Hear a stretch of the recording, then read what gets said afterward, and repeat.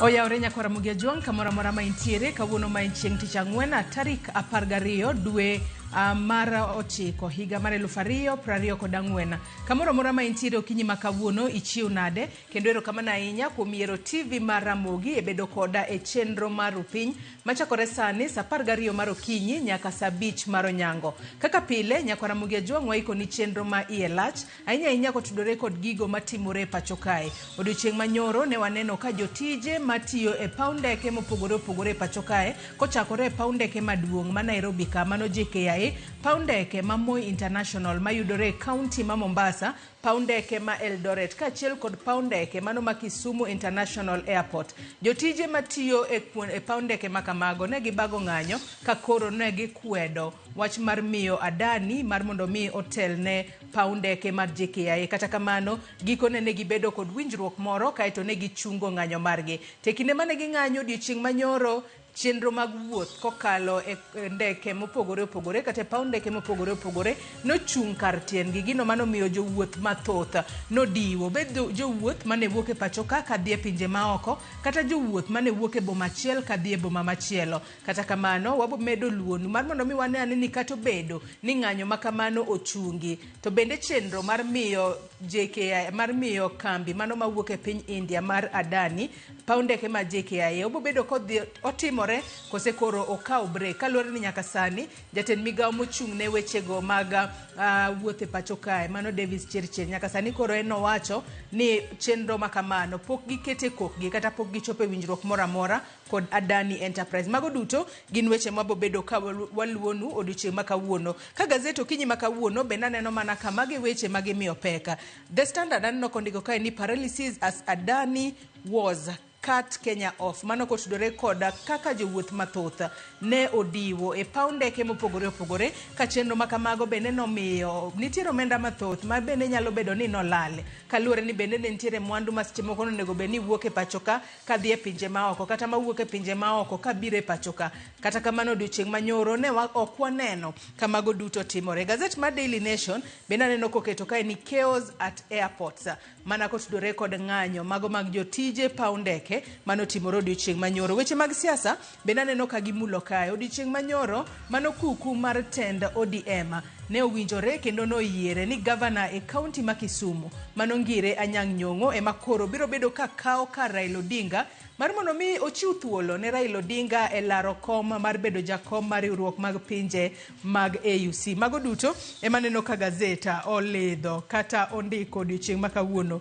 Riwruok mag jotije mag mbalariany bende osechiwo notice margi ni gibiro bedo ka ging'anyo ahinya kotudore kod wechego mag koso chwalo negi osara margi e wang' sa. Mago duto inyalo bedo kod geno ni wabo bedo ka wanono ni matut e nonro mar gazet okinyi ma kawuono. Twak mokwongo nyakora mugia juang wabo bedo ka watwaka kotudore kod chala mar Kenya, weche mopogore opogore matimore e pacho kae kochakore ng'anyo mago mag jotije mag paw ndeke kaachiel kod ng'anyo mano ma jotije mag mbalariany obwogo mar luongo kapo ni sirikal orema winjo dwarogi kaachiel kod weche matimore e ODM. Weche mamoko matimore e paw siasa abubedo ka kelo ni achiel kachiel e chenro mar chala mar Kenya mane twak mokwongo. Odiochieng' ma kawuono bende ibiro bedo ka yudo chenro mano mar pok opogore kama bang'e e twaka e chenro mar mbako romo. Obo bedo ka wapenjore ni tang'o matimore e skunde ma pacho kae kaluwore ni nyaka sani nitiere liet mathoth ahinya e skunde ma pacho kae. Skunde osebed kiwang'o. Ang'o momiyo magi timore? Tang'o momiyo en mana e tam mar 3 mar somo. Tam mar 3 mwang'eyo ni jopuonjre onego bed ni timo penj mano mar KCSE to ken mana mano kende nitiere jopuonjre monego bed ni timo penj margi mag KPSEA.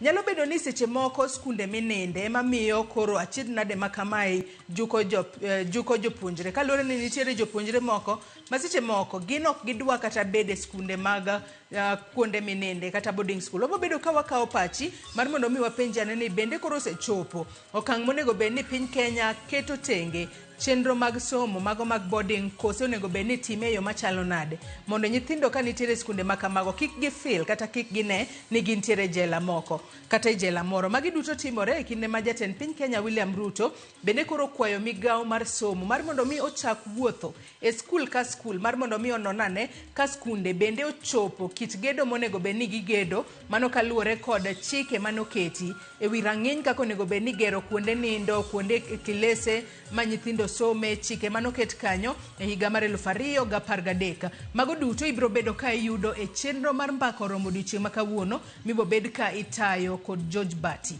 Omiyo chako tudri kodwa kochakore sani, namba mar ote machuok 33600 kaka pile mbui maro mar Facebook ibiro yudo wachiel kachiel Ramogi TV X @Ramogi TV. An bende nyalo tudri koda e Facebook page mara ibiro yuda Joyce Oduor, mbui mara mar X ibiro yuda @JoyceOduor_. Machiegni kendo magi e thuond weche ma omiyo pek.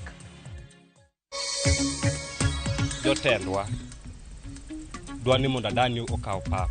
Adani is proposing to take over all ground handling operations, all of them. So we are telling you, fly at your own risk.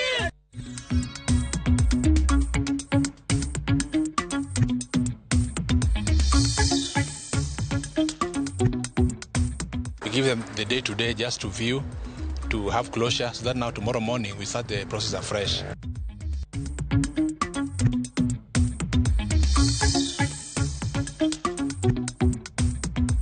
He has designated His Excellency Honorable Peter Anyang' Nyong'o, the Governor of Kisumu, to chair any and such meetings of this committee.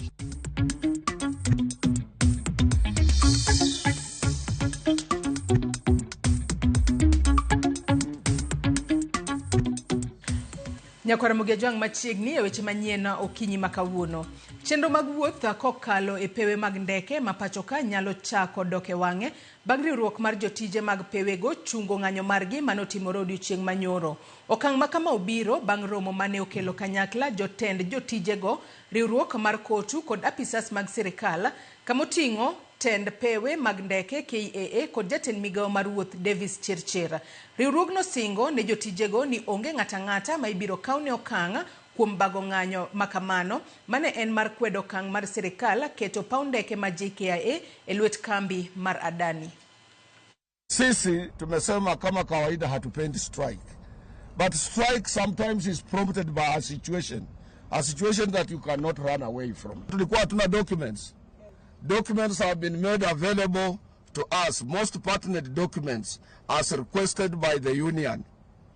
We undertake to go through them within 10 days, working days, and flag out areas of our concern which shall immediately be pointed out. And I want to assure you, Cabinet is here to protect the interests of our Kenyans.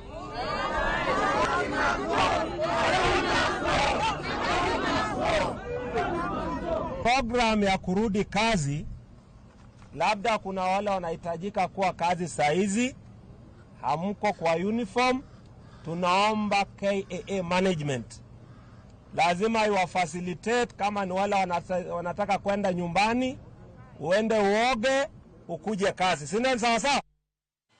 Chenro mag wuoth ne orochore e paw ndeke ma pacho ka kaluwore kod ng'anyo mane obagi gi jotich mag paw ndeke makwedo okang' mageto keto paw ndeke ma Jomo Kenyatta e lwet ji giwegi. Kwan maduong' mag jowuoth mane ochopo e paw ndekego ne piny ogoyo nyang'eng'a ni mar onge ndege kata ndeke mane donjo kata mawuoka. Jafwambo marwa George Aoko miyo waler mathoth.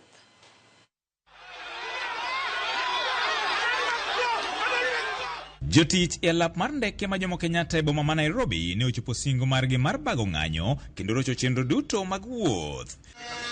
Man en yor chwalo ng'ur margi motenore gi chenro mar keto pawno e lwet kambi ji giwegi midendo ni Adani Holdings Limited. Miche kod meche mag jowuoth mane ochopo kanyo mar idho ndege kendo dhi kuonde mopogore ne okwamo ni mar onge ndeke mane donjo kata wuok e pawno. I got a message from Kenya Airways a couple of hours ago saying come to the airport 4 hours early with no explanation. It's very frustrating. I have to get home. My flight is from Nairobi to China.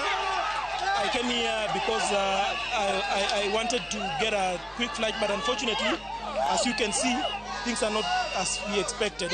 Kata kamano, duol mochung'ne tayo chenro mag wuodh ndeke e pacho ka kotelnegi kod jataa tije margi makojolo Henry Ogoye ne ogolo ote mar kwayo jowuoth duto ng'uono kaluwore kod ng'ikruok mane obedo.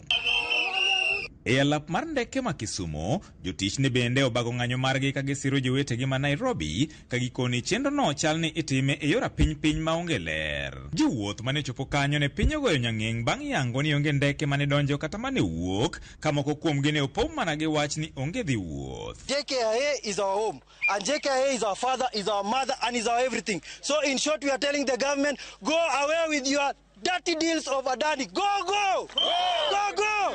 Reject Adani, reject! No go beni bedo side gi mondo gi nyiswa again from prior ni there are some delays madhi bedo to abedo mana ng'eyo ni magi otimore kasechopo e airport o affecta kabisa nikech koro tuna na riti. Weche ne okopogore e alap mar ndeke ma Moi e boma ma Mombasa, kuma jowuoth ne oriedo ka gin kod geno ni weche ne kidek lokore kendo yienegi dhi nyime kod wuodhgi gino ma kata kamano ne okotimore. Thothgi ne onyiso ich wang' kaluwore gi ng'anyo ma kamano ma gikoni okonego roch wuodhegi to chutho mago mane dhi e pinje maoko e wuodhi mane ochan chon. My initial flight was to be 9:30 a.m. nifike Nairobi 10:30, and then I'm to take a flight from Nairobi to South Africa. Ilikuwa ni 12:35 nifike South Africa 3:55 p.m. Jana usiku nikapata mshangao, flight zimerushwa kurushwa. To be honest, I have no idea. We have just arrived from our hotel and we are just waiting here in line for our flight. Tumeambiwa kuna go slow. Sasa tujui ni go slow ya aina gani na itafika saa ngapi. Let them go back to the hotels. Ama rudi nyumbani. They won't travel today. Leo kidogo itakuwa shida na tunaomba msamaha. Jotich mag pauno mane jobago ng'anyo ne oramo moumo gi piny ok ginidoge tich ngang' ka bende gikwayo jowuoth duto mane ochopo kanyo mondo mi odogi kuonde mane giaye. Luoro margi en ni thothgi kidek wito thuolo mag tije ka diponi pap ma Jomo Kenyatta oketi e lwet kambi ji giwegi mar Adani Holdings Limited. There's not been an aircraft that left JKIA since last night, midnight. Okay? There's not been an aircraft that has left Moi International Airport. Services are grounded. Na sasa ndo tumeanza. It's a corrupt deal. Why are they not giving us all the papers? Mbona wataki tuonyesha hizo papers zote? Tuone ni nini na wanaficha mbele ya watu. Anakuja na tamu zake na sheria zake kutunyanyasa. Ni kama kutunyanyasa. Na ni kama serikali imekataa kutusikiliza. President aende ampatie shamba. Hata hapa Mazeras kuna shamba. Ajenge airport hapo, ainvest hapo, aandike wa Kenya. Lakini kuja kuchukua JKIA sisi tumekataa kama wa Kenya.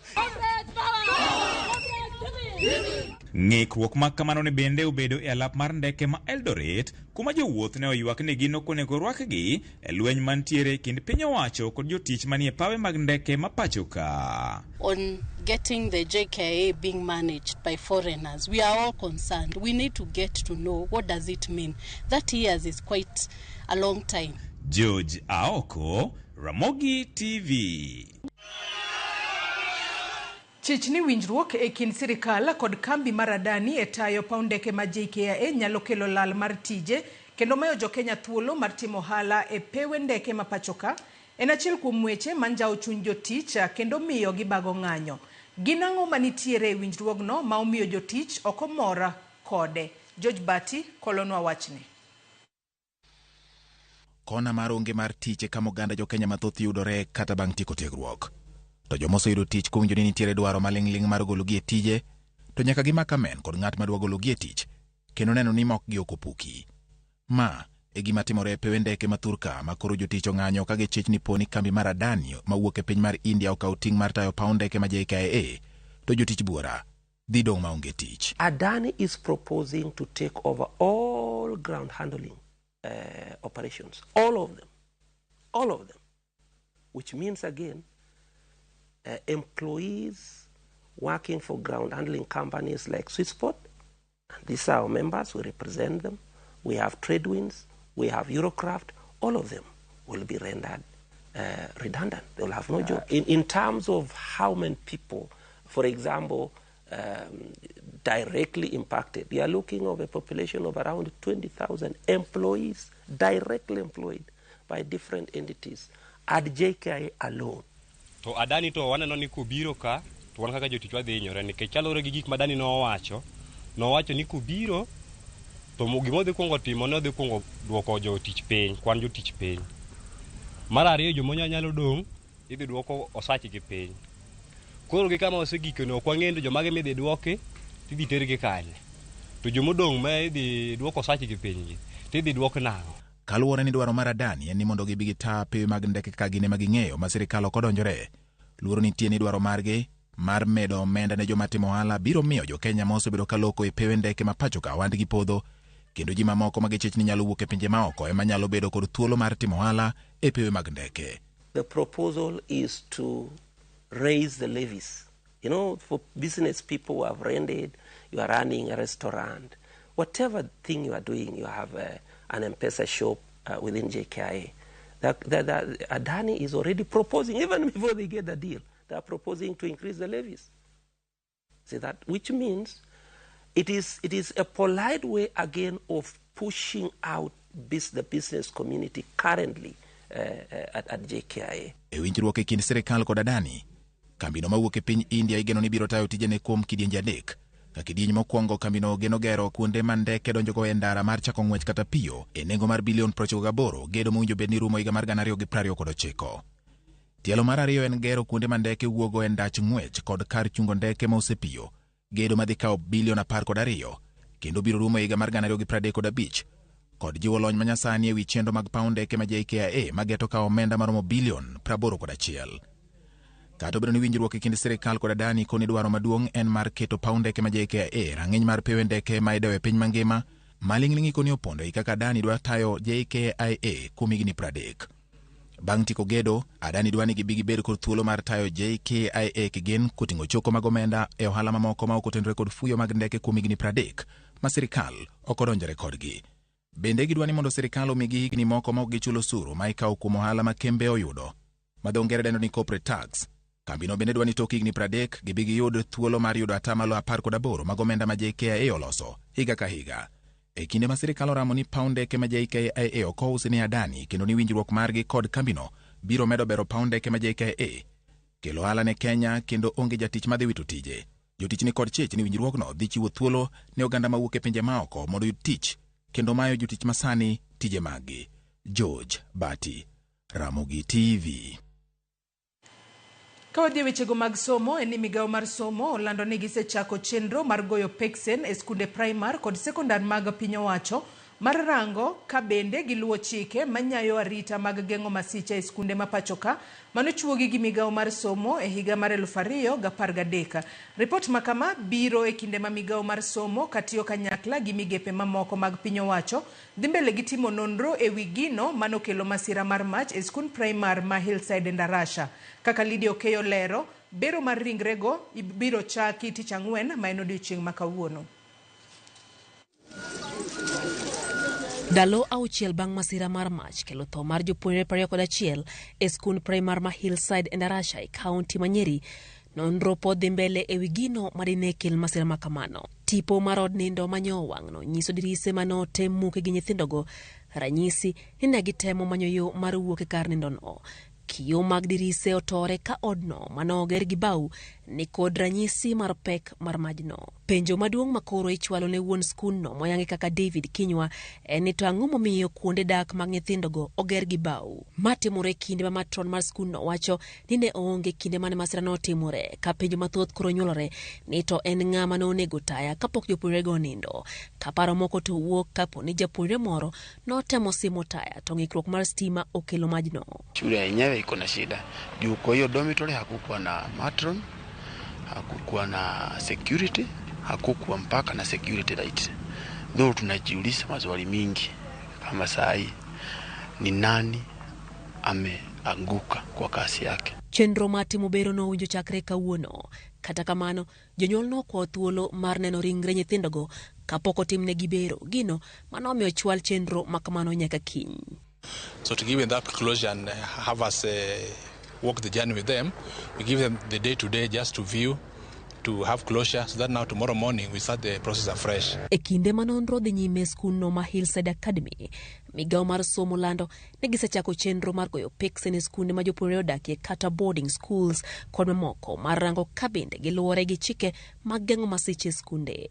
Chenro makamano osechakore skunde primar kod junior secondar ka okang' mar ariyo mar timo peksen makamano biro timore skunde secondar ma pachoka. Chike mag geng'o masiche skunde go luwore gi chike mag somo ma pachoka motisi ni Basic Education Act 2013.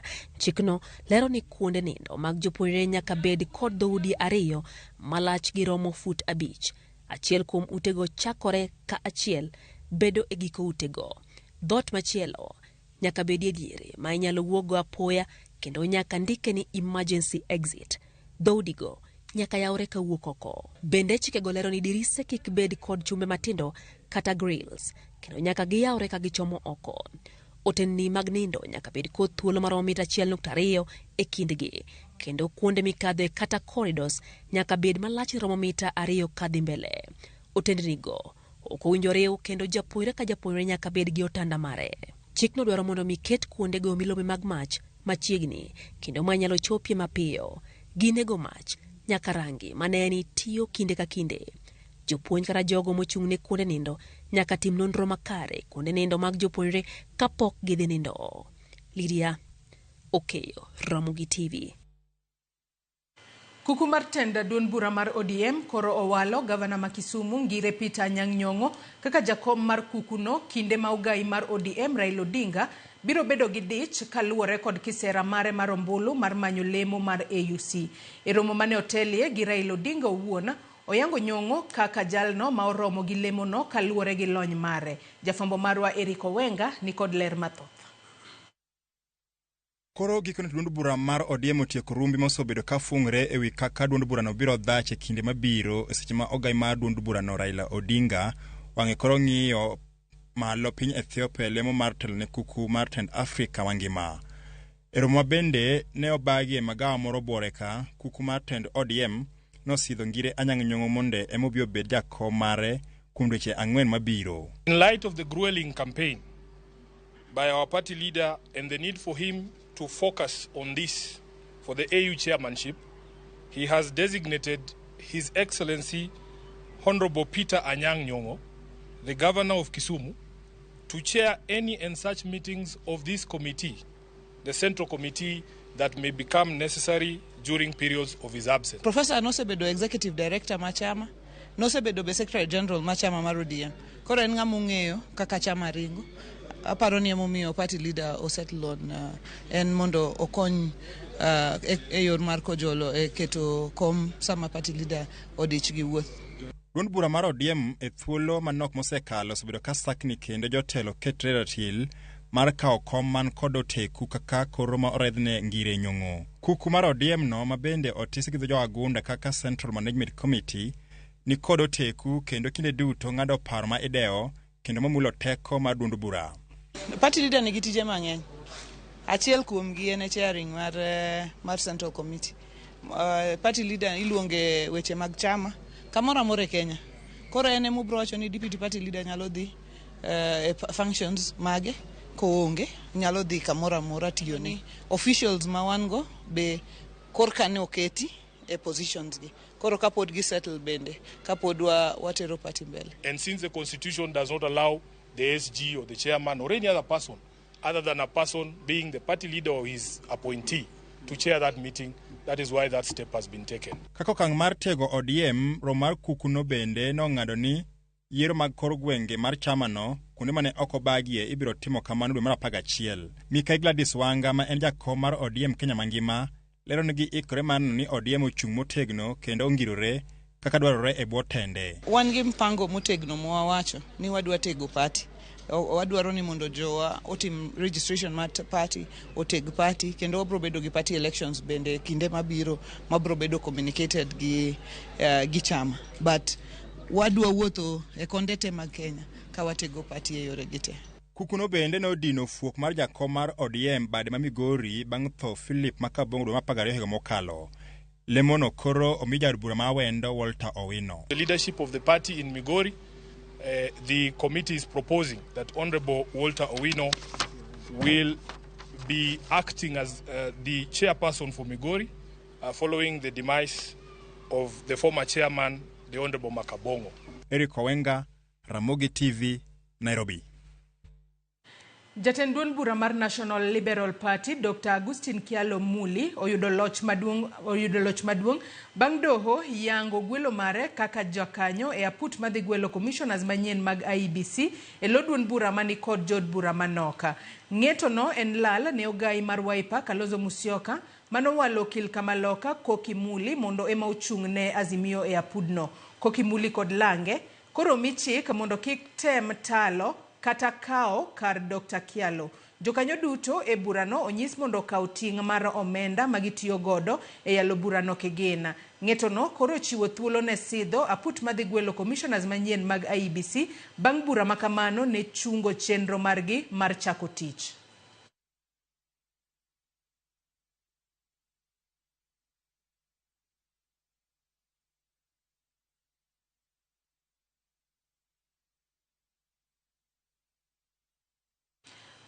Duol makedo kod mibadhi e pachoka EACC oyango ni gise juko kendo choko mwandu mane oyaki kod jo mibadhi maromo shillings bilion 5. Ka gichwalo mwandu go ne sirikal e kar jot mar jatend piny Nairobi, jatatije ka EACC Twalib Mbaraka olero ni thoth mwandu go gin lope manonywando mag doho, migao mar obila kod bad migao manono yedhe Kemri e kind mamoko. Jatend piny William Ruto ochiko od bura mondo okasre kod chik madhi chiwo kum mager ne jo mibadhi. Walter Nyambaga miyo mathoth. E kinde nyasi mane obagi ka jot ma jatend piny boma Nairobi, nyasi mane oweyo ka dho oganda omoko ka EACC yango kit wang' teko ma jo mibadhi yakogodo mwandu mag sirikal ma onge dimo wang'. Belonging to the Kenya Police. Ka giriedo kit mwandu mosechoki kuom jo mibadhi kendo duogo ne sirikal, jatatije mar EACC Twalib Mbaraka oyango ni mwandu ma EACC olodho kuom achudhego mane oluchore kod mwandu sirikal nyalo romo shillings bilion 5. Your Excellency, today we are here. We are gathered to witness the handing over of about 35 titles, measuring approximately 18.71 acres with a total value of about 5 billion shillings. Mwandu ma EACC olodho kuom achudhego oting'o lowo mar municipal ma Kisumu maromo eka 2 ma en shillings bilion 1.4. Lowo ma bende do ma Kisumu obetie. Adek mamoko mojuki boma ma Eldoret oting'o lowo mar eka 3 maromo shillings bilion 1.2. Lowo mar sekta mar obila ka municipal ma Eldoret bende ne oduogne eka 1 mar osiptal mar kaunti ma Uasin Gishu maromo milion 7 e wang'e. Item number 1 is property in Kisumu municipality measuring about 2 acres, which is about 1.8 acres, belonging to the judiciary. You can imagine grabbers went to the judiciary to steal their land, which is worth 1.4 billion shillings. Second one, Your Excellency, are 3 properties in Eldoret town measuring 3.25 acres with approximate value of 1.2 billion, which are in favor of the Cabinet Secretary, National Treasury, as a trustee of the National Police Service. Achudhogo bende oyudh kuom gi lowo machielo Kilimani, ma en nus mar eka maromo shillings milion 7, ka e kaunti ma Kisii, plode 13 maromo shillings milion 300, duto ojuki kendo oduoki ne 10 kaunti ma Kisii. We have 13 amalgamated plots within Kisii municipality, valued at 300 million, which belongs to the State Department of Housing. Magitimore ka jatend piny William Ruto koro kone od bura mondo kasre kod loso chike motegno machiwo kum makwiny ne jomi biro yudi kod mibadhi. E paro mar chik manie nyim od bura mar Senate to kod od bura mamalo dwaro ni jatij sirikal ok owinjore odonjre kod timo ala kod piny owacho manyalo duodo sirikal kata pisas mag piny owacho.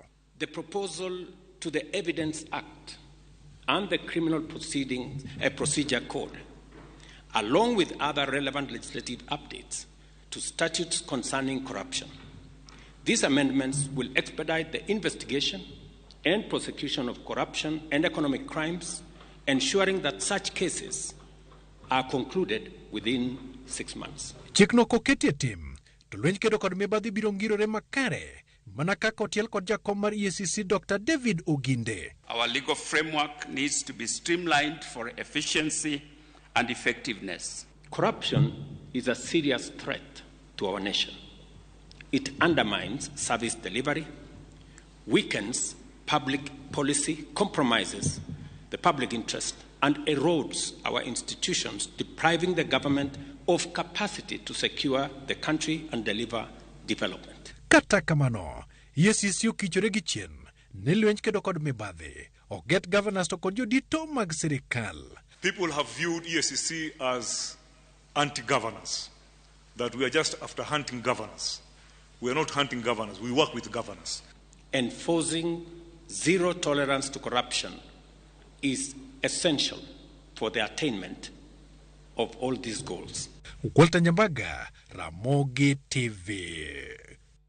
Nyakwara Mugajwang gi report mar Walter Nyambaga imewachopo gode giko mar weche manyien okinyi makawuono. Soma ne moko kuom ote ma uchwalonwa e Facebook kacha kama wantiere live. Mzee Obuon wacho na sekete e rupiny ka an Kisumu East. Vitalis Ochieng wuod Gema Karariu wacho ni ng'uono mapile obedna kodi gikoni wan bende waru maber ka yudora gi joga kaka pile agone Nyasaye erokamano kuom ngima momiya gi joga gi dier dalawa mangima kendo oumna jite kodun bende e studio kanyo mang'enya. Erokamano ahinya Vitalis Ochieng wuod Gem Karariu. Oluocha wacho ka ni an kodi nyaka che kawuok Kindu Bay area. Daktari Yusuf bende wacho ni niko ndani hadi tamati. Nairobi PSV driver wacho na neno maler ka an CBD Afya Center. Ramogi TV lera kendo rienya bwore ka bwana aluwe achiel kachiel. Okinyi makawuono gima neno e chuny boma ma Nairobi ka en mana ng'anyo e chiro mamirikiti. Wabochopane kuro mar mondo mi wafuambane wach makamano ka en adiera. Francis Wasuna bende wacho ni maruyo mandigwa ka ne chuny boma wacho ka giwacho ka ni sani chiro mirikiti iwango kendo ng'anyo ochuo chieng'. Aya wabochopane kuro mar mondo mi wafuamne Nyakwara Mugajwang weche makamago achiel kachiel. Yena mar mondo mi akaw yoyo madundo gi sani bang'e tabro bedo kaduogo kod nonro mar gazet. Kik idhi mabor.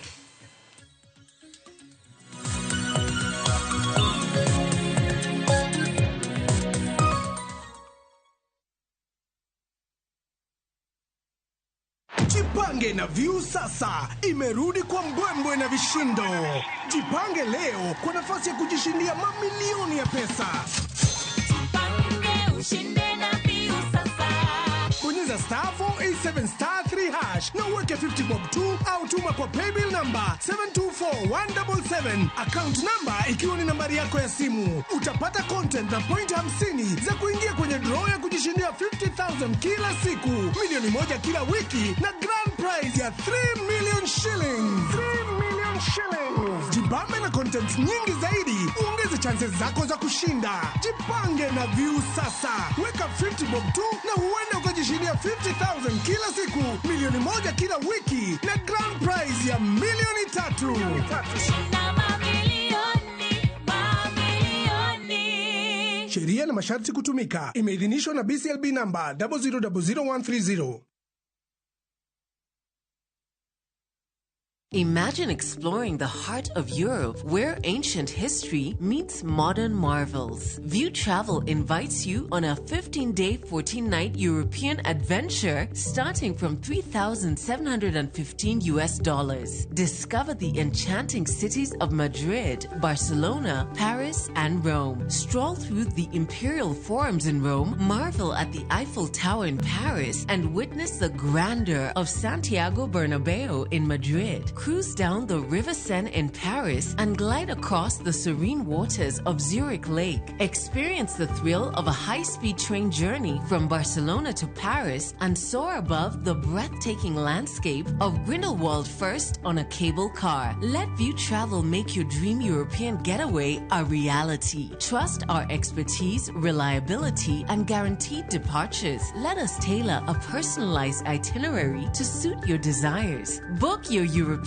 Wonders adventure today. Visit viewtravel.com or call 0703-254-254 and book now.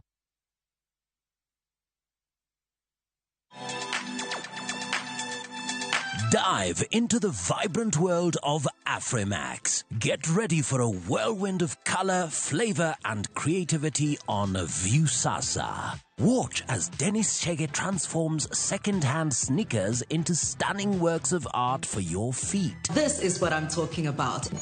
And that's not all. Beatrice brings a burst of innovation to baking with her unique and irresistible taste of creativity. We call it baking with love. Baking isn't just a recipe. Nice. It's a passion-filled journey through flavors and ideas. This looks so amazing. Tune in to Afrimax, where African stories come alive, only on Viusasa.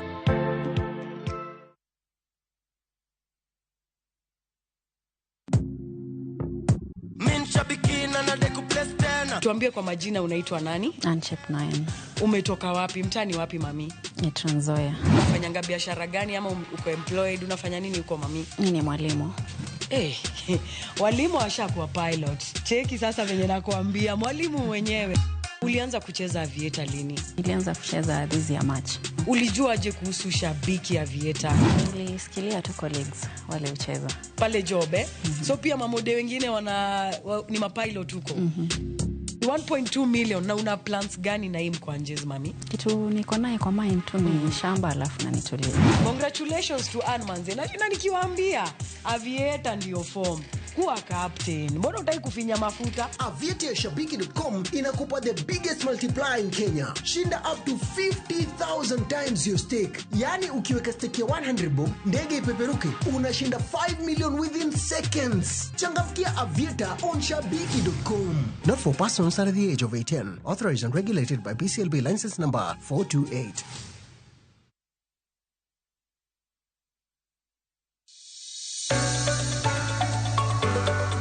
E piny kae, tije magandika medo bedo manok kendo e okang' mamalo. Dhano koro manyo yore manyien mag tiyo gi nyalo magin godo mondo giyud omenda maginyalo konyore godo e ngimagi mapile. Riwri kodwa e chenro mar poko pogore ka waluwo sigana mamulo chunji mopogore. Inspiration, mostly I watch movie. The other one, anongo inspiration, kumadaki in slum. Kaka giloko nyak makende magin godo to bedo hala makelo nigi pesa kendo ting'o ngimagi malo. Inyalo tiye kambi, iwoni tiyo matek to msara en mana macha. Poko pogore Tich Ang'wen ka Tich Ang'wen, saa 2:30 okinyi, mana e Ramogi TV. Kik bai.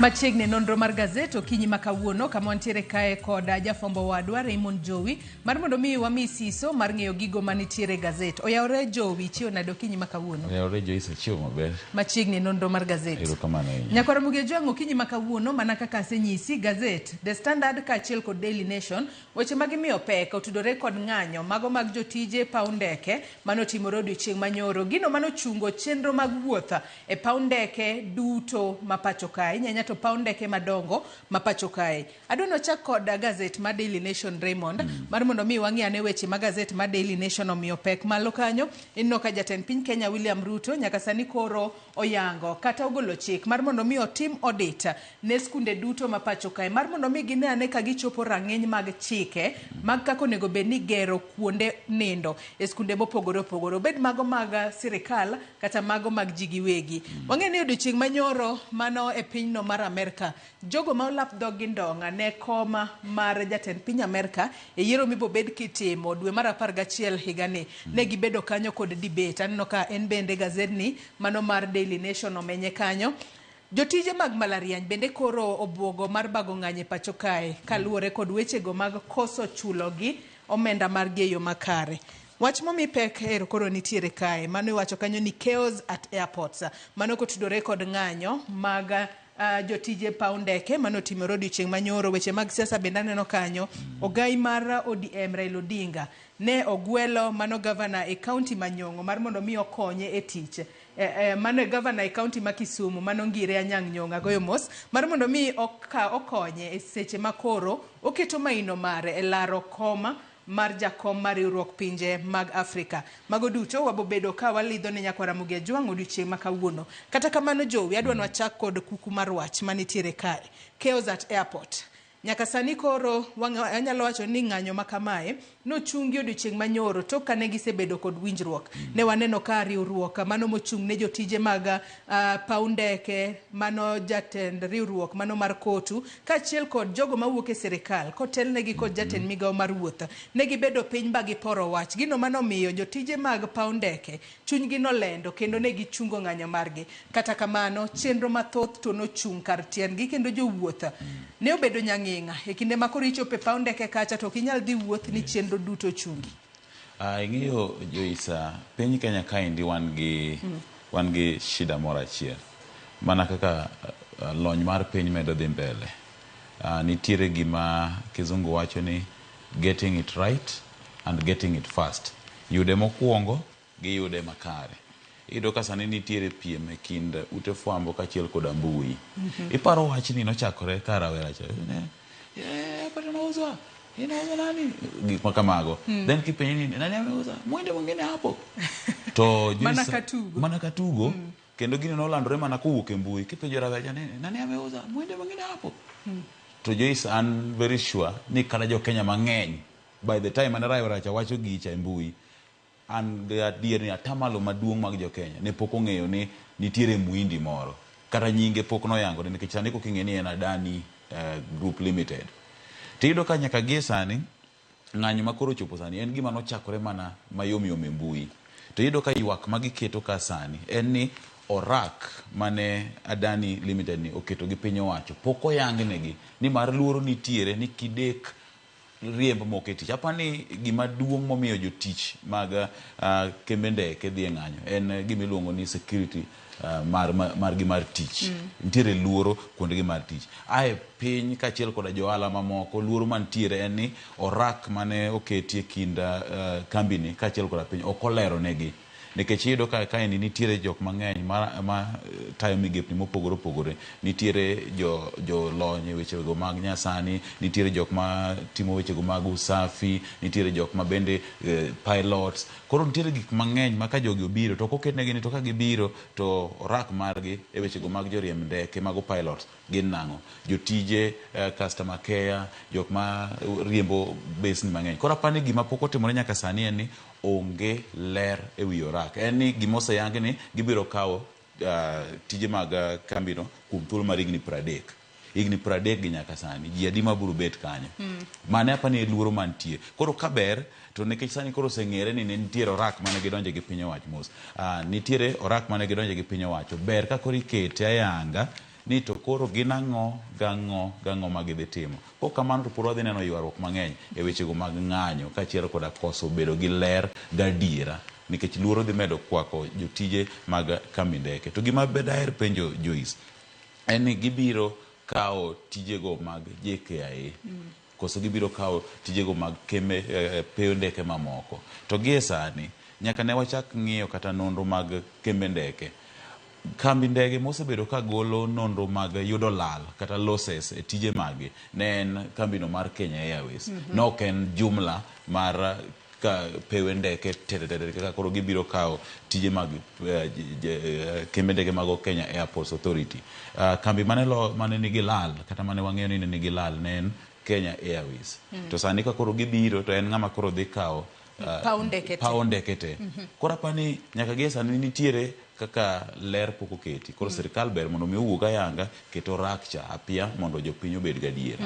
To bende aneno ka gazedni mar Daily Nation ondike piny kanyo at a glance weche mopogore opogore ma koro jotijego mana kaka isewacho to magintiere godo nyaka gisani. Iwacho kanyo nyaka sani giwacho kanyo ni wang'eyo ni proposal makamano kata paro makamano nochwal mano e chakruok mar higani kama bende koro nowach ni Adani biro bedo kakao paw ndeke mano mar Jomo Kenyatta International Airport kuom thuolo mar higni 30 mana kaka isewacho. Nyaka sani koro midhiero mano mar jotije mag paw ndeke nitiere godo. Nyaka sani koro giwacho ni giseyo sirikal ni sirikal koro dwaro mar mondo mi oket winjruok kod Adani, winjruok makoro gin gi kia gimoro amora kotudore kod winjruok makamano. Nyaka sani koro gichiwo ndalo 10 mar mondo mi jotendgi onona ne winjruok makamano osom fundi ka fundi mar mondo mi one ni en gino mabiro hinyogi kose oyo biro miyo moko kuom gilalo tich kata oyo. To nyaka sani odiochieng' manyoro paw ndeke ma JKIA e bore Nairobi ka, paw ndeke mano mar Kisumu International Airport, Eldoret International Airport ka achiel kod Mombasa. Weche ne ochung'.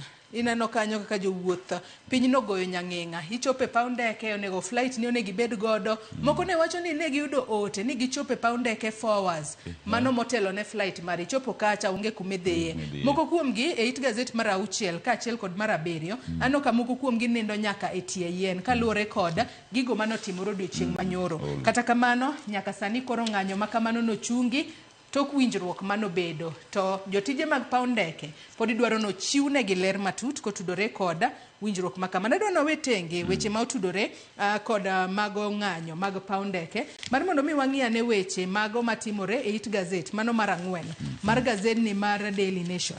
It gazet mar 4 mano kotudore kod romo mano mar kuku mar tenda ODM mano bedo odiochieng' manyoro.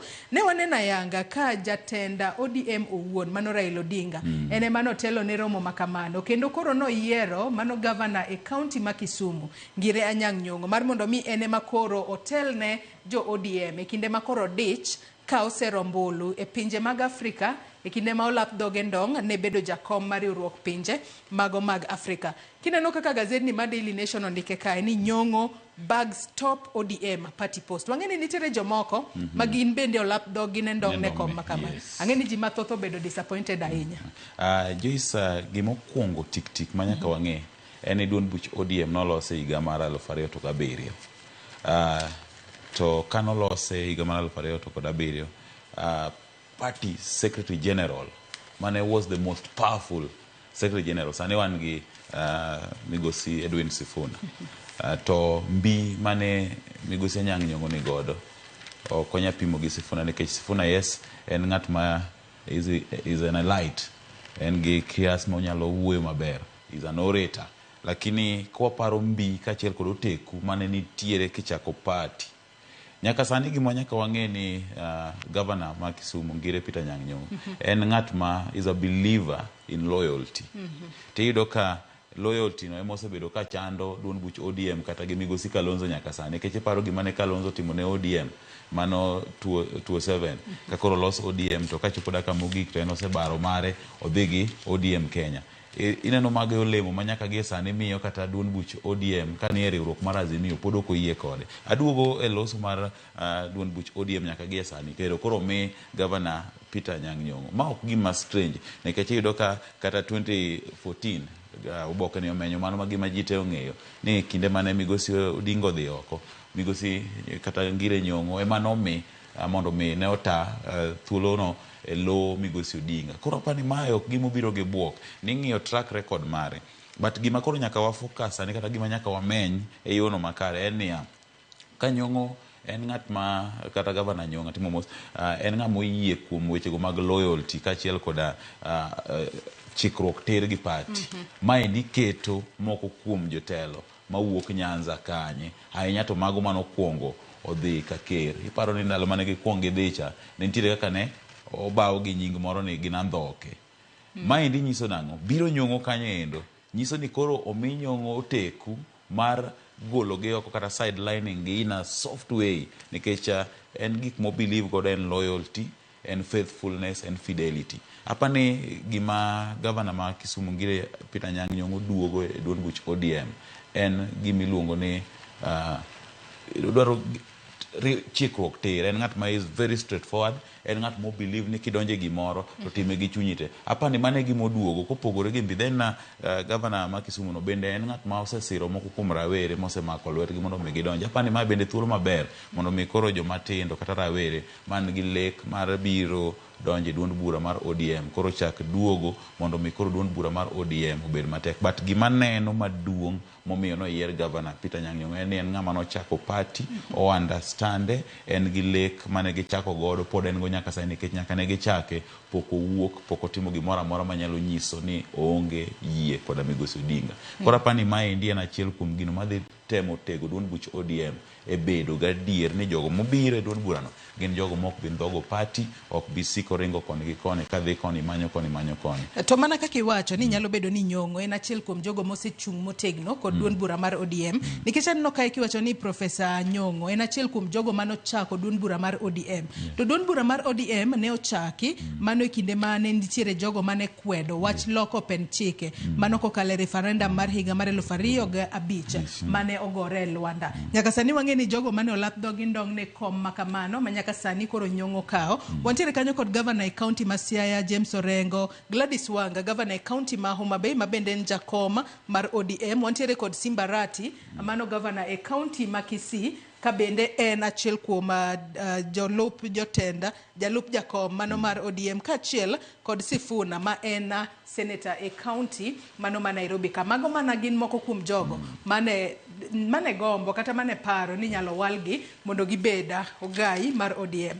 Bathe kanyo bende nyaka sani koro wang'eyo ni wasebedo ka warito mar mondo mi wane ane kaka ibobed ka ichuogo aput mabiro bedo ka yiero commissioners manyien mag ODM. Nyaka sani koro wang'eyo ni ywaruok ne nitiere mag aput mag ma commissioners mag IEBC. Wang'eyo ni ywaruok ne nitiere mano e kind jal monego bed ni wuok e kweth manoka e od bura kacha. Wantiere kod jal mane Kalonzo Musyoka ochwalo mano Kokimuli kachiel kod ng'ama chielo Kialo. Nyaka sani koro Kialo buonjo kalore ni doho odokne. Doho wacho ni en ema koro oromo bede selection panel mabro bedo ka yiero commissioners mag IEBC.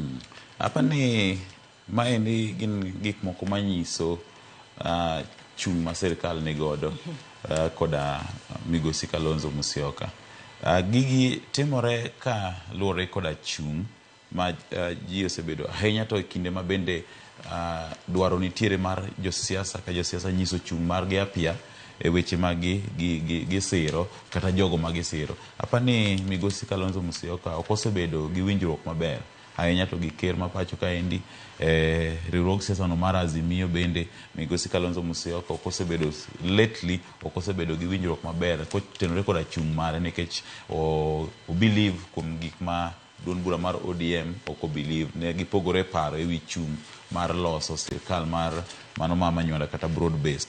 Nyaka gi sani ido ka koro moko kuom gigo mane kata jogo mane okelo nyingi koro iwe ok yiero ng'ama chielo nikech nitiere maling'ling be mawachore ni kideka giriwre gilos kweth mopogore gi ma migosi Odinga nitie.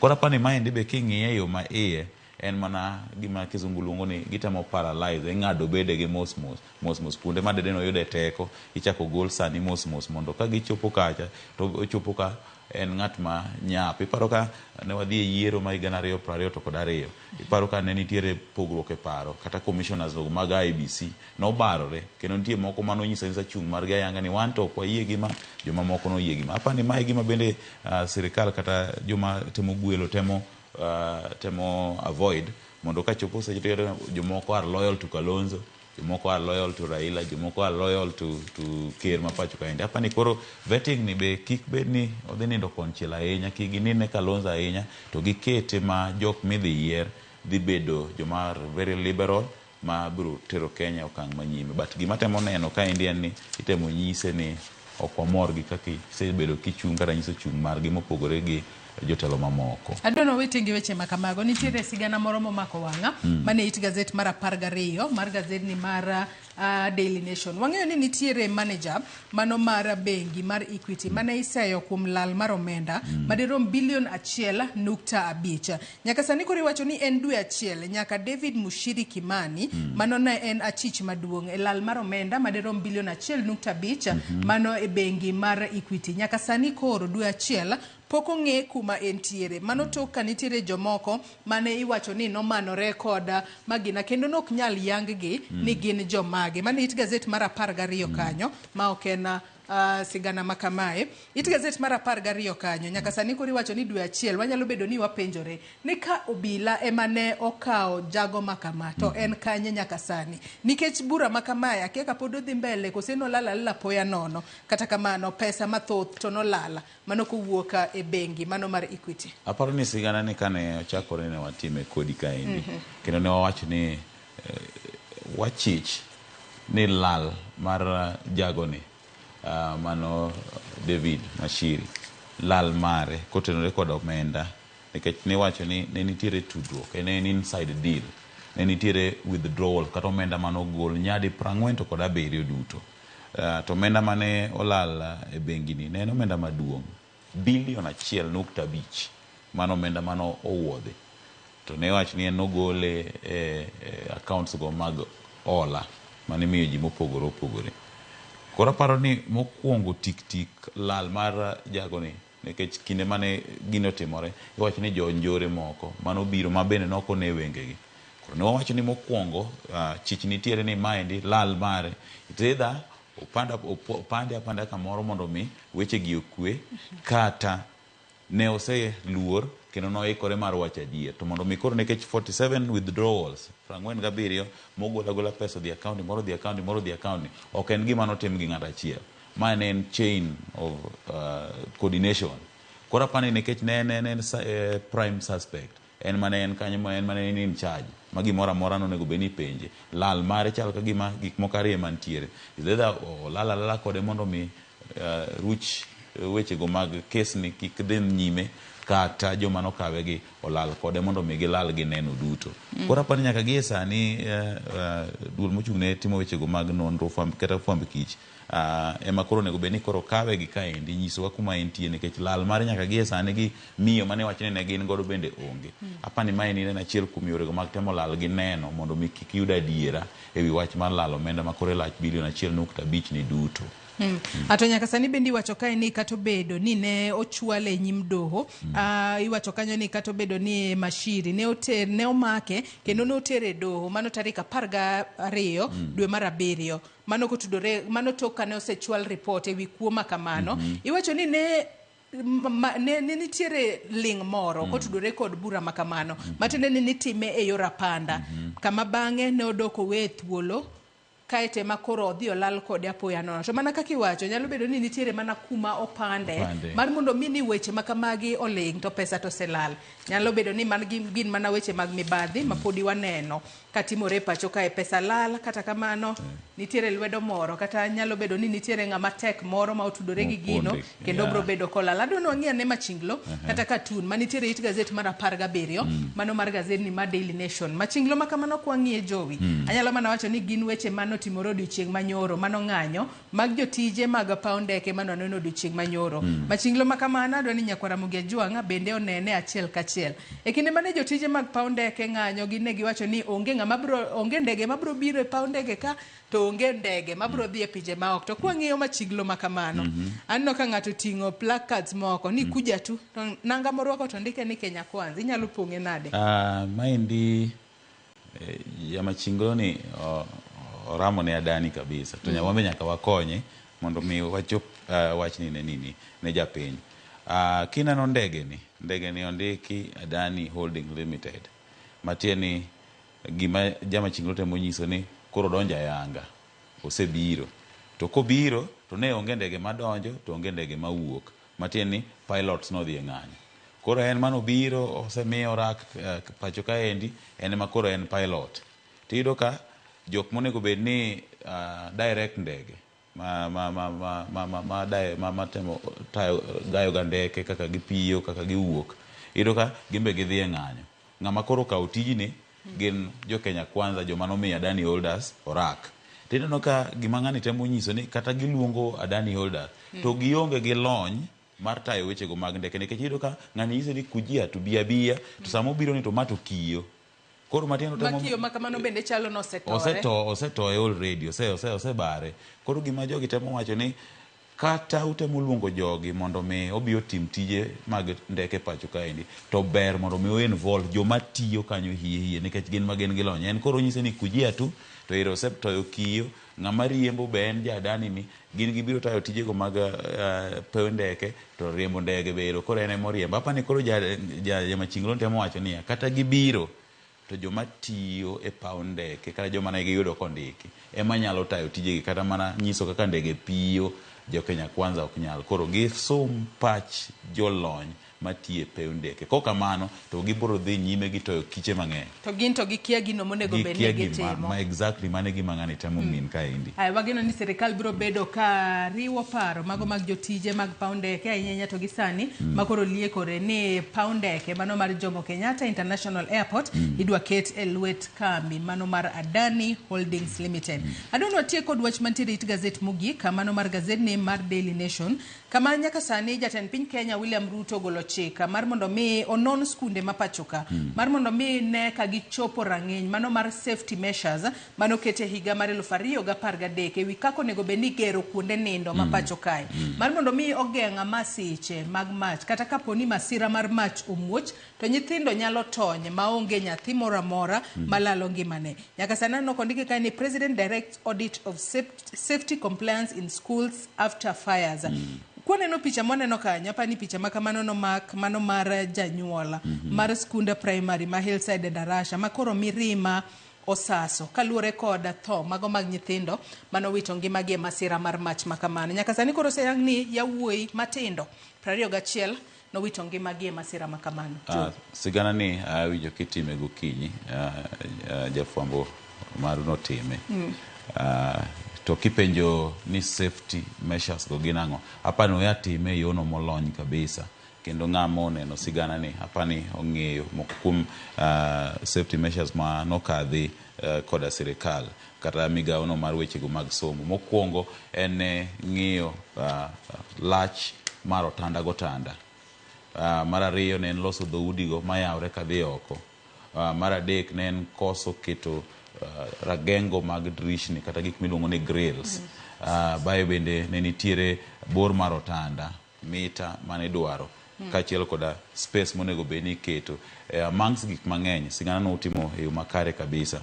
Apa ni nyaka gie sani gimonego wapenjre Joyce ni ang'o miyo gigi osebedo kaka thuolo, ang'o miyo sama sirikal ogolo chik mondo gimonego beni timo kaw thuolo no malach kapok otime to sani kata ka ichako timo inspection to kitimo inspection koyud skunde moko oluwore gi rang'iny kata gigo midwaro onego kawne gi atua mane mar chik mondo mi obed puonj ne joma moko nikech sama koro nyithindo 20 to 1 otho ae kokidwa nyiso skul ni koro ng'ad drishni kand grills to magi mano senyis gi motelo monego beni gitimo. Bende naneno kanyo ko owach ni onego beni keto gigo minego go mach fire assembly points kamano.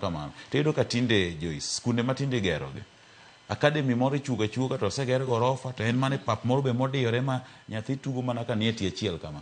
Samno kata ka mach omuoch nyathi dhi ka assembly point. Apani bende gima sirikal onego bende ng'ine ke chon nawinjo ka ing'iyo skul to onego bende nyaka gi pap ma nyithindo nyalo tuge mondo mi gi exercise body gi. Tiyudo ka tinde academies matindo donjo gi gina gimoro ma nyithindo diyore mane tie tank moro kanyo space to space machielo en mana ka gidhi cho. Apani gik mang'eny sirikal osenindo e tich omiyo sani kata kichako ng'i safety measures to wan gi a lot monego wa address ahinya to weche go mag skunde nikech iyudo kata ka osiptende be kamora mora ma public ji nitiere gathering iyudo ka osiptende be tindo keto nyaka grills nikech jotuo pondo. Koro kang'eni ka giwuok e skunde to gidhi osiptende to gidhi kuonde nikech kama onego beni grills nitiere en mana jela kende nikech kanye ma pondo koyie to kochako gi skunde to apani gik mang'eny nikech iyudo kata ka sani kidhi kata kuonde dak mongore ghettos gi to iyudo skunde ma oger to en gorofa mar mabati to mabati no stimo kadho kama to moro oketo gima nyithindo kama ng'aw en gima kitimo chak non sani to heri walor skunde moko luwore gi chik to wa expand resources e skunde man gi spacious moromo gi infrastructure moromo mondo mi safety man nyithinde mobi mokwongo kik wang'e jolos mondo kata skunde mag ji giwegi moko luwore gi chik gin tek ni giloso pesa gi nyithindo to safety mag nyithindo ino kata ka skul manowang'ni ot mane nyithindo ninde en od bao en od mabati onge exit kasto gima bende ni matron ne onge penjo en ni matron en achiel kende to kinde ma onge ng'ama mako ne kosango matimero to bende waneno kanyo ka jatend migawo mochung' ne weche go mag somo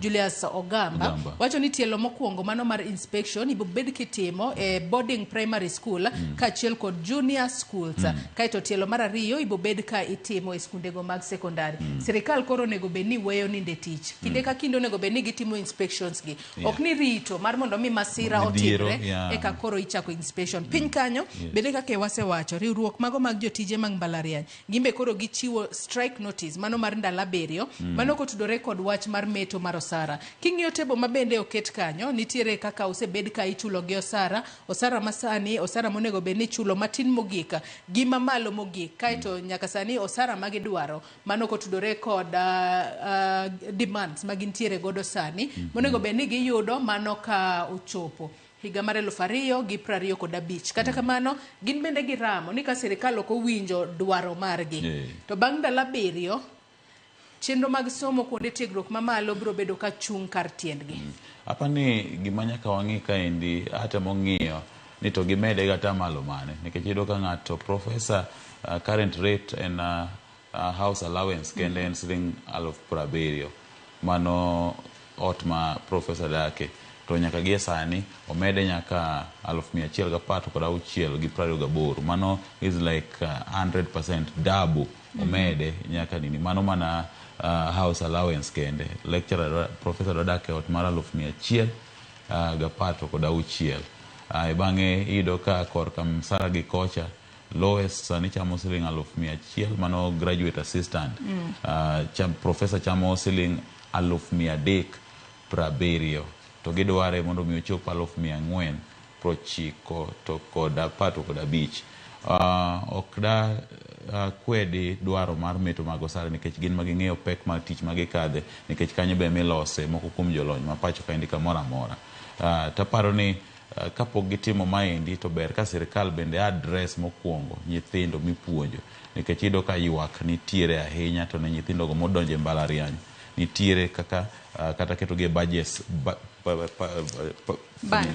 bands ka po nitiere ywak mang'eny ahinya. Koro apani ka sirikal dwa ng'iyo ywak mag lecturers apani ber mondo mi ka ber to ging'i ywak mag lecturers to ginywandi gi mag jopuonjre be mondo mi kilose to lose e yo achiel kata kicha kiketo girimiti manyien to nyis lecturers ni wamiyo uma nikech magi ma bende dhi nyithi skul modonjo mondo mi gini kika wang'e mana kod jopuonj lecturers kende to wawe kod ka nyithindo nikech ka nyithindo onge to lecturers be ok nya yudo tich. Koran gi pacha neno ni kaber to ng'ia ywak gi yes lakini nywande gi mag nyithindo mondo mi ka gi harmonize to gi harmonize once and for all mondo mi kik lecturers be ni osechul to nyithindo to dhi strike puonjo ok dhi mbele kik be ni nyithindo omi bands ma gidwaro to lecturers ong'anyo pod dhi ng'iko wechego mag puonj. Aya gikanye maduono wachop gode giko mar nonro mar gazet okinyi makawuono kaluwore ni gazet mar The Standard bende aneno komenyo mana weche maket kod mago manitiere mano gazeta mar Daily Nation aneno ka giketo kae ni paralysis as Adani was cut Kenya off. Odiochieng' manyoro wanyalo wacho ni piny Kenya ne okoriwore kata nobedo isolated gi pinje mamoko kaluwore ni chenro mag wuoth nochung' kar tiendgi kaka nyong'o nyaka sani koro omiyo Raila Odinga nyaka sani koro miyo nyong'o manotelo mar ODM be naneno ka gazedni mar The Standard omenyo kinyi makabuno wachni mogik Jowi ka watieko tiko ka chieng' chako wacho ni Harambee Stars ne dhi gocho kendo ne wakwayo johera mag weche tuke mondo mi odhi osira Harambee Stars en poch gi pak ne waloyo to gima lit naga Joyce ni sama wagocho to ka olowa to iluonge ni tim joluo to kwa loyo to koro wan jo Kenya omiyo poch gi pak ne Harambee Stars kata Luo FC hero ne waloyo wadhi rado gi tim mar Cameroon wamed mana sira Harambee Stars an pod amor nikech johera mag weche tuke ne wadhi ne wasiro ne waloyo ero kamana inyare Raymond Jowi kuom kawo thuolo mar okinyi makawuono ibi walid ne nyaka Ramogi Ajwang gazet gikanye mochopo gode giko mar nonro mar gazet nyaka Ramogi Ajwang akawo yueyo madundo gi sani bang'e tadugo kod twak mokwongo e chenro mar Rupeny kik idhi mabor.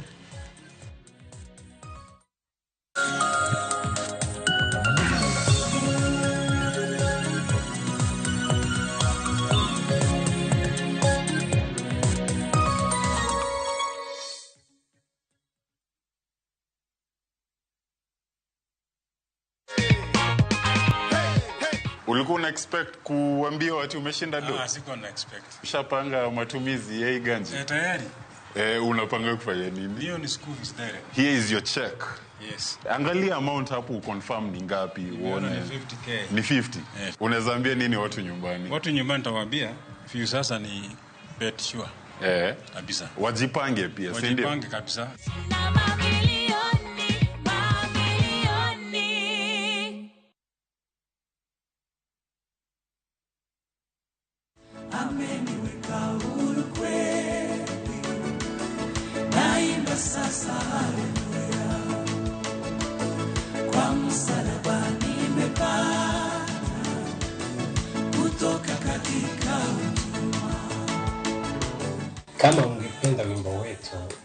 unaweka huru kweli, iwe sikiza tuni yako, ni rahisi. Bonyeza *811*500# na ukumbuke sikiza na Citizen ndio kwa wasanii wote.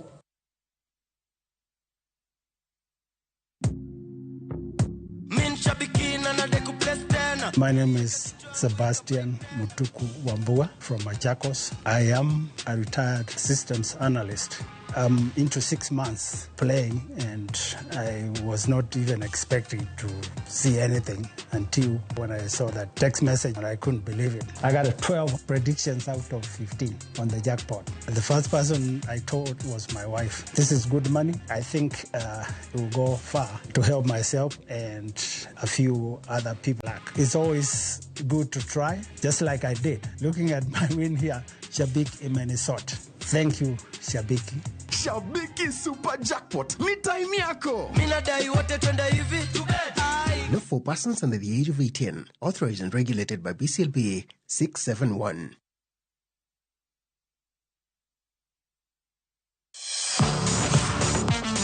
Ne thuolo mar yudo weche tuke duto nyaka mopondo. Mbaka makende mag jotugo kendo mag jomolony weche tuke. Can you believe it? Magite yudore chenro mar pau tuke. The 4.84 kilometers. Nonro matut kod gigo matimre manyien mag tuke duto mawuok e piny mangima. Tudri kodwa ngeso ka ngeso Ramogi TV. Kochakore saa 8 odiechieng' ka wami gik motimore pau tuke.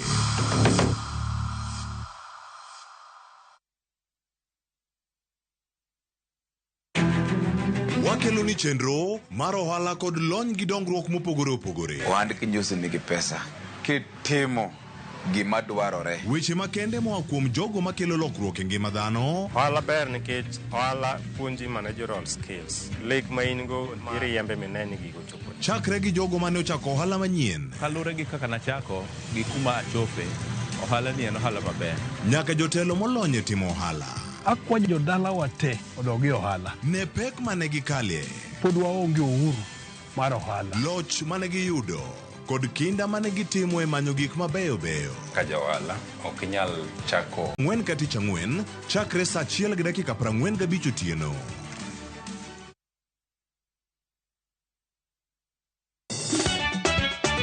Tugo koro eka iye ochacho. Participate. Ka gik moko medo mana fwenyore, to ngima bende medo bedo matek e boma maduong'. Gimora mora ma Nyasaye omiya. Okawene jachien. Yud mor e ngimani kokalo e gik matindo. Onge ka mwaluoro bwana ochiel chunye wakete pile wacha. Nia nengi manyar kochia. Kod osiepene kachiel kod joodgi. Kata let se jiere ya elak chogo.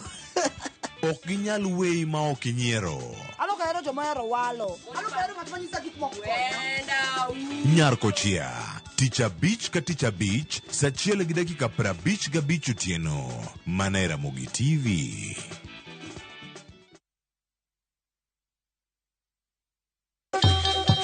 Ang'o mosetimore ne joma ne ochweyo ogandawa? Adhi primary Kangonditi Primary School. Gin kanye sani? Mobilize kalere te, ne wago poro to gibiro wasombo kidi to watero kacha jite e secondary kacha. Waromo gi joodgi to wafwenyo sigand ngimagi mopondo. Siasa ka ng'amo ywaye maduong' kata e siasa en Daniel Arap Moi. Ng'e ranyisi mabeyo mane giweyo. Ne japiny opogore kata ng'ama ne nie duond loch. Ne neno ni kopo ni Kenyatta dhi, Tom okawie thuolo ni mondo tanwa pinyni kaluwore gi mwaseneno kuome. Ang'o ma gitimo sani? To kata kamano, be pod gin kodwa. Nakedo ne wach sukari ma jobunge jonjo kod buot nyaka ne bwana sukari. Gin kanye kod Walter Nyambaga. Tich ang'wen saa 3 otieno mana e Ramogi TV.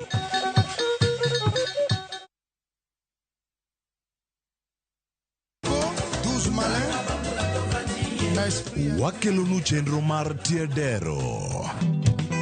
Citizen Kenya, Freddy Afune Papa. Kama yude mor mar wende mag rumba kokelni kod Ng'inja the Entertainer kod DJ Smollett. En miel gi wer motimo Cathedral. Eye kanyo bende wakeloni jangolo mar juma. chieng' ngeso ka ngeso chakre sa 11:30 odhiambo nyaka sa 1 otieno mana e Ramogi TV. En mor mochwere.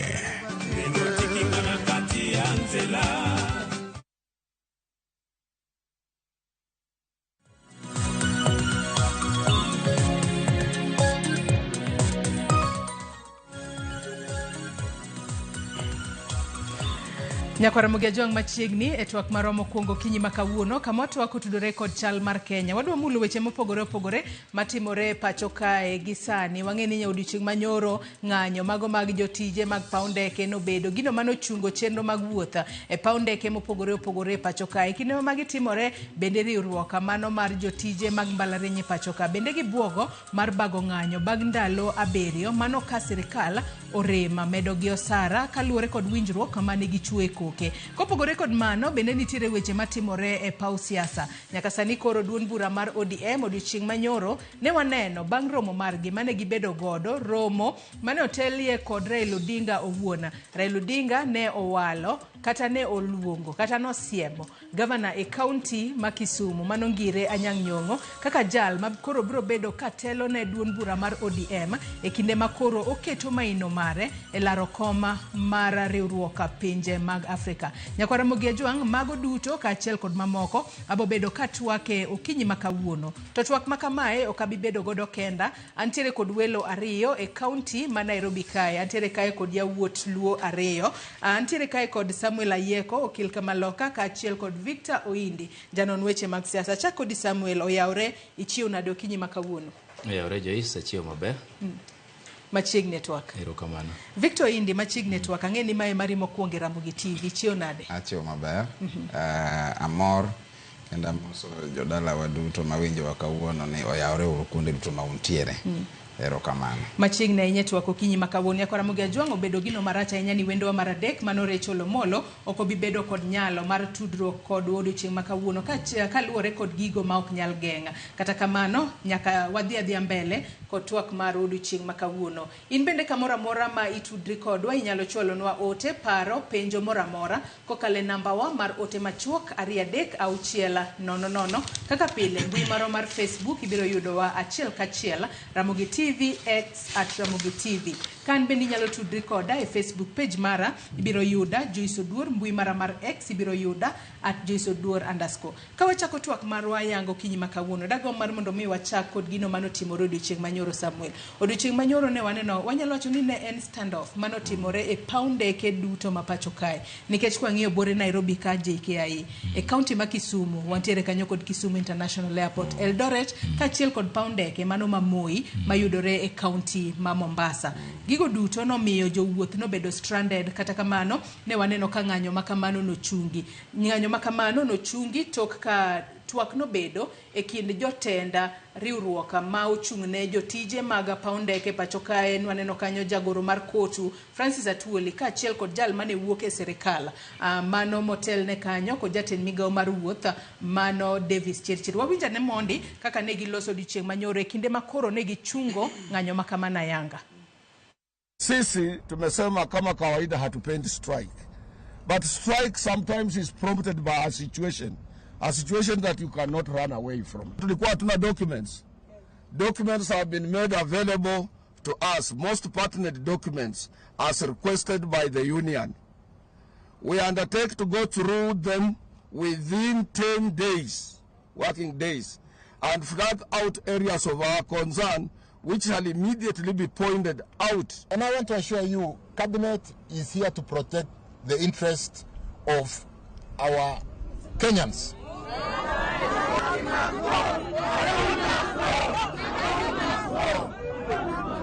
Program ya kurudi kazi, labda kuna wale wanahitajika kuwa kazi saizi, hamko kwa uniform, tunaomba KAA management lazima iwafacilitate. Kama ni wale wanataka kwenda nyumbani, uende uoge ukuje kazi. Si ndio? Sawa sawa.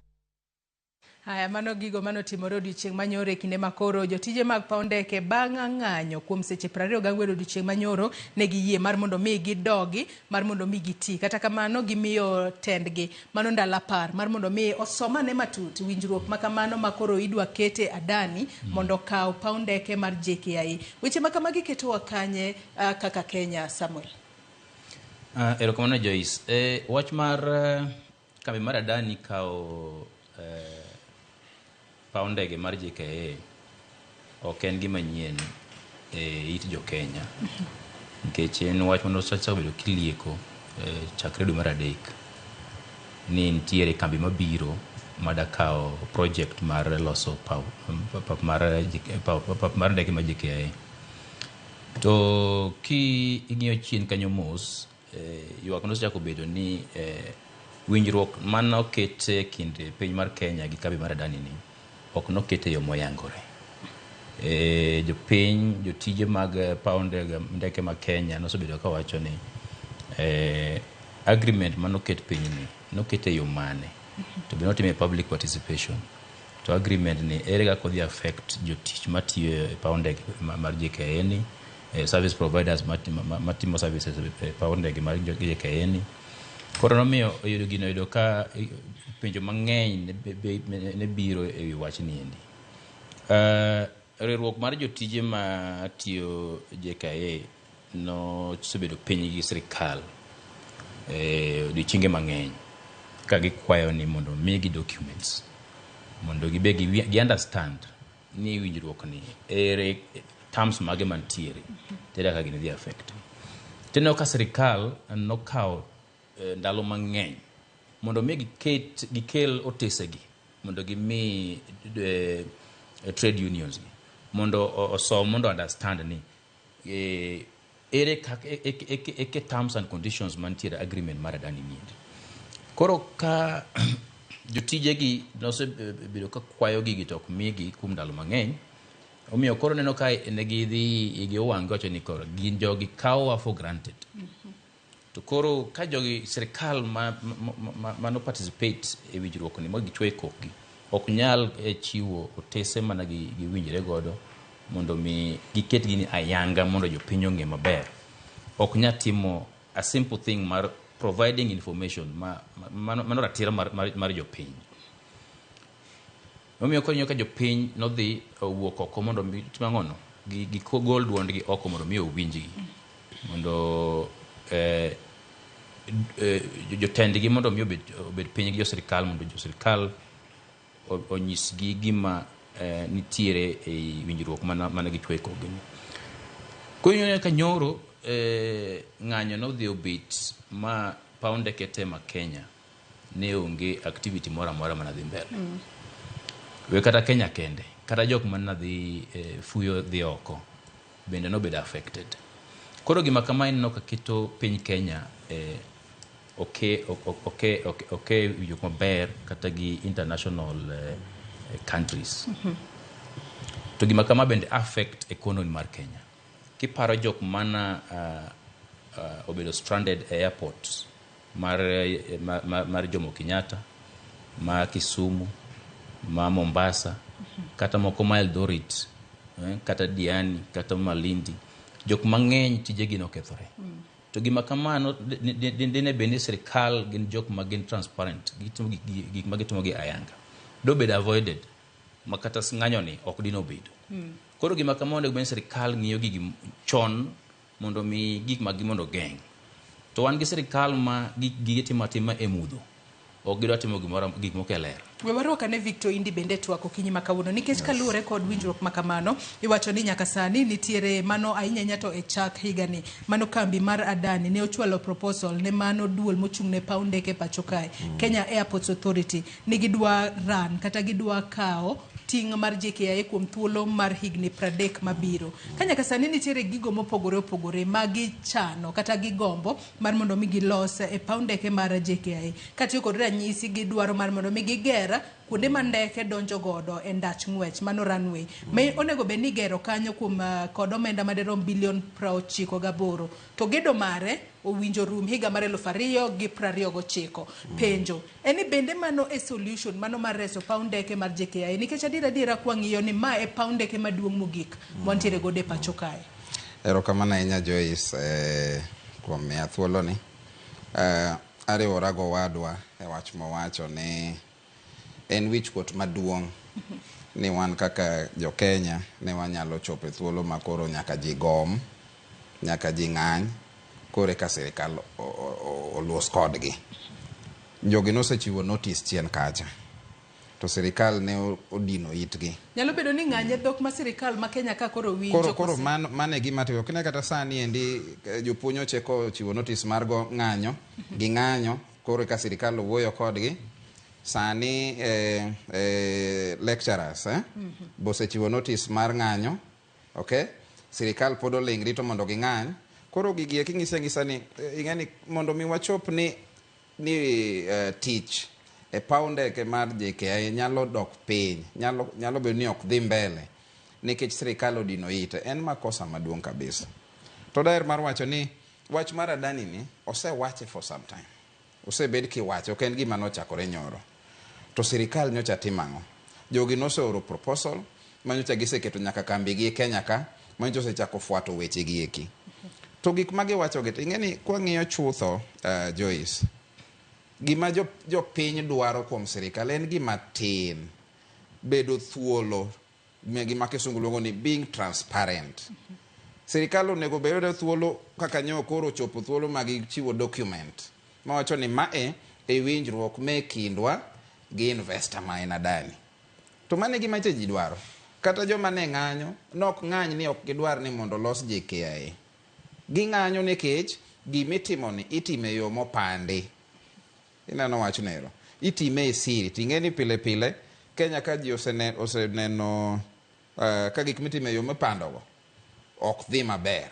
Kore momiyo ne ochopo thuolo ma jotich okoni gima timore kapok wadhi mbele to nyaka wakuong wane ayanga document otese ma wacho ni to nyochu winjoru nang'o gi Adani. Kendo waneno ka jagoro mar jotich Francis Atwoli wacho ni koro gin gi thuolo mar kawo ndalo 10 mondo gi go through document chande ging'i ni to otese ka ang'o gini mane iye. Wach mar loso runway ka an ing'eni kipacha Joyce aneno ni asetemo fuato wach Adani ni kabisa.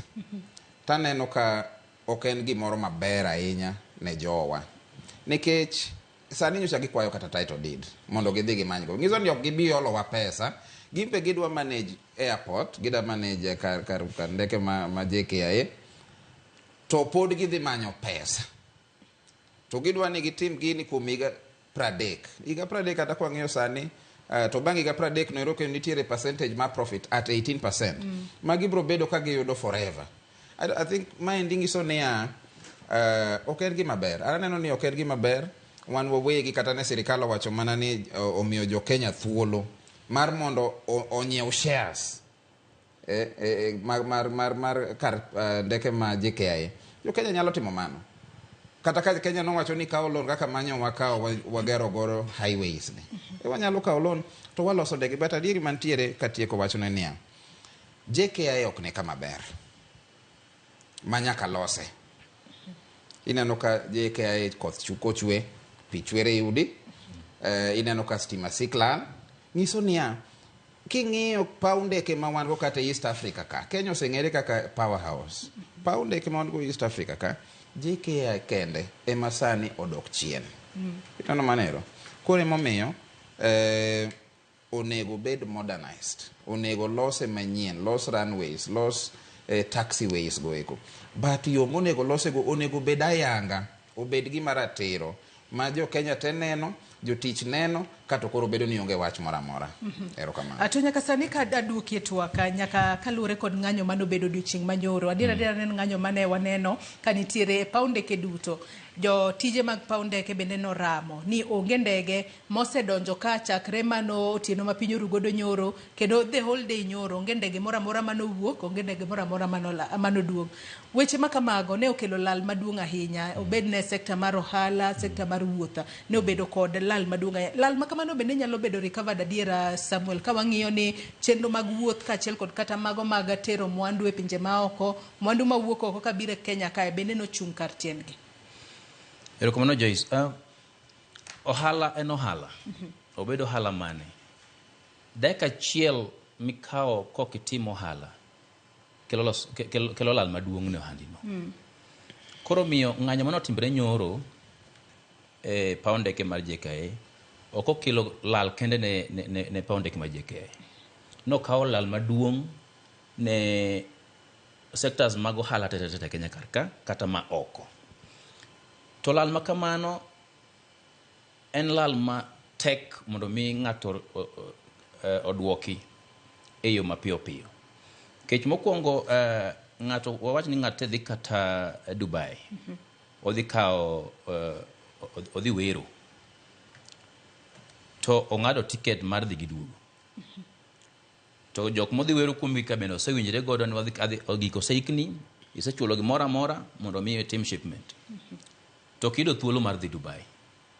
Pesa ni chande bendo ko nyisi ni pesa flight ni cha bedo postponed, kata odhi bedo cancel, kata dhi chulo pesa ndege cha e rate machielo mopogre. To kucha bende Dubai kuja kama store ma goods nigo kete bende. Samo nyisi ni storage koro dhi mbele, dhi medore. Koro ino ka lal no bedo lal maduong' kabisa. To magi lal mana nyabilo bedo avoided ka serikal noriwre gi oganda mondo mi giketo oganda e yo moyangre e gik magitimo e ginene e winjruok magibedo godo yeki. Nikech ido ka JKIA en paw ndege maduong' Kenya kata East Africa. En emo coordinate paw ndeke tete ma Kenya mane Kenya ka. Ndeke temo wuok other airports land JKIA ng'enygi kowe kata Wilson.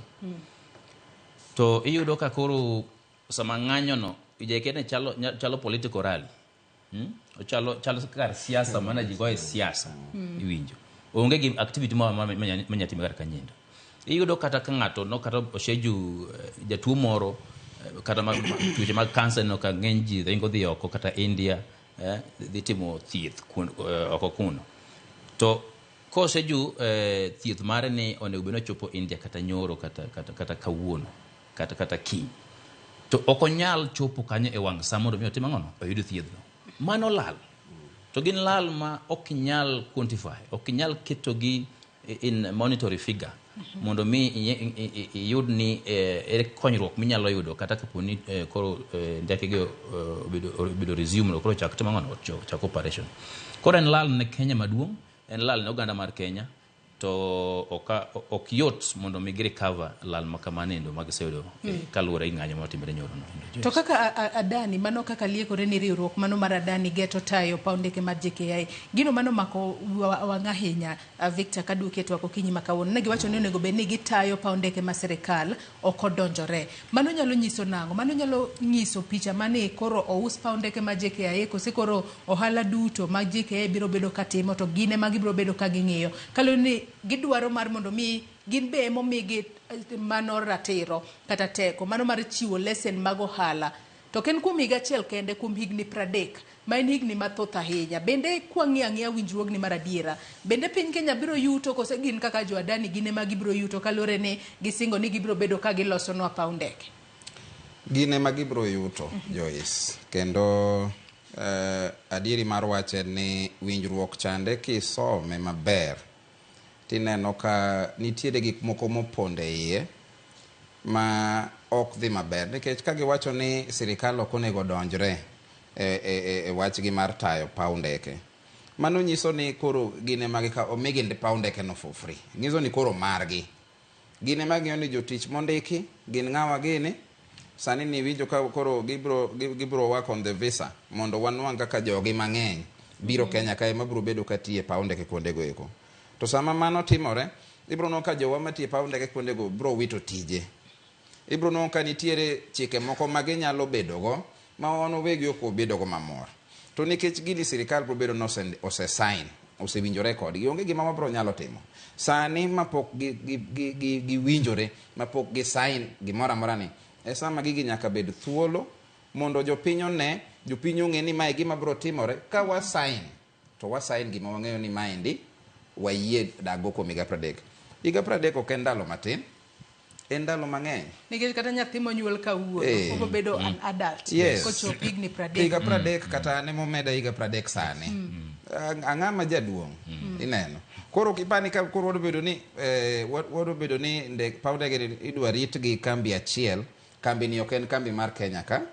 En kambi ma kanenore kaka wang'iye yo matut, to chalo ni nitiere jomoko achiel ariyo moko ok wanyal luongo nyingi nikech ok wan gi verified information. Man gi interest. Nitiere pesa moko ma samoko osegwenyo lwedo, ok wanyal verify, but ang'o manyalo miyo jomoko matin dhiro agenda ma ok dhi bedo maber ne jopiny mamoko. Mane gima wapenjo kaende. Temo miyo wacho niya, kapok wasign deal gi the Adani, to wadwaro ni mondo court and the entire leadership mar jotich or go through the document mondo ng'is jopiny. Kenyans deserve to know. Jopiny nyaka ng'e niya, documents ya ang'o mantiere, to ang'o minyalo gol oko, to ang'o minyalo we. Mondo kapok watimore, kapok wawinjore ni to imiyo gi koso ok migi. Nikech adieri mar wach mana kadok e gima nang'isi, paw ndege mar JKIA to nyaka losi. Onego lose. Ok obi bedo ni ka koth ochwe to koth dwago ji. Ni ka sama tin stimulal nyaka wabede models. Ng'ano ka sani Rwanda loso airport ma impossible. Loso airport ma, and they are partnering with Qatar Airways. So we cannot be left. Ok onego wewa chien. Nikech gik moko ma sirikal timo ma opondo yo mopondo. Wadwaro ni mondo los JKIA to lose e yo mayanga ma ji te neno niya nyocha uwinj kata ka wane ma ukawo loan kata ka sirikal ema kech loan osekawo. Kata ka sirikal ema to kawo loan because just ena gimoro 255 billion something, approximately 255 billion imi wueka. All right? Yeah. Maendi pesa matin ahinya ma kata sirikal ema wacho ni ekawo loan mondo olos paw ndege to loso. To kata ka ikelo investor to chik gik moko dwaro mano time yo ma ratiro. Achiel, public participation. Nyaka penjo pini to uneno ni kembe mantiegi ok Adani kende ng'eni nyocho ko team competitive process mar tendering. Onego bed ni wanwang'o kembe gi kata na deka ng'wena beach. To wakoni e kambi mane momiyo wa offer maber. To kokelnu kambi achiel machal ka koro kelnu Adani. Makori dwane oriye mapiyo piyo. Oking'eyo ni to etok katen kacha ang'o mano setimore. Ineno mane wachich gi jok madhiro wach Adani. To ang'eni ok en wach mana mar paw ndege, nitiere gimidwa medanga mi thuolo mar mondo mi mede. Ok en paw ndege kende mano mar JKIA ma sani koro idwa kete lwet ji giwegi. Adira e piny Kenya kae waseneno ka nitiere kata migepe moko mag sirikal ma iyango mar mondo mi oket e lwet ji giwegi. Nyalo bedo ni Kenya onge kod nyalo, kose Kenya onge kod pesa mar neno kaka wanyalo rito mwanduwa wawegi ma nyaka waluong mana jooko okonywa kosang'o matimore pacho kae. Kapok watieko topic ne mano mar ng'anyo mar jotije mag paw ndege, Samuel kachiel kod wach mane dwa med. Yes. Actually Joyce kila kama damedo cha e wange. Higa 2013 Kenya nokadho chik miluongo ni Public Private Partnership Agreement Act. Ma yiene Kenya piny mar Kenya mondo mi o partner gi private sectors mondo mi gi los projects mag Kenya dwano mondo mi olosre. Koro chik ni emokelo weche muneno gite. Nikech yiene sirikal mondo dhi otim winjruok gi jok mantiere private sector mondo bi otim negi projects madongo kaka koro ineno kaka project mar JKIA ni. Noneno project mar expressway bende no bi jo China ni higni adi. Higni na par koso higni adi. Mondo migi mar gero expressway kendo manage nyaka gere cover pesa gicha koro gi handa wane ne piny Kenya. Project mar SGR bende na en project mar private public private partnership agreement.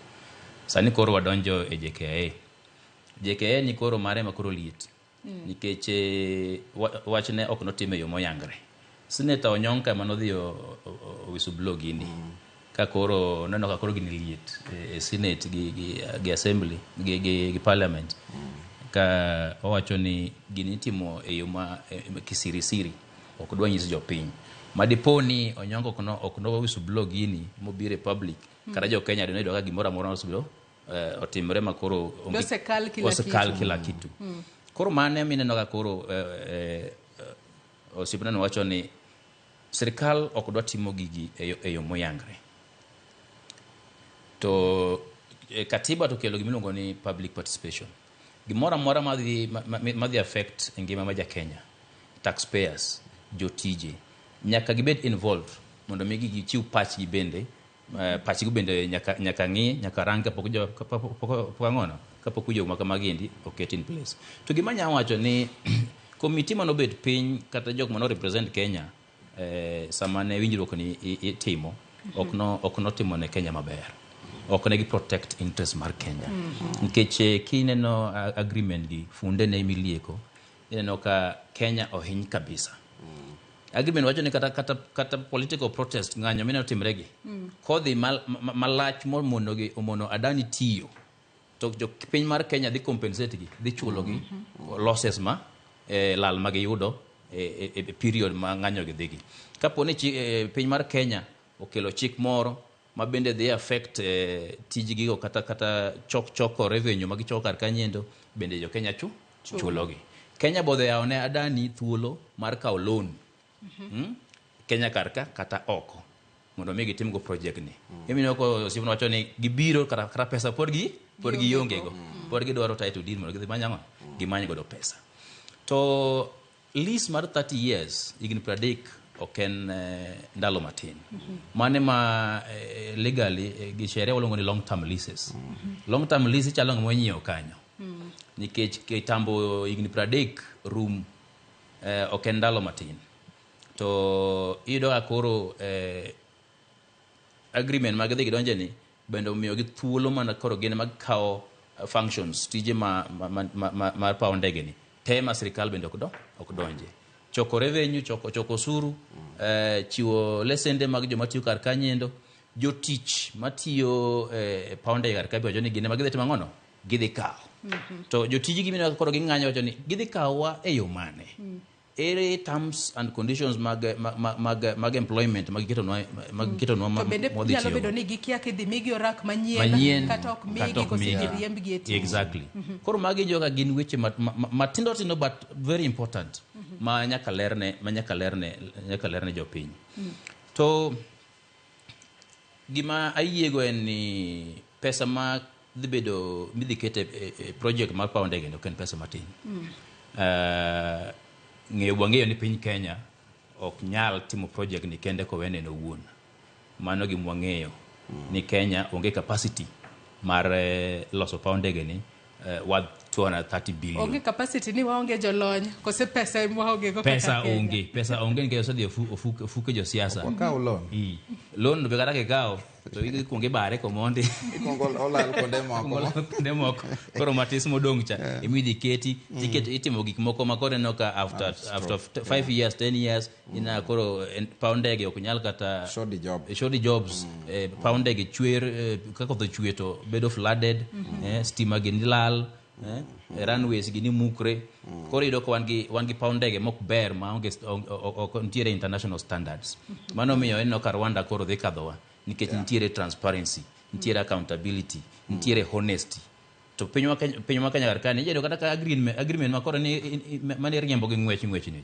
ntiere interest moko mopondo ma wakia jo piny Kenya kia mano miyo ka jipenjo ni ang'o miyo ne girikni e sign agreement makamae madhi inyo jo Kenya kech public private partnership act ni wacho ni agreement kitime to onego bed agreement mok dhi hinyo serikal kata entity madonje agreement ni endi onego bed agreement mok dhi hinyo the end users kaka taxpayers kata jotich mag kanyendo en agreement mondo beni kelo hala kata kelo lony kata kelo benefits ne jok mana the end users kaka taxpayers ko yudo ka agreement otingo funde mang'eny makaponi ok ong'iye maber ka jo sirikal mar Kenya kodoko ng'iye maber to Kenya dhi bedo gi pek. Lakini agreement and agreement ngene mi hata mi sama ubed piny ma muyange mesa ma uwinjuru ni terms and conditions iketo piny to onego beni I protect interest mari in iwuon ka koro wanjo Kenya jo mono cholo mbele komite mono bed piny mondo mi ngi agreement ni mondo iket in place project mar gero JKN ok notimo tich maber anya wacho ni gi fail wa jo Kenya lakini sani kweno ka court bende osechungo wach mar implementation mar agreement mar Adani ni court wacho ni onge gimoro amora mondo bende dhi mbele mondo mi ochunge nyaka court winj ywak mana jo Kenya Human Rights Commission gi Law Society of Kenya ochwalo mbele court cha mondo mi winj komondi mondo gi court kony jo Kenya interpret contents mag agreement ni endi mondo ne ere kama dhi nyoji tere kama dhi nyoji to kama dhi nyoji cha ene dhi lose nango ko lose kamano de korka tino odhi mbele lakini as we stand kaka wantiere sanini wan kama rach mogik. Victor nitiere gimidwa medo kapok wadhi topic machielo. Erokamano Joyce, adwa medo nitiere gimoro ma jawinjo moro oro naka. Owacho ni gima lit moloyo en ni ka Dani onwango thuolo mar kao kar ndeke ma JKIA to kata sirikal mar Kenya ok oyiene loso kar ndeke moko ma compete kode. Gizo ni ka compete kode to nitie fai monyalo keto ne Kenya. Namba 2 Adani ema biro bedo ka hire staff te matiyo kanyo. Gizo ni ginyalo moto koni wainde madhitie paundeke kajeche. Koro jo Kenya te wuok. To ka wijruok no kolosi gizo ni mani gima nyalo timore. Na machielo giwacho ni gidwaro 10 years of tax free operation. Iga par ka ogechul tax. Ka koro wan wege ma wangwenyore kabisa. Mondo mi wachul tax nikech tax ne manyalo mi wadong Kenya wane. Tino ka gin giwegi to gidwaro iga par. Ma onge chulo ushuru mora. To gi pesa to gichoko. Ineno. To wach mogik wach nero somo kamoro. Ni ticket ma wakao ka wachulo ka waidho ndege cha. Nitiere percentage moro. Wachore ni en 1%. Mane ndalo Grand Coalition Government no seketo ni ne pesa mane dhi tiyo ka upgrade kuonde mag paundeke gieki. Okang'eyo ni pesa ni endi osegi kanye mago penjo monego sani koro beni sirikal nyalo nyiso niya higni gi te nyaka ne wae Grand Coalition Government nitiere pesa mosebed kichoko monego beni tiyogo to upgrade mondo modernize mondo los paundeke gi pesa no osegi kanye to otimango to bo nyalo konyo kamoro kechi wachore ni en gimoro 42 billion koro mane gima adwana med adwana ketenge weche motudore kod ng'anyo e paundeke mar mondo mi wang'ia ne wach machielo mabende timore e pachoka adwanwa mula ne weche mag siasa mago weche matimore e duon bura mar ODM gi sani ka odiochieng' manyoro ne waneno ka kuku mano mar tenda duon bura mar ODM odiochieng' manyoro ne giwalo mano governor e county ma Kisumu Ngire Anyang' Nyong'o mar mondo mi ema koro obed jakoma mar kukuno e kinde ma ogai mar ODM Raila Odinga koro decha ka omanyo kata oseto mbulo e pinje mag Afrika kalore ni wang'eyo ni nyaka sani olap dhoge ndonga ne komno mar jakom mar riwruok mar pinje mag Afrika AUC romo makamano odiochieng' manyoro ne waneno ka hotel ne kod Raila Odinga wuon to ng'ene kinde ma magi duto timore Nyong'o ema koro wanyalo wacho ni hape oleng'ore ene jakom mar kuku mar ODM kata kamano wang'eni nitiere joma moko mane olap dhoge ndong ne kom makamano oindi kachako kodi duon bura mar ODM nyaka sani koro dong kama chalo nade nikech adira wanyalo wacho ni nitiere jomoko makoro igilit kata gintiere kod ichwang' moro kalore ne gigeto kom makamano to koro osebayogi. Erokamano kendo Joyce wach mar siasa no adiera mar wach mokwongo wachak gi oro ne Profesa Nyong'o puoch gi pak kuom nwang'o thuolo mar bedo party leader e yor mar kojolo in an acting capacity ineno ka nomith Nyong'o thuolo ni to morne nitiere kuonde mang'eny. Ang'o me morne nitie kuonde mang'eny? Nikech mondo ibed ogai mar chama maduong' machalo ODM, nyaka ibed ng'ama nyalo riwo wiji. To nitiere jowa moko mane dwaro mondo mi thuolo bed ogai ka, to gi polarize ji. Gin gi mrengo mamargi mamoro. Gin gi jomoko magini mage jok monego bede chama, to mage jok moko nego timre nade. To mondo ibed ogai nyaka ibed ng'ama nyalo riwo wiji, ng'ama ok controversial, ng'ama nyalo keto ji wang' achiel to ng'iyo kaka chama dhi mbele. To an kaka nene choice mar Professor Anyang' Nyong'o en choice maber, nikech Nyong'o ok ane ka nitie ng'ama ne nyalo chung', pok aneno ng'ama ochung' mowacho ni mano ne choice marach. Ka nitiere kata ka ng'ato senato nyalo wacho, an pok aneno. To an bende ayie gi choice mar jakomno, yiero mar jakomni mondo professor emota chama. In the meantime, I support wachno. To ka nitiere jomoko ma samoro igi owang' mang'eyo ni nitie, ok anyal mar luongo nyingi, to gimuonya nikech chama iye duong'. Jakom Raila Odinga osebedo ka wacho pile ni gini chalo dhiang', ng'ato ka ng'ato mako kama onyalo mako. Nikech inuang' ka nitiere supporters mag Governor Masiaya, James Orengo, ma be nyodhire kabisa. Nyalo paro kanyo wan mwalo koze choto negitemo dhiro kabisa mondo Governor Masiaya mobed party leader. Kendo nyo gidhiro matek kabisa. Kwenye nwanka supporters mag jowa mamoko bende, te joma beno believe ni jakom masani mar chama, Governor Gladys Wanga, mano romo gibedo ogai mar chama. To nitie jowa be mo believe mabe thothi gin joma tindo. Maneno ni kijana matin Mheshimiwa Babu Owino Embakasi East. Moromo gibedo ogai mar chama. To king'iyo jogi te gin jomoroma roma te. Iwinjo. To chama nitie gimiluongo ni the spirit of the party. Chuny chama. Opogore gi majineno mar jineno ni chama en gimitiyogo mondo iyomb yiero. But nitie gimoro ei chama kanyo. Ma ema tero jimbe en gimane? En spirit of the chama no ni mane? Ni kuku mar chama. Iwinjo, nitie gi spirit. Omiyo party ino ka thoth chama mosebedo ka Kenya ka party lido wuok to chama wuore. Ang'o ma chama wuore? Nikech joma kawo chama ok ong'eyo gintiere ndhodho moro ei chama. Ing'eyo chama chalo chogo ma ji kalo mondo gibed gima gidwaro. To ei chogo no nitiere ndhodho. Ineno. To thoth ji kawa chogo no ka gineneno. To emino ka Simon Nyachae the late no walk over chama. SDP died. Ineno. To kata ka the former president Uhuru Kenyatta no were gi tiene, it died.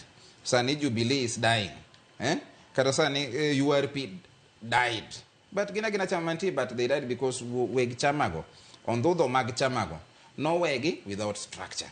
Umi ODM ka adwaro na kwa jowa no obeda mos mondo ka odwani mondo ODM odhi mbele kata tok our party leader Raila Odinga, to waket ng'atno ma understand not just the structure of the party but the spirit ondhodho mar chama no. Emomiyo ana yie ni professor komigi no toro maroma, jomoko be nigi kombe mopogore koro ji oti wang' achiel mondo water chama mar ODM mbele.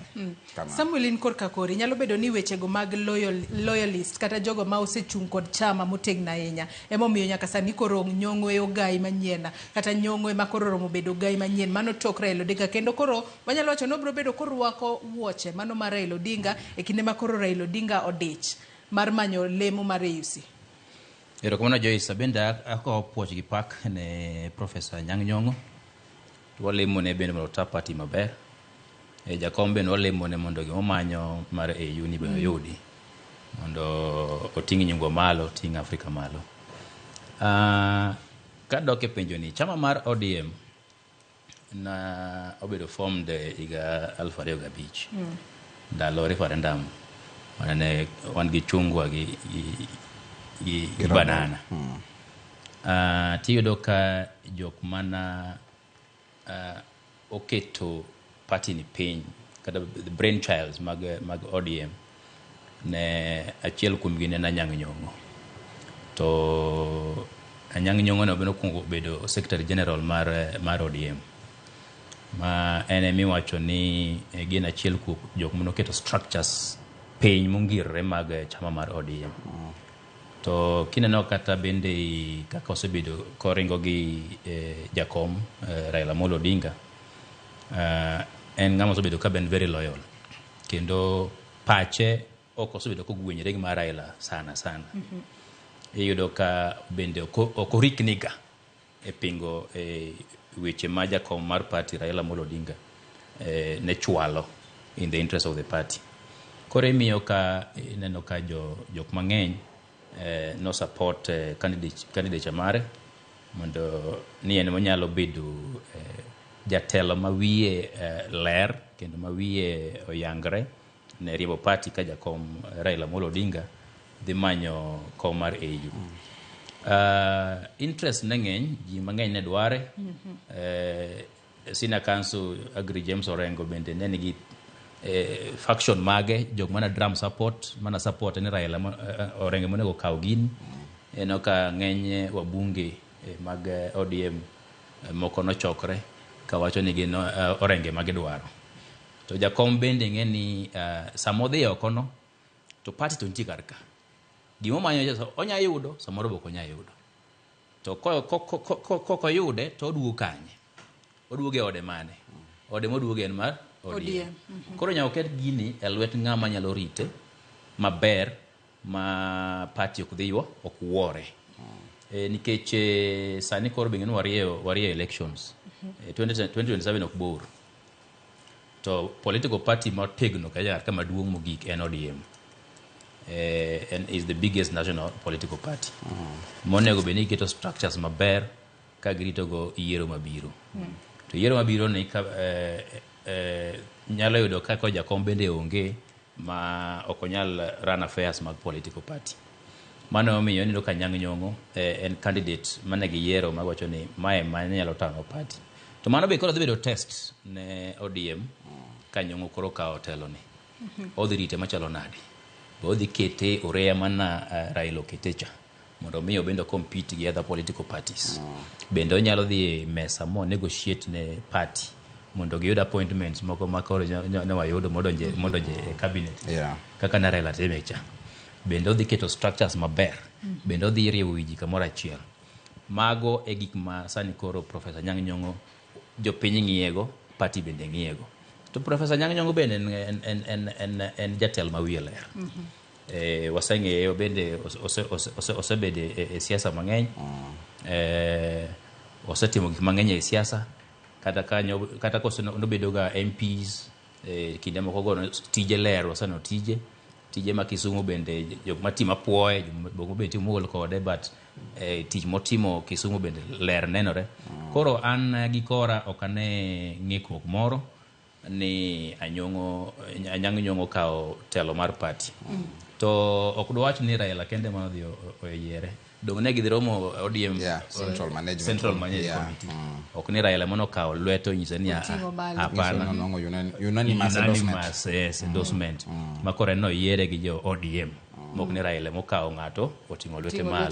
Mamando bende nyiso gi maber e leadership style mar Raila gi jo ODM duto.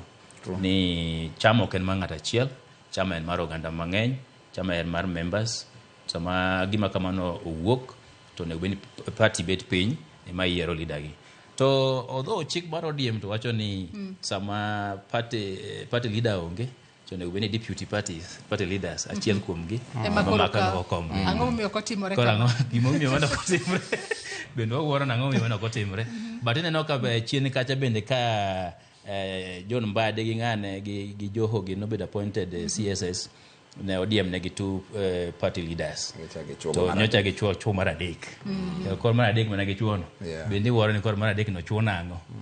But ana ka ng'iye to no ka jatelo marwa Raila Amolo Odinga ne temo ng'iyo ni party ne nyaka bed mongirre ma party okuore. To mana gimoro kanyo Victor owacho, Victor nyaka sani kori wacho ni e kinde ma iweyo party kata e lwet ng'ato iwacho ni nitiere jogo ma ong'eyo the spirit of the party. Nyalo bedo ni kuma party no wuoke. To ang'e na adiera Ngire Anyang' Nyong'o en jal ma hiki oniang'. Joma tindo nyalo bedo ni gin gi kia the spirit of the party emomiyo seche moko kowe party e lwetgi kosango matimore. Kose joma tindo manitiere ODM hore ahoya mos sagibro chopo. Nikech adiera kwa ng'iyo Nyong'o osechung' kod ODM kochakore higa mar 2005 manochake mano mane gikwedo wechego mag loko katiba kokalo referendum mar higa mar 2005. An kaka Victor a support generational change. A support ni joma tindo nego mithuolo mondo telne chama. But okane tabu bende ka joma tindo tiyo gi joma dongo mosengirore chama. Nikech wan gi joma dongo be mar good examples. Machalo Professor Nyong'o. Gin joma oseng'iso loyalty, fidelity. Gimane ka jwang' wacho ma loyalty and fidelity cha. You should never be doubted. Okonego beni chich kodi e yo mora mora. To mano ranyisi ma wan kaka joma tindo onego beni wachako kopo. Mondo kata ka chopo mbele kacha makoro wakawo chama. To wakawo chama ka waseneno ranyisi mabeyo manyalo dongo chama. Ing'eni kine Jacob Raila Odinga gi jok mane obedo Central Management Committee endorse professor to nitie gik mane ging'iyo mang'eny. And among them kaka Samuel owacho fidelity and loyalty and the fact ni en gi experience osebedo positions molo ariyo, osebedo executive director mar chama kendo ochako tiyo kaka jagoro mar chama. To ndalo ma tiyo kaka jagoro mar chama inyalo paro ni ODM ne ni matek kabisa to notimo tich maber kabisa. Kore momiyo mana ka duoki a support ni joma tindo onego nwang' thuolo mar mondo otine chama mondo gite chama mbele, lakini nyaka joma tindo bed thuolo ni ginyalo tiyo gi joma dongo. Nano ka Babu Owino ndiko gimoro, Mheshimiwa Babu Owino nondiko gimoro e Facebook ni en ready mar bedo party leader mar chama. To gima ok ang'eyo ni ang'o ma mone nwang' kaka onyalo so wiye mondo gitiya gi professor gini mondo wabed gi a seamless transition. Wabed gi transition muma smooth. Nikech gimotemo timo cha miya bedo gi wasiwasi ni samoro mit kadipo ni ka Jacob Raila Odinga osewuok to dhi bedo ga lot of coups e chama ka. And wan gi experience ni coups mag chama kata mano timne Malala cha. Political coup. Ipo mana ka ng'ato chunga to kuni kata Sifuna ni jagoro ni kapok ogolo Ababu no he declared himself. No wacho ni chakre kawuono Ababu ok jagoro ma chama, ane jagoro ma chama. Kato bedo jagoro ma chama. Ang'o manyalo nyisowa ni bang'e mbele ka Babu Owino ok bi chung' to wacho ni ane party leader mar chama ni. Kato be koro chamo chaka bedo gi tungni kone gi kone. Emomiyo an gi madag mixo Professor Nyong'o en niya onwang' kaka onyalo kelo jite on board. Jite dwarore mondo chama ni oriwre obed gi moradi achiel maduong' ka wadhi mbele kwa prepare for the next election. Angeni wanyalo bedo gi party elections higani. Sama wadhi bedo gi party elections wagombo ni mondo positions te mag chama obed vacant so that mondo ng'ata man gi dwaro nikech chama ni osebedo chama man gi demokrasi. Ng'ata man gi dwaro man gi gombo ni mondo bede position moro e chama ka o ter thuolo no ka Babu Owino bedo party leader o ter thuolo no ka His Excellency Governor Orengo do bedo party leader o ter kwa thuolo no ka my governor Gladys Wanga do bedo party kwa thuolo no and then giser ombulu mondo ng'amo yierno obed ni en ng'ama dhi bedo acceptable. But kuom sani akwayo ni jite joma tindo gi joma dongo oti wang' achiel.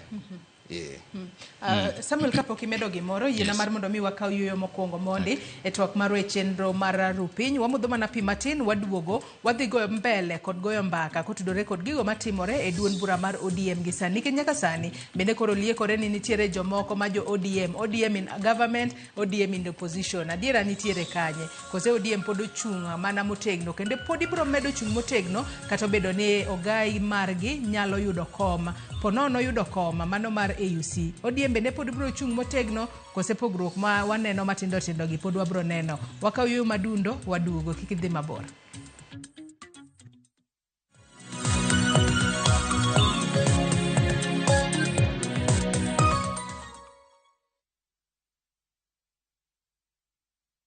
Jipange na View sasa imerudi kwa mbwembwe na vishindo. Jipange leo kwa nafasi ya kujishindia mamilioni ya pesa. Jipange ushinde na View sasa.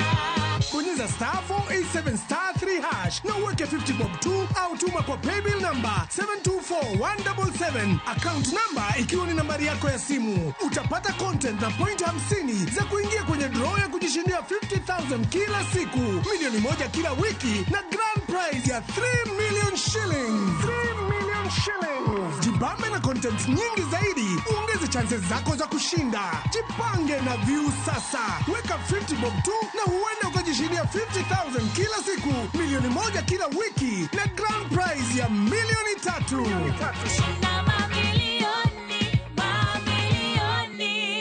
Sheria na masharti kutumika. Imeidhinishwa na BCLB number 0000130.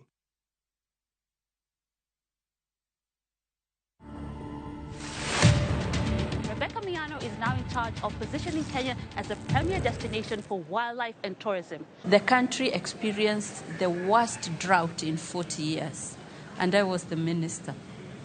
How do you rally the country towards one important agenda? I took it upon myself. I went to the ground to experience for myself, to even empathize. And when I look back, I am so happy that we never lost any lives because of drought. To watch this story and more, download the Citizen Digital app today. Kenya's #1 app, Citizen Digital.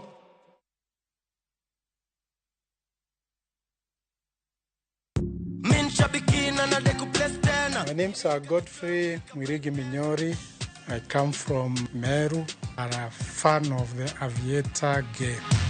I learned about it on Citizen TV when I saw somebody that had won the game. I got interested in it and started participating. I've won quite a number of times, but this is the bigger of the wins that I have had.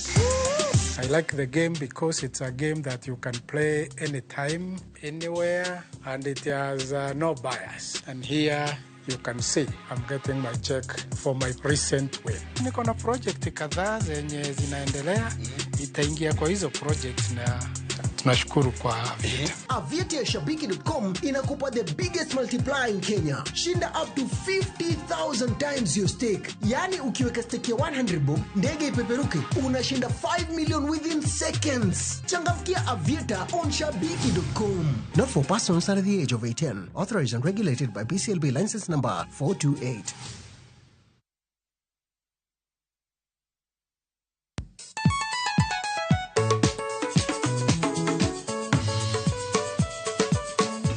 Teacher Beach, Kocha Kore, Samuel, Wakelo Ningoma, Mobedo Pay Design Makare.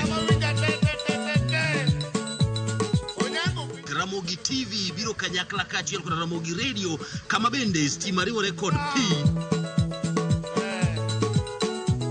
Yawanja wauntie, Kikubedu Mabori, Yakorongajan Kai, Ekumi Yudo Mamit Kabisa, Ramogi Night this week. Maintain your position. Idi udakanyoke kafaya gudi gudi. Local instrumental. Wawachuni kete manaka. Teacher Beach ka Teacher Beach, Sangwen Otieno.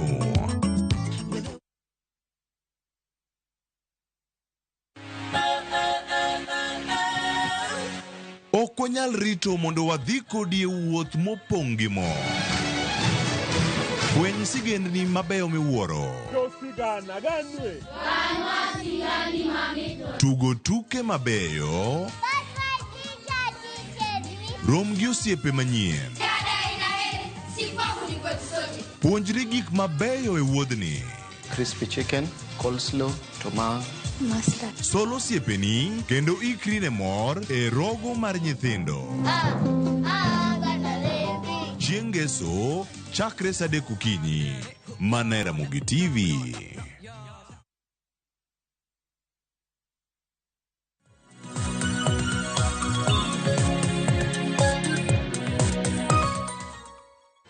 Machiegni kendo nyakwara Mugiajong mar mondo mi wadhi mbele kod twak marwa chenro mar Rupinyo Kinyi makawuono kapo ni kitudri koda gi sani antiere kod welo ariyo e studio marwa e kaunti ma Nairobi ka antiere kod Victor Oindi janon weche mag siasa ka achiel kod Samuel Ayeko mano okil Kamaloka gi sani watuako tudore kod gigo matimore e duond bura mar ODM. Kapok ne wadhi yweyo, Samuel, nitiere wach moro mane dwa meda. Inya nyako tudore kod weche matimore e ODM gi sani. Kapok wadok e weche go mag ODM in government kachiel kod ODM in opposition. Yeah, just erokamano. Gima da chwalo kuma Oindo wacho. En wach mar jotendo matindo. Gima nego jotendo matindo ng'e ni en chama ok los overnight. Chama iloso bang' ndalo mang'eny. Inyalo register political party to be no thoma na gi car registration. Inyalo register political party to kaka irite kaka itae bende mata. Ka gineno ji ka Raila Amolo Odinga gini gi Professor Ngire Anyang' Nyong'o gi James Senior Counsel James Orengo kod jok ma jotelo madongo mantiere ODM. Jogi no kaw gi ndalo mang'eny mondo mi gichak political parties. ODM ok party mokwongo ma jatendwa Raila Amolo Odinga osebetie. Nochako gi KANU mana ka gerere ka gitindo. Gerere gi manyo migepe moko ketogie. Moko bedo secretary, moko yudo position mag rowere matindo. Gibedo kata youth leaders in political party. Magi aka ne gichako donjo e political parties. Yes. Magi chako form magi. No one gi Ford Kenya, no one gi Ford gi donje, no one gi CORD, Bobiro, NDP, LDP. Korido ka en struggle, en ng'wech ma ok en ng'wech ma dhi alanda, en marathon, ok en sprint, ok en ng'wekede. Koro miyo jotendo matindo kaka Babu Owino gini nyaka koro ung'i kaka gi position themselves e political parties gi mondo chieng' moro gibende gibed jotelo mongire kaka jotelo man go sani yieki. Ineno ka Secretary General mar ODM Edwin Sifuna bende nobuok matin modok chien. Iyo bodwaro bedo party leader. Lakini position mantiere Secretary General cha boneno ka ber mako weyo to bende onyalo yudo chandruok maler kanyendo. Koro no dhi dok chien matin makata opposition mana koro ochako oppose go ideas mag party mar ODM bero dok chien. Omiyo koro an advice manyalo miyo Babu Owino en wakili kayan. To wakili ne obed ng'ama pache ler ma ineno mbele. Okirikni gi gik moko. Koro beda patient. Obeda e ODM nikech en gi support mar youths. Youths ohere ka chakre kata ka nen leader e university. Omiyo nodhi odonje e siasa mar national politics very fast. Koro teku ma engodo no obeda mos mondo jogo opuonje kaka iriembo about leadership ma chieng' moro bende onya kata fomo mare moro kocho onya bed mana ODM. Onya fomo mare moro mo sere maber, oket kisara maber, omiji agendas mage, oket road map, oywa ji odonjie mobeda very serious leader in future. Kaduki twaka Victor nyaka sani mana kaka esa wacho ni ODM nyaka sani wang'e ni chieng' wuok ticha mano ma jomani jatend piny Kenya ne ogwelo moko kuom jotelo mago mag ODM mar mondo mi odhi okonye nono moko kuom projects mopogore opogore kama bang'e nonego bed ni gidhi e kar jot mare to gibedo pins moko gimedo poro wach. Kata kamano nitiere moko manodhi, nitiere mago ma ok nodhi. Manodhi oting'o Kanyaladwa, jaod bura ma Dagoretti North, Beatrice Elachi, jaod bura ma Lang'ata, Felix Odiwuor, kachiel kod jaod bura county ma Nairobi kata woman rep Esther Passaris. Mage jogo manodhi. Jogo ma ok nodhi mano moting'o jagoro maduong' mano mar ODM Sifuna, Anthony Oluoch, Peter Orero, Babu Owino, Tom Kajwang' kachiel kod Tim Wanyonyi. Ok ne gidhi ka koro gilieko ni jatend piny Kenya William Ruto onge kod teko mano mar gwelogi mar mondo mi gidhi kumoro amora kode. Nyalo bedo ni koro nitiere jogo ma feel ni gin jo ODM, gintiere sirikal to mago gin jo ODM, gintiere opposition kalure kod jok ODM moko mayando gwela mondo otel ne migepe mopogore opogore pacho kae. Erokamano Joyce. Onge gima moro wa kaka jochama ni wa confuse sirikal. Nikech sani sirikal okia ni to wane opposition koso wane sirikal. Ingeni confusion mwamiyo sirikal no kende. Bero kune ka koro miyo kata Kalonzo gini bokia ni to gitim nango. Ineno. Thuolo ma wantiere sani. Nitiere jowa ma wamiyo sirikal. Ok ni ODM odonjo sirikal. Wa donate. Nyocha waneno ka sirikal ni dwa gore piny. Ma jogo sayo jakom kabisa. Ni mondo jakom okonygi. Jakom no chokono ni manyalo konyugo ok na donjo nikech sirikal ni en sirikal ma ne nigi issues gi owuon. Gima wanyalo timo wakaw jowa moko matin be ma wigi ler machalo Mbadi, CPM Mbadi mondo bi okonyu manage economy. To wachako kawo Opiyo Wandayi waziri mondo wakete stima. To wakaw governor machon ma Mombasa Joe. Ineno jogi nyocha ok ODM odonjo kucho. Chama mar ODM odonate wamiyo gi mondo gitem girekebisha gilos kiraka kuonde manyocha nitiere tabu matine chama sirikal kacha mondo Kenya dhi mbele nikech wayuago Kenya. Iwacho ni Kenya is bigger than all of us. To wan kaka jo ODM wan opposition. Emo miyo pod wadwa control minority leadership in the opposition.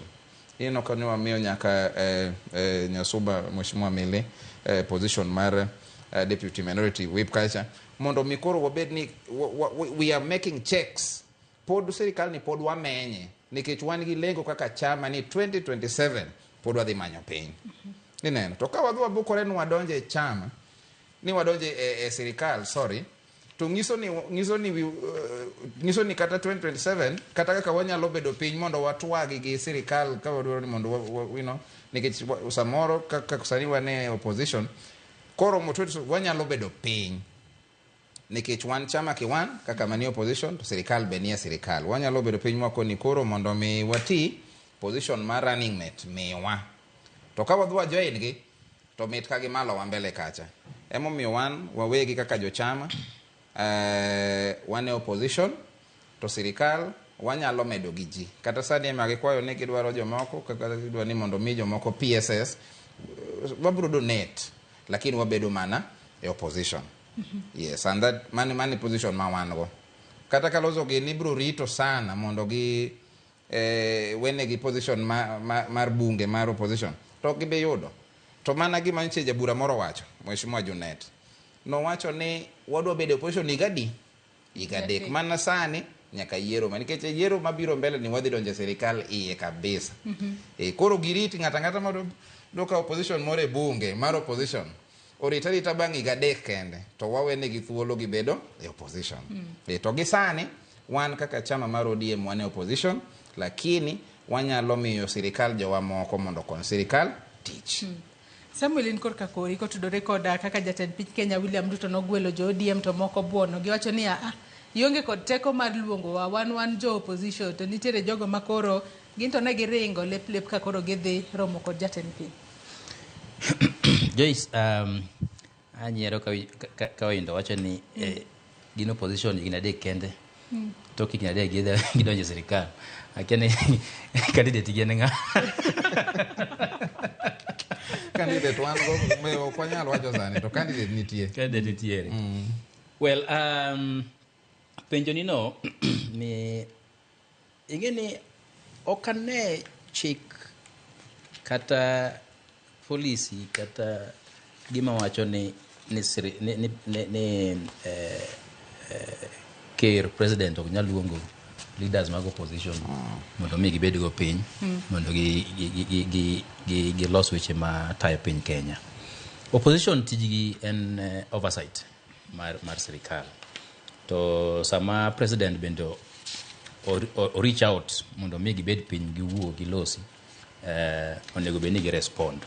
Lakini ODM jotelo wabunge ma ODM be nitiere gima wacho ni tricky balance. Tricky balance nikech gin gi jopiny magrito magitelo negi mabende nyaka gitim gima jopiny go dwaro. To gin tiere bende gi the other side mar jo ODM leaders mag ODM moko be sani koso donjo sirikal. To an gima ang'eyo mabe aparo ni gima ler en ni ker mar piny Kenya nyalo ndiko ng'ata ng'ata e tich. Obed ja ODM, obed ja Wiper, obed ni en opposition, obed ni en minority, ng'ata ng'ata ker nyandike tich. To kosendike tich to kone mi kore bedo branded ni ma ja opposition koro tiyo gi sirikal. Mane gima aneno ka pod confuse jo Kenya. Nikech katiba wacho ni sirikal onego beni ong'iyo regional balance. Mang'ata ng'ata from all sectors of Kenya, obed ja Nyanza, obed ja Western, obed ja Rift Valley, obed ja Coast, obed ja Central, obed ng'ama wuok kanye, nyalo tiyo e sirikal ma Kenya. Koro konego beni koro nikech ker William Samoei Ruto nondiko jo ODM 4 moko, koro iketo ODM ni koro ODM ni sirikal. Mano gima koro jo Kenya onego beni koro chako understand gi appreciate ni ng'ata ng'ata inyalo ndik moti gi sirikal. To opposition bende nyaka bed mongirre motegno mar timo tijgi as minority leaders mar oversighting government. Ma ok ni koro giweyo tijgi cha, gibedo gi luoro nikech koro jowa moko nokete sirikal, koro kwanyal timo tijo mar oversight. Mano gima leaders mantie minority onego bed ni ng'eyo maber ni tijgi manotergi e parliament mar timo cha onego gitim nyaka dakika mogik. To wach mar ni jo bunge moko mag ODM noluongi, to moko be wacho ni ok noluonggi, moko wacho ni ker onge ratiro mar luongogi. Mago to siasa ma is expected ni jo siasa nyaka wuok kamano endo. Nikech iyudo kata ka jo UDA ng'enygi actually gite ok ne gidhi donge, moko wacho ni ok noluongi. Wabunge mag UDA mana dwar ka be noluongi. Ere manodhi? Onge manodhi e romo no endo. Jo ODM nodhi ji 4. Jok modongo te ok nodhi. Mano nyiso ni nitie luoro moro mapotire mantie igi. Ni kwadhi obet piny gi jatend piny Kenya, ker mar Kenya William Samoei Ruto, idhi newa nang'o? Idhi newa koro wadhi otanda gi sirikal koso idhi nenwa nang'o? Ere kuma idhi ketwa? Koro mano wacho ni gintiere gi tricky balance. But gima nyaka gitim, nyaka gidog piny back to the drawing board mondo gi understand ni tijgi mar oversight mantiere manonto gi bunge cha pod nitiere, en tich ma pod ochung', en tich mantiere chik moko no bed gi luoro mar timo. But sama bende president biro luongo mondo udhi ubed piny mondo discuss agendas matayo piny Kenya, bende is okay to respond. Ningeni gine notimre immediately tok elections. Mana ker William Samoei Ruto odhi Homa Bay. Odhi visit Homa Bay. To governor ma Homa Bay ok nodhi. Mokwongo bang election. Yes, bang elections. Ok nodhi. Ok nonyiso, ok noketo ranyisi maber. Ok nonyiso picha maber.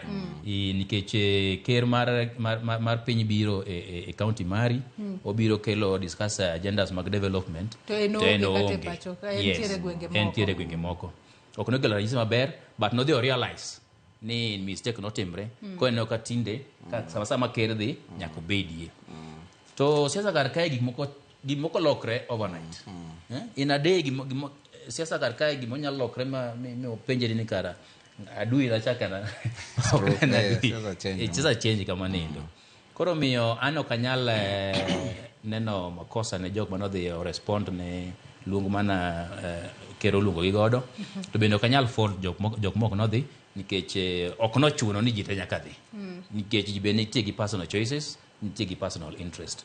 Gibe gin gi reasons magi moko momiyo ok ne gidhi. But ranyisi mana otimre no ni ker luongo ji to ji ok respond, ok ji ok attend those meetings, ok ber. Nikech sani wadwaro national unity. Wadwaro ni mondo Kenya dhi mbele. Ok wadwar siasa mag pogruok. Bedo ni idhi e meeting ma kero luongo no, okotami ni kiny okelo mswada moro e parliament mok ber ne jopiny ok inyal pingo ikala kata kamano aneno kwadong' kod dakika 2 kende apani en 2 kende to wachopo e giko mar twak mar okinyi ma kawuono odiochieng' manyoro ne waneno ka duol makedo kod mibadhi e pacho kae ne giyango ni gisejuko moko kuom mwandu ma gintiere godo kendo ne gichoko mwandu moyaki kod jo mibadhi mago mwandu maromo bilion 5 kendo mwandu makamago ne gitero ne jopiny kata ne giduoko ne jopiny e kar jot mano mar jatend piny Kenya William Ruto. Ka jatend piny Kenya William Ruto wuona nowacho kata nochiko od bura mar mondo mi okasane chik madhi chiwo kuma ger ne jo mibadhi e pacho kae. Adon watieka kod weche ma kedo kod mibadhi e pacho kae. Victor Indi bende EACC osebedo ka temo matek ahinya kedo kod mibadhi e pacho kae. Kalore ni thoth mwandu mane gichoko manono tingo mago mwandu mopogore opogore kata lope mopogore opogore mano yaki mano lope ma onywando mago mag doho migao mar obila kod mbad migao manono yedhe Kemri e kind mamoko mane koro ne giduoko ne jatend piny odiochieng' manyoro. Kata kamano bende EACC osebedo ka timo tije adiera mar kedo kod mibadhi e yo makare. Aparo ne erokamano Joyce. Mae ma awach ni koro mokwongo ma waneno ka EACC ong'iso ranyisi mar ni ginyalo tiyo. EACC mosebedo go chien kacha en EACC mago mbaka moloyo tich. En EACC manyocha onge lake manyalo kayogo ng'ama otimore ng'ama kwelo. Nikech wasebedo gi cases mang'eny mag kuo mag gikeni mag piny ka. To cases go inwang'o Joyce ni gibet kuom muda mang'eny ka gin e do ma wege gi be samoro wich biro jopiny wigi wil gi cases go to e yore makamago jopiny pod ok osebedo mamor gi EACC. Koro gima nyo gitimo nyoro ni ne ranyisi maber. Andan aneno ni onego lok chik mana kaka ne kero wacho chik mokwongo mar conflict of interest cha. Kata wacho ni oking'ama tiyo ne sirikal ok onego timo ohala gi sirikal. Kech mana achiel kuom yore ma inwang'o ka nyayo weche mag kuo mag pesa gi. Nikech ok inyal bedo ni inowuon ine ng'ama approve pesa, ine ng'ama advertise, ine ng'ama supply. Ineno conflict of interest noero bill noero paro ni wakili en jocha senator temo wacho wachne to rais no wacho ni kaka amendments ya gitimo nikech ing'eyo ich lach ma jowa benigo Kenya kaeni. No wacho ni ka bill chobiro kotimne lokruok ma ok nyis ni idwa rit mwandu mag jopiny to kodhi sign. An aneno ni gimonego tim EACC onego mi teko to prosecute mondo giwe blame ge mar ni the DPP onego ter file ka DPP to DPP withdraw file gik machalo kamago eko. Ko onego walos chik manyalo miyo EACC thuolo mar kayo, thuolo mar ni kai onwang'i gi makosa mar kwalo gige jopiny to inyalo maki tinyalo twey without going through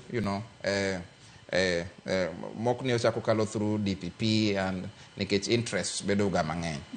Koro adieri mantiere ni sani to anyalo miyo gi puoch gi pak nikech ranyisi mane gi watimo nyoro 5 billion of pesa matin. Mano pesa ma moromo fund county kaka koro county mara ma Homa Bay. Wayudo about 5 billion or thereabout. Koro kane ginyalo kelo mwandu no piny mondo duogne jopiny giso ni gitiyo. Too late but gitiyo. Wachni mogik Victor Indi kotudore kod chal mar Kenya in general kapok wadhir Samuel. Wachna mogik Joyce ni an dakwayo jo Kenya no mi thuolo omi sirikal mar broad based government thuolo nikech koka wachako to ne wanon ka sirikal ni endine nigi tabu moko achiel ariyo. Ang'eni bang' ka higa ni dhi kaloko to wadhi bedo maber kendo sirikal dhi tiyo maber. To wan kaka chama mar ODM wan e opposition jowa wabro mana chiwo ne sirikal matin. Koro wanyon nyona kanyo chama wa en ODM, party wa en Raila Odinga, iwinjo to mano be gima wang'iyo. Erokamano ahinya. Samuel Pachiko tudore kod kaka EACC osebedo katiyo kachiel kod wachni mogik. Erokamano Joyce. Kinde mokalogo EACC ok nosebedo ka tiyo maber kaluwore gi weche mag siasa. Nikech iyudo ka EACC kose otimo investigations magi, sama koro gidwaro mondo gikaw hatua ne ng'ama giyudo man gi ketho cha, iyudo ka siasa mang'eny ne donje. Sani koro waneno ka siasa odok piny. Twalib Mubarak masani koro jatend EACC bende osemi thuolo mondo mi otim ang'ono, o exercise powers ne ka, oti gi powers ne mondo otim ang'ono, ologo mwandu mar sirikal gieki. Tanya neno ne awacho ni ma en sign maber ni ginyalo recover lope ma worth 5 billion gi over 59 billion ma osebedo kikwalo e Kenya karka, to mana gi josiasa, jok matiye sirikal. Onge kineno list no, ng'eny gi gin josiasa. Kata obedo ni Twalib Mubarak nowacho ni ok giget governors gi jogo mantiere sirikal, gitimo mana tijgi. Gitimo mana tijgi. No bendo gitim tijgi. Ino kata ka wach mose CS of Waranya bende ne gilawo karka ya chan, lakini wacha na dogo chien. Agie kod ibro muoche kendo ka regime masani ni orumo, inyalo muoche kendo, lakini onego giti tijgi ma siasa ok donjgi. Gibed mana gi lakgi, gi kokgi ma ginyalo makogo, kendo lakgi manya kayogo mondo mi giduok ne sirikal mwandu gi eki. To gima mogik to odang'eyo ni mwandu koso duokgi, titimo gi nang'o? Be gidok kuonde mowinjore cha, to bende itiyo kodgi makare, koso giduogo kendo gidok gikwalogi. Mane gima ne koro giyangnwa ni gik mana EACC o recover ka moduogo ne sirikal otim gi nang'o, ege kuonde moketgi tere ka gikonyo piny mar Kenya. To jok ma oyud gi kuogi, ana propose mondo giketnwa list of name and shame, list of shame ma jopiny temo donge ni jogi mosebedo ka thiro piny Kenya, jogi mosebedo ka kwalo Kenya, momiyo Kenya dok chien. To jok ma kamago ok onego bed ni miyo any leadership public appointments kata position. Onego bed gibedo written off completely, mok migi telo mora mora esi kaka otime Sonko gene cha. Sonko ngeni mar corruption cha, okete okonya va in political position, okonya ndike serikal be kata wa titu, kata ngane Kawira bende kaponi kes ne chawi toko bende okonya ka gine ne bete serikal. To gima wacho mogik en ni Victor wacho kamoro mar ni EACC nego mi powers to prosecute. En gima osenobedo kilieko kowachon, taponi sani koro sa owinjre mondo chik no mondo ng'i maber ni bende EACC bende gin gi capacity mar investigate to gi prosecute. Biwacho gani bende okinyal bedo whistleblower, investigate to prosecute at the same time. Mago beng'en nyakoro nyaka ng'i. But onego kine chik maber nikech bende gin go kinde kar kacha ma bende vipach gi ler manyati mang'ono tich mar prosecuting jok ma giyudo gi kethogi. Mondo wawe wach mar ni gisechwalo case doho, then Director of Public Prosecution dhi bedo gi winjruok moro, koro cases ilwar alwara. Koro mano e pacha ni chik makamano onego losi bende. Erokamano ahinya Samuel Ayieko Kilkamaloka kaachiel kod in Victor Indi, janon weche mag siasa, kuom kawo thuolo mar okinyi ma kawuono mar mondo mi ubi watwag kotudore kod chal mar Kenya. Nyakwara Mugia Jwang, in bende thuolo mar wemo rumo. Gima dacha en juis nini. Chal mar piny Kenya sani wasebedo gi ng'anyo mang'eny. Ng'anyo mondo koro onego dog chien. Sirikal onego bed ni bedo gi it ma winjo wach jopiny, mok ni language ma ginya winjo en mana ng'anyo kende. Erokamano ahinya. Nyakwara Mugia Jwang gi kanyo ema wachopo gode giko mar twak mar chenro mar piny okinyi ma kawuono. Sirikal ochiki ite, ok ni ji koseng'anyo eka gichiko itgi. Ote magi bende aneno agoyo mos ahinya, ok anyalo sobogi. Kata kamano chenro marwa pod dhi mbele. Akawo mana yueyo madundo gi sani, bang'e tibro bedo kiyudo chenro mar poko pogore mikelo ni kanyo kod Sharon Ong'aw. Kik idhi mabor.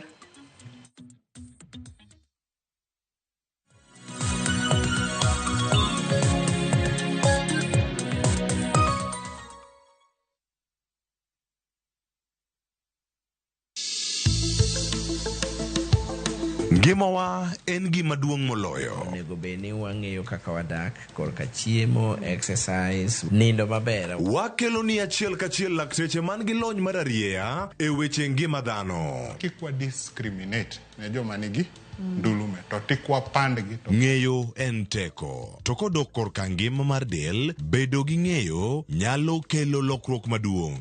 Wacho ni kendo Ruth pile pile ni e penj laktar kaindi chiemo watiyo godo mondo wageng' tuoche. Wabiro wuoyo gi ji e yo mabiro mulo chunyi kendo miyo pachi yawre. Obwongo gi del gin ga gigo motimre nade moriwore. Koro gimipidho obwongo mari luwore gi gino mipidho dendi. Riwri kod Ruth Otieno e penj laktar. Wuok tich nyaka tich abich saa 12 odhiambo mane Ramogi TV. Penj laktar. Ngima en mwandu.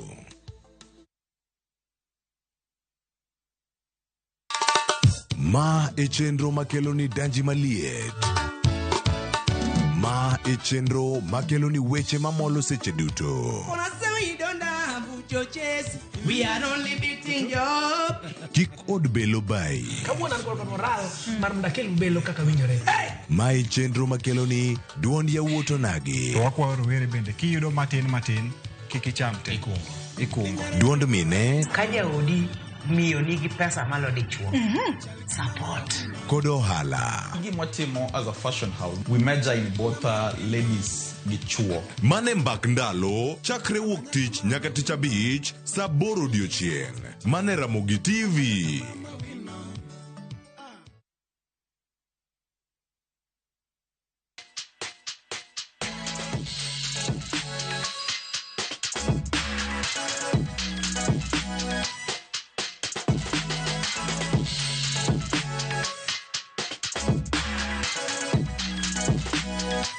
Nyakwarom Gajwang' machiegni kendo e chenro machielo mar poko pogore chenro miteo kod an Sharon Ong'ao. Okiny makawuono kineno toka iseng'eyo ranyisi mar pok mabenda dwaro keloni. En pok mano mar chwecho. Kata kamano motelo, nwakelo ni pok mar chwecho to nwang'iyo ahinya usi maket kod mage. Ma usi mabende nyadendi moro natiyo godo. En maneno okiny makawuono antiere duka mong'ere kaka Asians mabende nitiere e apaya mano Biashara Street. Kendo nitiere orofa mong'ere kaka Revlon Plaza. Okiny makawuono wabiro bedo kwatango ni pok mano mar chwecho kod usi makende. Usi mopogore makende bende iseneno usi maket kod ma. Bing'eni ma en usi to be nyalo chweyo mwandu mopogore. Kopogore gi ma nitiere rang'iny mopogore kuom ranyisi kaka ma. Bing'eni ma en usi. Ta inyisa kani inyalo chwe gi lwedo. En ok chwe kod crochet kata mana sindan ma bende itiyo godo. Machielo bende ni usi kido ainani.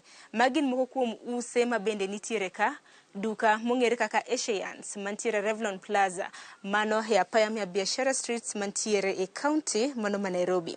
Kata kamano okiny makawuono chenro makama wabiro bedo kwa loso gi dho Kiswahili nikech jal mantiere godo en onyalo bedo winjo dholuo to ok onyal duoko gi dholuo. Koro omiyo okiny makawuono yienwa mar mondo mi walos Kiswahili mar mondo mi wayang kit pok mabende gitemo. Nimekaribisha sana. Hii kipindi inaitwa Poko Pogore, tunaangazia talanta tofauti. Labda kwa watazamaji na wapenzi wetu wa Ramogi, tuanze na jinako, unaitwa nani, unafanya nini? Kwa majina naitwa Teddy Njoroge. Mimi ni mkazi wa Nairobi na mimi biashara yangu ni kuuza uzi hapa jiji kuu la Nairobi. Na licha na hayo tunajihusisha na mambo ingine kama kufunza watu ushonaji na tunafunza watu jinsi wanavyoweza kupata pato kupitia njia ya kushona. Pia tunajihusisha na mambo ingine kuelimisha watoto jinsi wanavyoweza kukuza vipaji vyao kupitia njia ya kushona. Jadi pengine hapa panaitwa aje? Karibuni sana Asians hapa Nairobi, Kenya, Revlon Plaza, Biashara Street. Hapa ndo tunafanya biashara yetu ya kuuza uzi. Na hii biashara kwa watazamaji wetu, pengine mlianza hii biashara lini? Asians ilianza the year 2021, officially mwezi wa June. Tulianza tukiwa na my mom who is also my business partner. Tuko na Esther who is also a partner and a member of Asians. Sababu ya kwanza Asians ni tuliona kwamba kuna a gap pale kwa market ya imported yarns. So tulikuwa tunataka ku-equip the Kenyan crochet and knitter tuweze kuwa-equip na the right materials za kuwafanya wakwe competitive na the rest of the world in terms of kupata quality materials, kupata better knowledge na wakwe na variety ya options zenye vitu zenye wanaweza tumia wakati wanaposhona.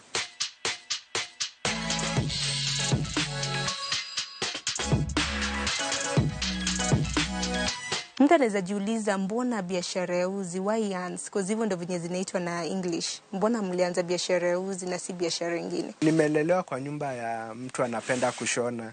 Kwa hivyo uzi si jambo jipya kwangu. Ni kitu nimeona ikiwa na kitu nimeona iko na nufaa, na ni kitu nimeona inaweza saidia kwa community, hata kama si biashara, pia kwa mambo ingine yale. Kilichofanya kwanza tuingie kama biashara, niliona ni kipi kinachoweza kunipatia mkate wa kila siku, na si kwa mkate tu but pia kuleta impact njema kwa community, na hapo ndo sasa tukasettle kwa uzi. Kwa sababu mko hapa CBD, hapa ni town, sijui competition ikoje, cause naamini si nyinyi peke yenu labda mnauza uzi kama hizi. Competition nayo iko, lakini tunaweka Mungu mbele kwa yote. Na competition ni kitu mzuri, hiyo ni kumaanisha kwamba kuwa ni kitu imekubalika na ni kitu watu wanakuja kuembrace. Kwa hivyo pia competition tunaikubali kwa sababu ni kuonyeshana hata sisi tukiwa na hiyo objective ya kusupply uzi mzuri na kuweza kuelimisha, ni kuonyeshana kuwa tuko na watu wengi wenye tunaweza kuwa na the same vision ya kusaidia kuequip na kupatia the Kenyan crochet na kniter the right materials. Pia Wali Teddy, niliweza kuelezea watazamaji wetu aina tofauti tofauti ya uzi mko nazo, na kweli ni unique cause ziko tofauti tofauti, zingine hata naamini kwamba watazamaji wetu labda wanaona kwa mara ya kwanza. Maybe tueleze kuzizi uzi mnazitoa wapi? Uzi tuko nazo mingi hapa Asians, tuko na over 20 types of uzis, na sababu ya kuwa na a wide variety ni kwa sababu kila mshonaji ako na ile niche yake, ako na kule specific thing yenye ana focus on. Kwa hivyo hapo utapata tuko na uzi za bags. Kuna wale ambao wanapenda kushona bags za kubeba, either za shule, either za kwenda kwa soko, either za urembo. So tuko na uzi za kufacilitate that. Tuko na uzi za watoto specifically, kwa wale watoto wachanga, wale ambao wamezaliwa, they need wanahitaji uzi specially ambayo iko na hypoallergenic factors. Hiyo ni kumaanisha kwamba uzi ile ni mzuri kwa mtoto na inamwangalia. Tuko na uzi za blanketi. Hizi ni uzi zile kubwa za kutengeneza blanketi, za kutengeneza scarves. Kwa hivyo uzi mingi tuko nazo. Uzi tunatoa kule Europe. Sasa tunaenda kulingana na msimu.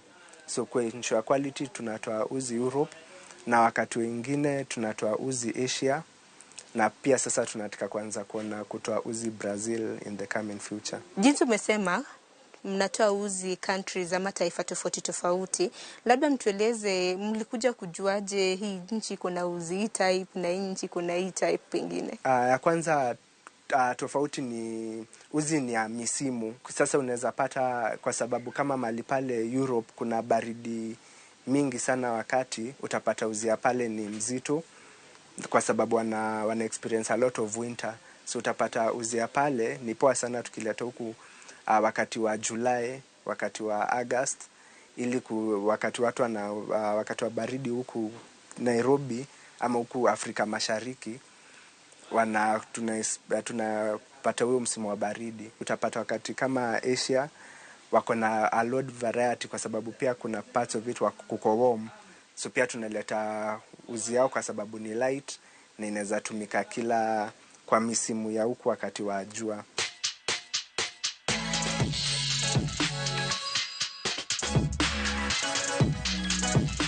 Ni kujisomea kwanza, kwa sababu hakuna shule ya kushona, hakuna shule ina encourage kitu kulingana na kisheria, hakuna systems zenye zimekuwa in place kuregulate. Kwa hivyo sisi wenyewe ndio tunajitafutia, tunasoma, na ni trial and error. Kwa sababu hii ni jambo jipya, bado tuko kwa ile phase ya trial and error, tunaleta, tunajaribu, tunaona kama itafanya ama itafanya. Teddy, kwa sasa mko Kenya, tuliambia watazamaji awali mko hapa Revlon Plaza Biashara Street. Mtu anaweza jiuliza mlikujaje kutambua kwamba kuna watu wanauza uzi kwa mfano Europe venye umesema, mlipataje hizi bucket kutoka nje? Kwanza dunia sasa imekuwa ndogo sana kwa sababu ya teknolojia. Teknolojia saizi ndio the source of everything na interest. So kwa hivyo unajipata pale kwa mitandao, unatafuta watu, unatafuta hizi kampuni, unaongelesha hawa watu, na sometimes ikiwa ni kuwapata inakuwa ngumu, tunaenda huko wenyewe physically ndo tujione vile mambo iko. Did I think venye dunia inaendelea kusonga, uchumi pia venye inaendelea kusonga, I think vitu zina change. Because kitambo kulikuwa na uzi kama hizi, haswa hii, na I think ni the same type. I think hii imekuwa modified. Ungepata kina mama walikuwa natumia kutengeneza vitambaa. Sasa sijui kama leo, najua vitu zimechange sana. Unaweza tueleza tu products tofauti zenye zinaweza tengenezwa kwa uzi? Ukiwa na yarn unaweza tengeneza chochote kile unaweza tamani. Ya kwanza kabisa niko na kama ishati yangu nimevaa hapa. Ishati imetengenezwa kwa mikono kwa kutumia uzi. Hii ni kazi ya binadamu ametengeneza. Kwa hivyo hii ni one of the examples ya vitu tunaweza tengeneza kutumia uzi. Kwa hii industry, kile ninachopenda kuambia wateja wangu ni kwamba creativity yako ndio itakachokusaidia na creativity yako. So tuna encourage a lot of people kuingia kule kwa mitandao kuangalia. So kama ni unataka kufocus on pillows, unaingia pale Pinterest, unatafuta different designs of pillows, na ukipata tuko na uzi ya kufanya hiyo kazi. Tuko na pia uzi ya kufanya viatu na kutengeneza viatu from scratch, whether ni indoor shoes ama ni outdoor shoes. Tuko na kila kitu unachohitaji kutekeleza hilo jukumu. Teddy, tukiendelea swali lingine, labda watazamaji wetu wanaweza taka kujua, how do you take care of yarn products? Una kama hii uzi, naonanga saa zingine sometimes they're delicate, washing, yani just taking care of the products. Mtu anawezaje maintain hizi uzi? Kwa sasa ukinunua uzi, kwa ile wrapping yake kuna maelezo ya kuangalia kutunza your finished product, kwa sababu uzi ziko tofauti. Kuitunza inatofautiana, kwa uzi moja inatofautiana kwa ile ingine kwa jinsi yake una take care of. Na sasa hapo tunahimiza na tuna advise wale clients wafuate zile instructions zenye ziko pale kwa hiyo packet ya uzi. Umeweza kutueleza tofauti ya uzi zenye ziko, labda nizauliza customers wenyu ni akina nani? Customers wetu tuko na all age brackets, tuko na all genders. Hiyo ni ya kwanza. Kwanza nianza hapo kwa genders. Watu wengi sana wamehusisha kushona. Wanaume siku hizi wanashona 24/7. Hata mimi niko kwa hii industry kama mwanaume. Ya pili tuko na different age brackets, kutoka watoto hadi wale wazee. Saizi serikali imeleta CBC, back to schools, na wana encourage a lot of crocheting and knitting. So hapo tunapongeza. Kwa hivyo tuko na watoto between the ages of 5 years all the way to 18 years. Tuko na wale wazee, wale ambao wako retire, wanatry kujikeep busy na wanajaribu kufanya kazi.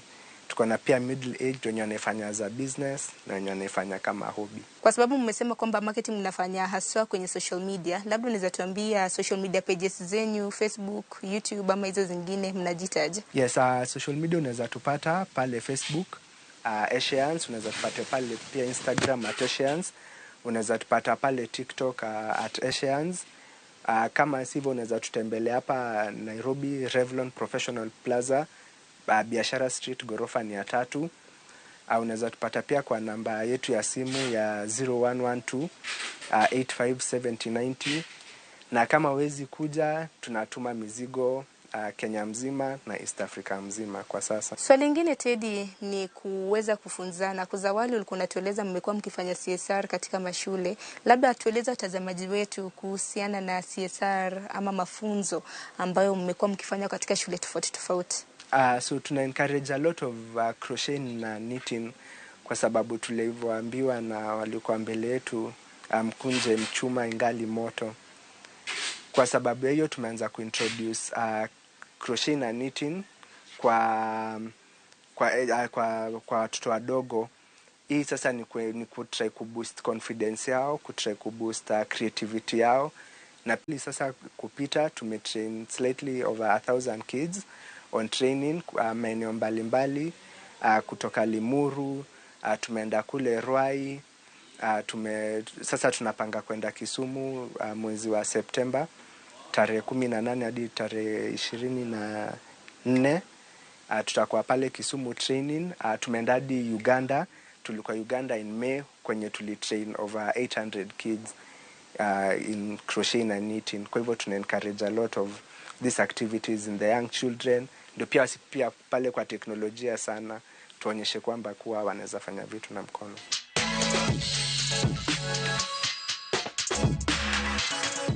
Na mtu pia anaweza jiuliza, how do you identify those schools wenye mnaenda kufanya hayo mafunzo, kwa sababu najua kuna shule mingi, na pia mnaweza tueleza ni regions gani mmefanya na kama ni free of charge. Kwa identify tunapata invitation, kwa hivyo unaweza kwa mahali pale, we are to charge anything, it is totally free of charge. Kenye tunahitaji tu ni volunteers. Kama unajua kushona, kama unapenda kushona na unataka kumake a mark in the community, sasa tuko na hiyo platform, tunawaomba mtu join. Tukienda into these places, vile tuna identify ni just invitation. Ukiwa mahali uko na watoto na unataka kwa train ama kuwapatia kwa curricular activities, unaweza tupata kutumia hizo namba zetu ama kwa hizo platforms zetu. Ukituandikia tutapanga na tutakuja. Other than training wanafunzi, students wenye mmesema, najua pia watu wazima leo wenye wanaangalia kipindi wanashangaa, labda kama nyinyi pia offer training kwa watu wazima, utasemaje? Yes. So sasa hapa ndo kama ikikuja wakati wa training kama ni watu wazima, tuna work na groups za wamama, na tuna work pia na walemavu. Tuko na programs pia na walemavu. Training ni free of charge completely for the first training ya hiyo siku moja, but after that ikikuja wakati wa materials, sasa hapo ndo unajinunulia we mwenyewe, but training na impact hiyo yote tunakupatia kwa bure. Pengine Teddy, wewe kama youth, advice yako inaweza kuwa gani kwa youth wenzako, haswa ikielekea kazi ya kutumia mkono, creativity work? Kwa vijana kama mimi naweza waambia kwamba usichague jembe kwa sasa, na kile unacho ukitumie kwa your full capacity, una maximize on it na you work hard on it. Haijalishi ni nini unachokifanya, but hakikisha kile unachokifanya itakuwa baraka, sio kwako peke yako, but bali kwa wale wenye wako kando yako. Pia tusisahau swali muhimu ambapo watazamaji wetu wangependa kujua, bei ya uzi mnauzaje na variety venye mko, labda unaweza waeleza? Uzi zetu zinaanzia kutoka shilingi 70 mpaka shilingi 1,700. Kwa hivyo ikikuja kwa wakati wa uzi, tuko na uzi zote zenye we have everything for everyone. Kwa hivyo hapa utakosa chochote kile, whether ni uzi yako ya blanketi, ya sweater, ya kofia, ya viatu. Tuko na kila kitu ya anyone kwa bei nafuu, discounts ziko. Pia kuhusiana na bei, najua kuna wale ambao wangetaka uzi mingi, watu wa wholesale na retail. Sijui pia kama mnaweza uza wholesale, labda unaweza waambia. Wholesale, retail utapata. Website yetu unaweza pia pitia kwa website yetu www.asians.com. Hapo utapata maelekezo yote kufuatia uzi. Teddy, pia najua kila biashara kwa na ups na downs zake, na najua ups ni mingi, ndio maana bado mko kwa business. Labda unaweza tueleza tu changamoto ambayo labda mnaweza pitia. Changamoto zipo, kwa kila kitu hakuwezi kosa changamoto zote, lakini tunashukuru Mungu tumeweza kutatua zingine mbali. Ya kwanza ni kuweza kupata hizi uzi kwa bei nafuu. Unajua kuleta uzi kutoka nje ni gali sana. Apart from changamoto kama hiyo, hizi zingine za day to day. Teddy, umeweza kutueleza kuhusiana na biashara yenu. Tushajua mnatoa uzi wapi, bidhaa tofauti tofauti ambazo mnauza social media, lakini mtu anaweza jiuliza why Asians? Mbona nikuja hapa Asians na nisiende kwingine? Kitu ya kwanza, ukikuja Asians tunakukaribisha na mikono wazi na tuko tayari kusikia kile unachotaka kutimiza, kwa sababu kwa mfano unaweza taka kuja kutengeneza mfano kama sweta. Ukikuja hapa hatutakupatia tu type moja ya uzi, tutakuelekeza, tutakuhimiza na tutakuonyesha aina nyingi za uzi zenye unaweza tumia kufanya hiyo project yako. Ya pili na muhimu ni bei. Tumetengeneza bei yenye inaweza kuwa mzuri kwa wewe kama unayekuja kufanya hii kama biashara, yule ambaye unakuja kufanya hii kama hobby, na kama mwenye unakuja kujaribu hii kitu for the first time, hata kama ni za shule. Asians pia, kwa nini Asians? Tunafanya delivery popote ulipo, ya hii Kenya ama Afrika Mashariki kwa kijumla. So usikuwe na wasiwasi kama uko Kenya, kama uko Uganda, Tanzania, Rwanda, Juba, si wote tunakutumia mizigo huko, na tuko na policies pia pale Asians, mahali unaweza fuatilia hii mambo yote kulingana na uzi. Teddy, asante sana kwa kutueleza Asians, journey yenu, palimpo na kile ya biashara ambayo mnafanya. Kata kama nya kwa mgajwanga chendo makama pokwatie ko ni mar chendo mar pogore kata mnagiloso bende wahero nyisi kaka tije makamage etimo. Omiyo gisani adwaro dhi toka kanyo ineno kantiere miyo moko mabile dhi nyime gi tich mano mar loso kido gi mopogore. Koro mar mondo miwange kaka itwango usige mane chenro mabende pod abro bedo kwa tango na lugha ni ile leo ni Kiswahili, sawa? Kwa majina naitwa Nancy Kamau. Nafanya kazi Asians na tunafanya na Esther. Kwa sasa tunatengeneza bidhaa tofauti na usi tofauti kama vile nitakavyowaelezea. Kwa mikono yangu niko na hii uzi inaitwa Giant Chenille. Giant Chenille ni uzi ambaye unatengeneza ukitumia mikono yako. Unaweza tengeneza naye bags, unaweza tengeneza naye throw pillows. Throw pillows ni zile blanketi watu huweka kwa viti, ama blanketi kubwa unaweza tengeneza hata blanketi za watoto. Esther anatumia uzi inaitwa Frisian. Frisian ni uzi unatengeneza nao blanketi pia, unaweza tengeneza naye scarves, na kama hii unaona ni blanketi ya mtoto ambaye already imemalizika. Hapa tuna uzi tofauti kama hii inaitwa Fayan. Fayan ni uzi unaweza tumia kutengeneza viatu, saddles za nyumba. Ukitumia hii sole unaishonelea tu hapa.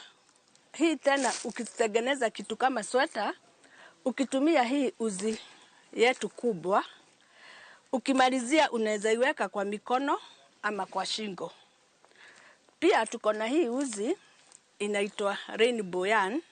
Hii rainbow ni kama hii, lakini sasa hii iko na colors. Ukitaka kutengeneza kitu ambacho hutaki kukata uzi kila saa, unatumia hii.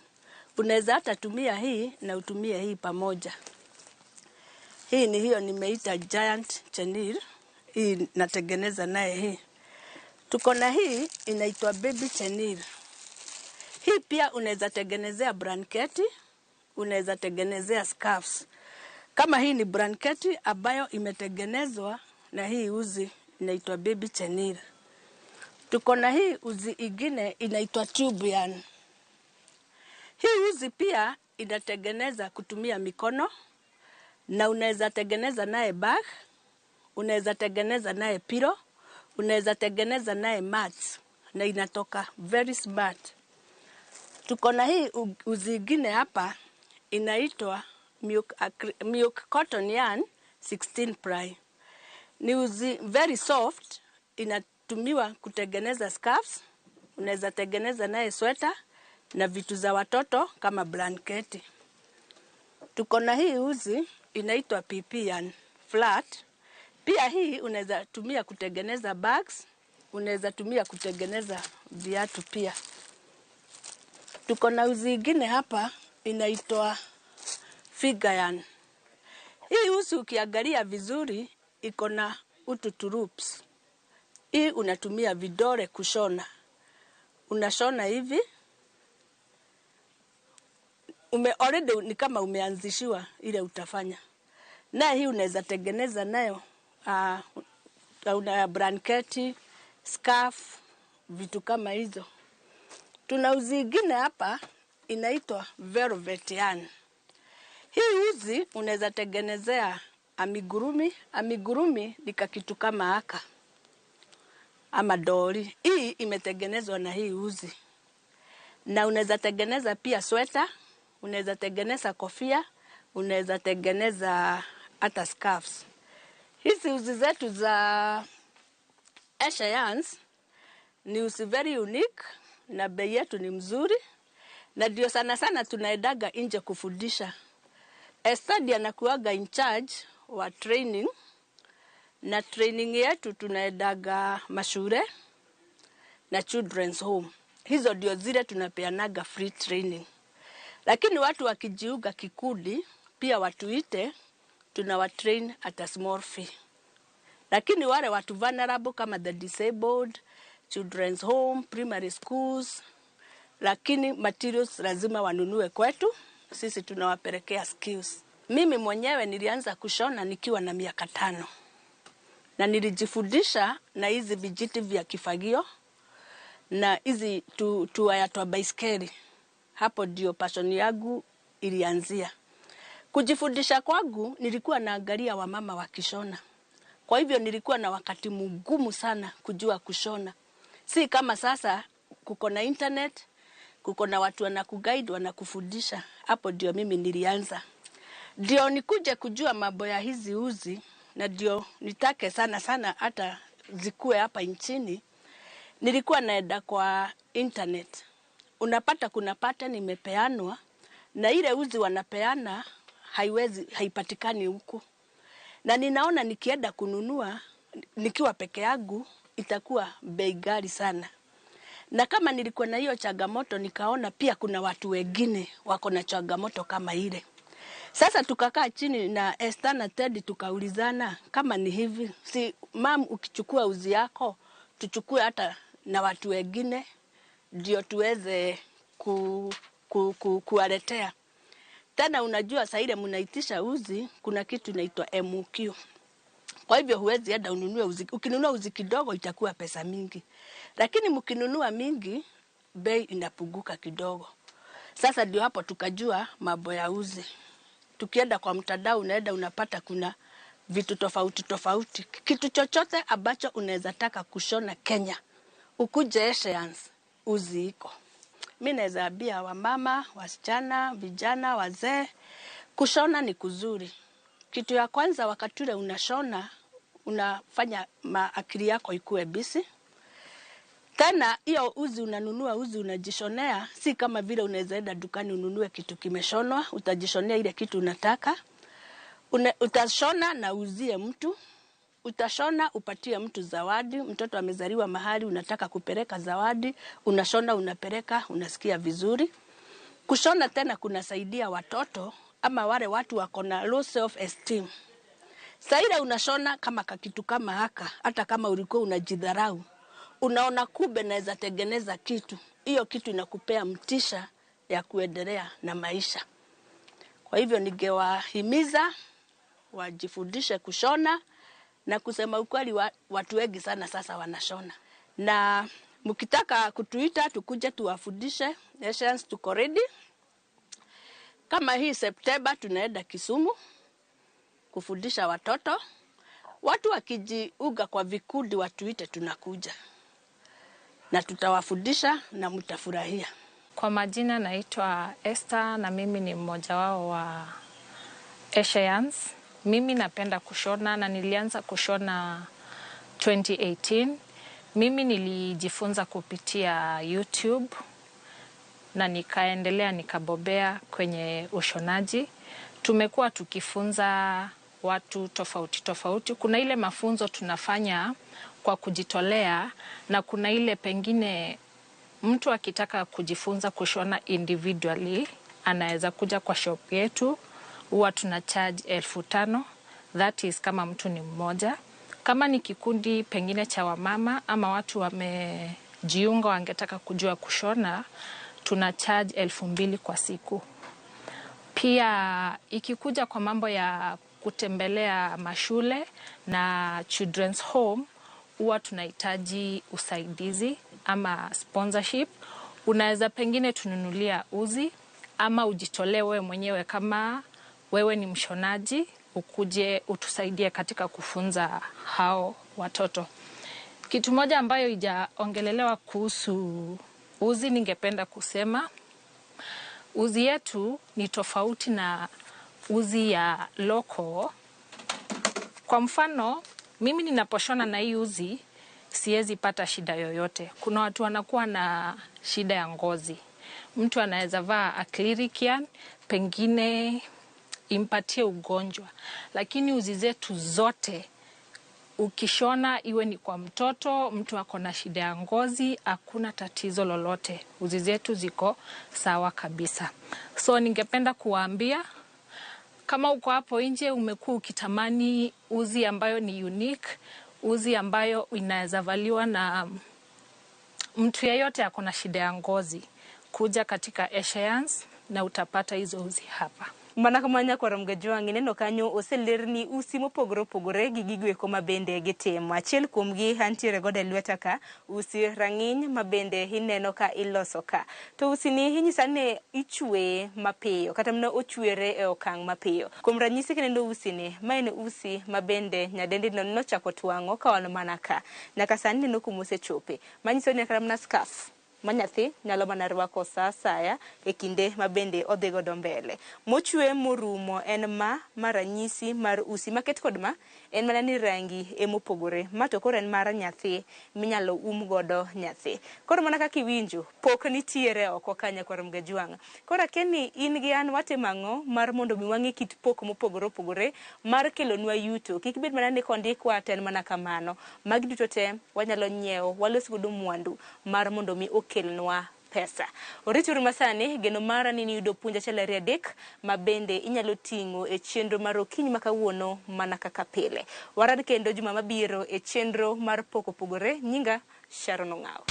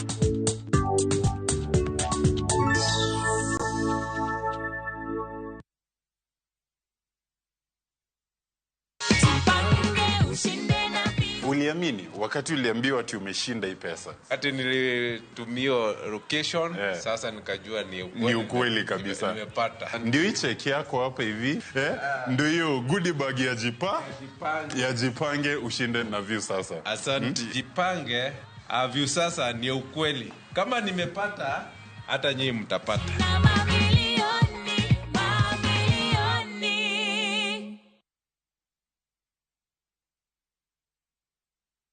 Dreaming of Italy, but worried about planning your trip? View Travel has you covered. View Travel invites you on a 5-day, 4-night adventure starting from $1,650. Sail to the enchanting island of Venice, where ancient canals whisper tales of the past. Immerse yourself in the grandeur of Rome, exploring its iconic landmarks like the Imperial Forums. Discover the artistic heart of Florence, a city inspired inspired by the Renaissance as you witness the timeless craft of Murano glass blowing. With guaranteed departures, personalized quotes, and our unwavering commitment to reliability, View Travel is your trusted partner in creating unforgettable Italian memories. Book your adventure today. Visit viewtravel.com or call 0703 254 254. Pilot, uko ready ku take off na Shabiki Jet X? Ha, Shabiki Jet X inagawa kugawa. Cheza Jet X na as low as 30 bob, a wheel of fortune ita pop up, spin, and instantly win your cash prizes. Tuko na over 650,000 Kenya shillings in cash prizes for the lucky winners. Boarding is now easier than ever. Log into shabiki.com na udeposit pesa yako, click on casino, then select transfer to casino. Weka amount unataka kutransfer, for example 50 bob, okay? Then click transfer funds ili kuconfirm. Sasa uko sorted. Click on casino na uanze kucheza Jet X. Ingiza wenzako na bado ubebe a share of the 650,000 Kenya shillings in cash prizes. Fly, spin, and win with Shabiki Jet X.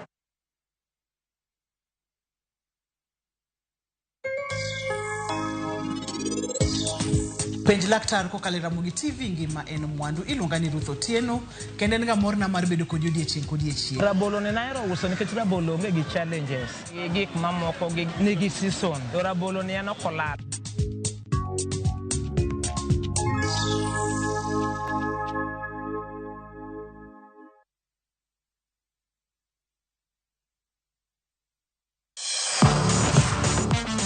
Ne thuolo mar yudo weche tuke duto nyaka mopondo. Mbaka makende mag jotugo kendo mag jomolony weche tuke. Can you believe it? Magite yudore chenro mar pau tuke. The 4.84 kilometers. Nonro matut kod gigo matimre manyien mag tuke duto mawuok e piny mangima. Tudri kodwa ngeso ka ngeso Ramogi TV. Kochakore saa 8 odiechieng' ka wami gik motimore pau tuke.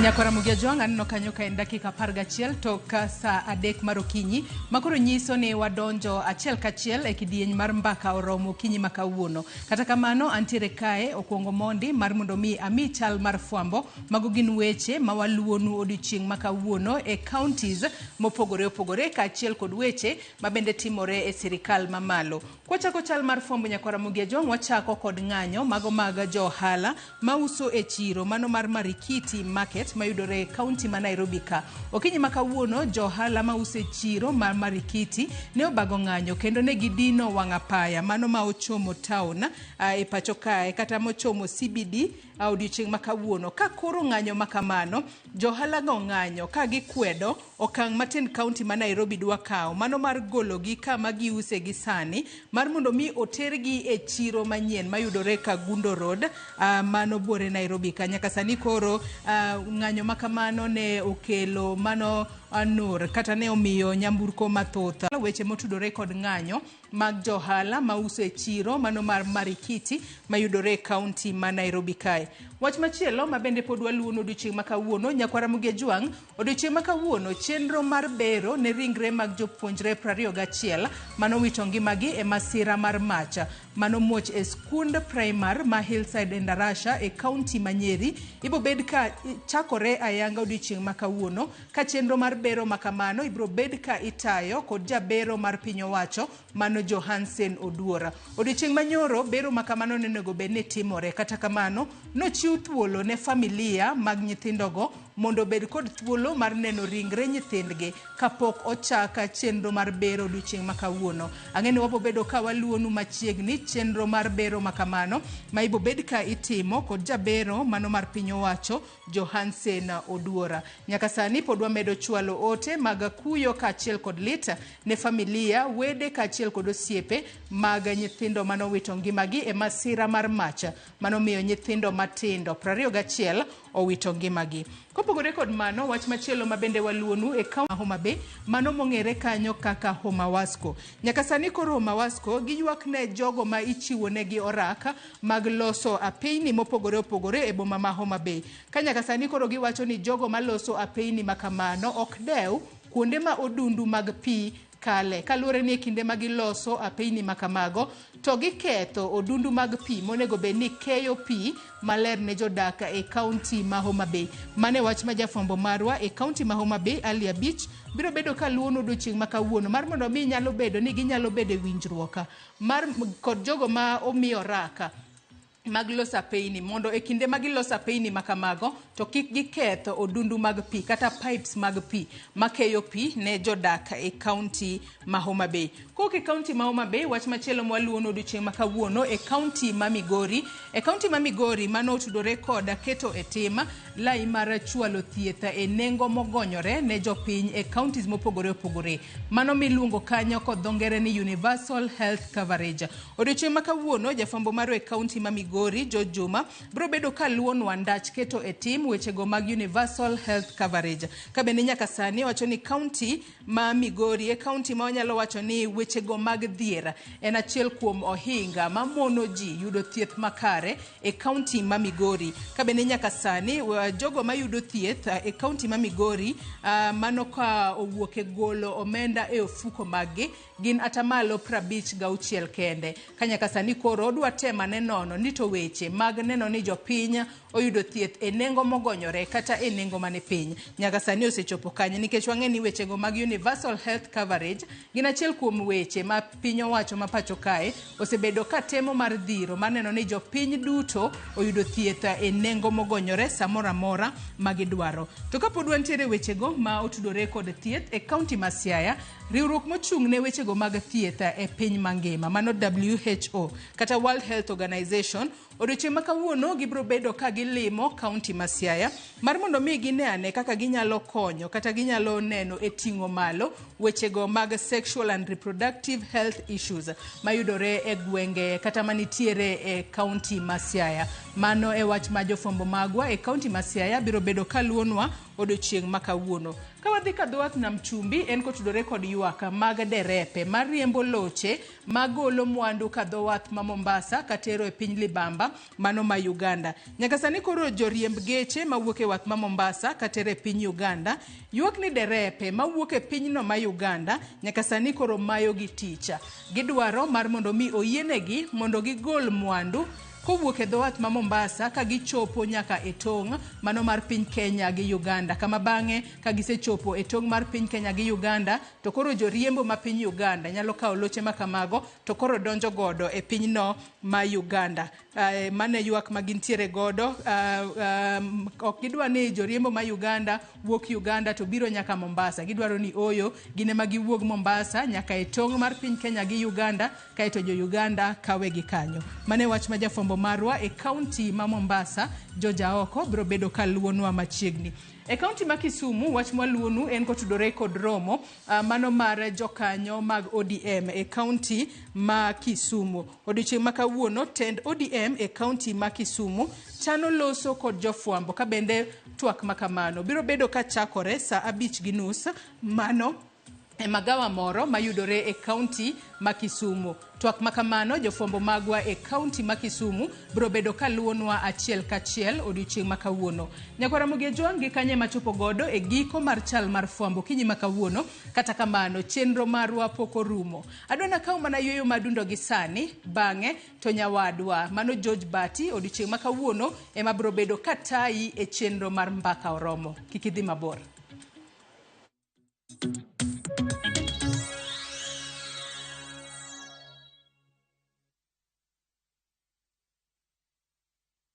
Jipange na Viusasa imerudi kwa mbwembwe na vishindo. Jipange leo kwa nafasi ya kujishindia mamilioni ya pesa. Jipange ushinde na 724-177 account number ikiwa ni nambari yako ya simu. Utapata content na point 50 za kuingia kwenye draw ya kujishindia 50,000 kila siku, milioni moja kila wiki na grand prize ya 3 million shillings. 3 million shillings. Jibambe na content nyingi zaidi, uongeze chances zako za kushinda. Jipange na Viusasa. Weka 50 bob tu na huenda ukajishindia 50,000 kila siku, milioni moja kila wiki na grand prize ya milioni 3. Sheria na masharti kutumika. Imeidhinishwa na BCLB namba 0000130.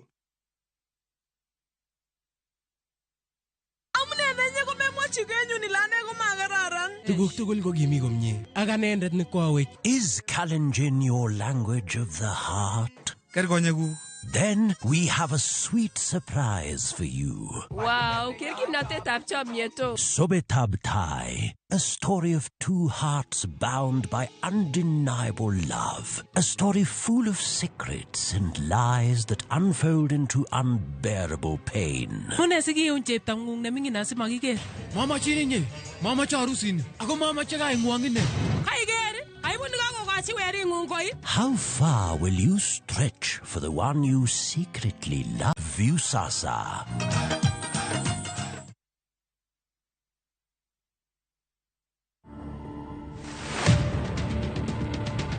Beautiful, extraordinary, wonderful woman to be with. I could have bust my gun, but I won't. We've been smoking herbs from a very long time now. See me floating on cloud 9, dancing on the rainbow. I could have been, I love me, oh, I love to be. Turbulence to the future. Digital what? Bang, bang. To watch this story and more, download the Citizen Digital app today. Kenya's #1 app, Citizen Digital.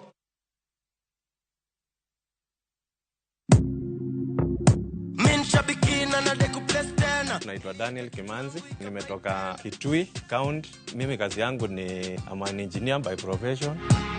Shambiki ya Fieta, nilianza kucheza na pesa kidogo, nikimprove kidogo. Nilikuwa nakula tu natoa, nafanya kazi zangu, lakini mpaka saa hii ndo nimefika mahali nikakula pesa mzuri yenye inaweza nisaidia. Saa hii nikiwa nimesimama hapa, niko na furaha sana. Nimeshinda 1.5 million kama venye mnaona kwa hii check. Hii pesa itaenda kunisaidia sana pamoja na familia yangu. Niko na watoto shule, italipia fee. Biashara yangu ya construction pia huwa inahitaji pesa mingi, itaniboost kiasi kikapital na pia nitaendeleza mambo zingine zangu. Win big in seconds. Aviator ya Shabiki.com inakupa the biggest multiplier in Kenya. Shinda up to 50,000 times your stake. Yani ukiweka stake ya 100 bob, ndege ipeperuke, unashinda 5 million within seconds. Changamkia Aviator on Shabiki.com. Not for persons under the age of 18. Authorized and regulated by BCLB license number 428.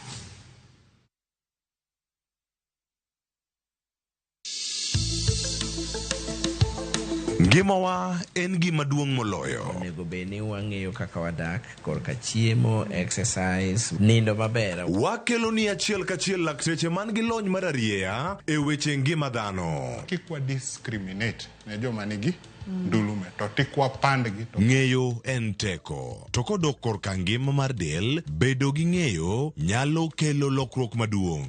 Wacho ni kendo Ruth pile ni penj laktar kaindi. Chiemo watiyo godo mondo wageng' tuoche. Wabiro wuoyo gi ji e yo mabiro mulo chunyi kendo miyo pachi yawre. Obwongo gi del gin ga gigo motimre nade? Moriwore. Koro gimipidho obwongo mari luwore gi gino mipidho dendi. Riwri kod Ruth Otieno e penj laktar. Wuok tich nyaka tich abich saa 12 odhiambo mane Ramogi TV. Penj laktar. Ngima en mwandu.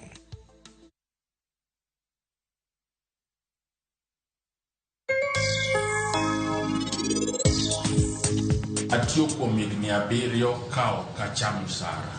To jok mane tiyona mshahara nok lew. To gikia ni an awuon iloro oda mokachul rent.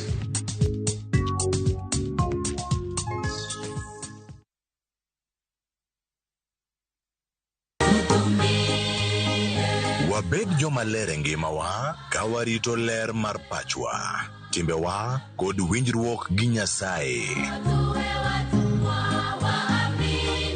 Ka wadhialo dwe mar Pathfinders, waikoni nyasi makende sabatoni kokalo kuom wende mamit kod wach maler kendo maber mar Nyasaye koa kuom jakwath Meshak Muga. Ka wan gi chandruok moro amora, ka wadwaro kwe makende modhiero ng'eyo, nyaka wadhimna ir Nyasaye kuom lemo. Injili ngima, Sabato, sari okinyi, kik bai.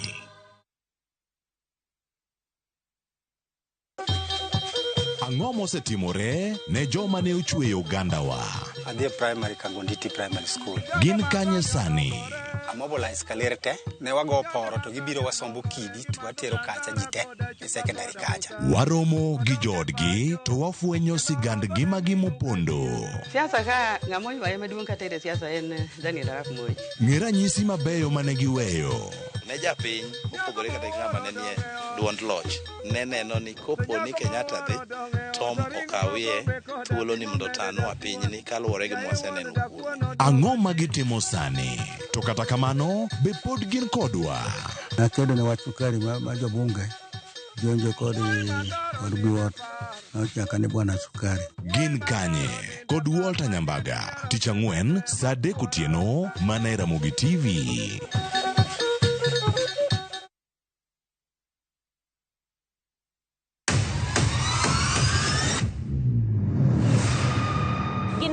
Makelo dongruok mopogore opogore. Don't speak on our issues as women. Let us be the one to speak. Kaka gikete ratil, familia kod tijegi.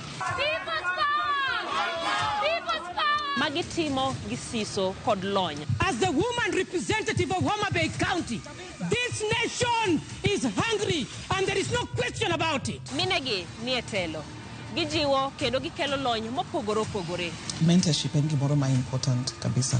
Mano konyo ji kendo miyo ji bet gi positive attitude. Gimiyo lony margi kanyakla kod yudo duoko ne chandruoge duto magikale. We want leaders to be fair to the nation. To emine wacho sigand miyo kamiyo ogen. Mine wacho ngeso ka ngeso kod jailieta.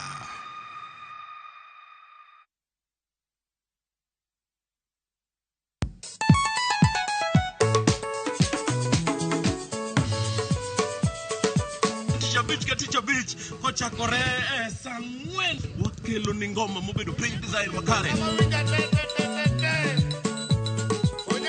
Ramogi TV biro kanyakla kachiel kod Ramogi Radio kama bende stima riwore kod pi.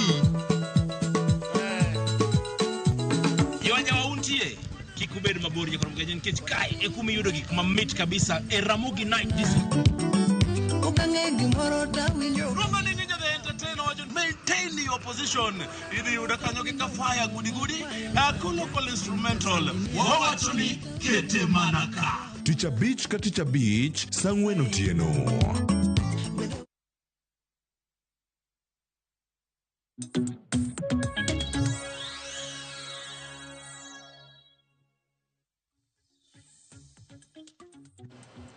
Erokamano nyakwa Ramogi kuom kete e Ramogi TV odiochieng' ma kawuono. Kinyne nyakwa Ramogi antiere ka elo Cleophas Oluoch, an ka elo Sharon Ong'ao, an ka elo Joyce Oduor, an ka elo ji adek combined. Nyiso ni en show maduong' ahinya. Mbako romo chakore sani kenda mora ahinya mar bedo kodi an bende. Aparo ni mai thuolo mokwongo nyakwa Ramogi mabedo kodi mbako romo to daher mondo mi arwaki ni machiegni ahinya mondo watwag kendo wago mbaka ka wang'iyo ni to ginang'o gini ma miyo piny Kenya bedo kako chalo sani. Kawuono wadwang'iane weche mag midhiero ma osebedo kamulo sekta mar somo ahinya kochopo tam mar 3 kama tungni jabedo. Iwinjo ni samoro jopuonjre bedo kod ng'ur ma ka kod kacha. Weche mag mach bende iyudo ka timore kinde no.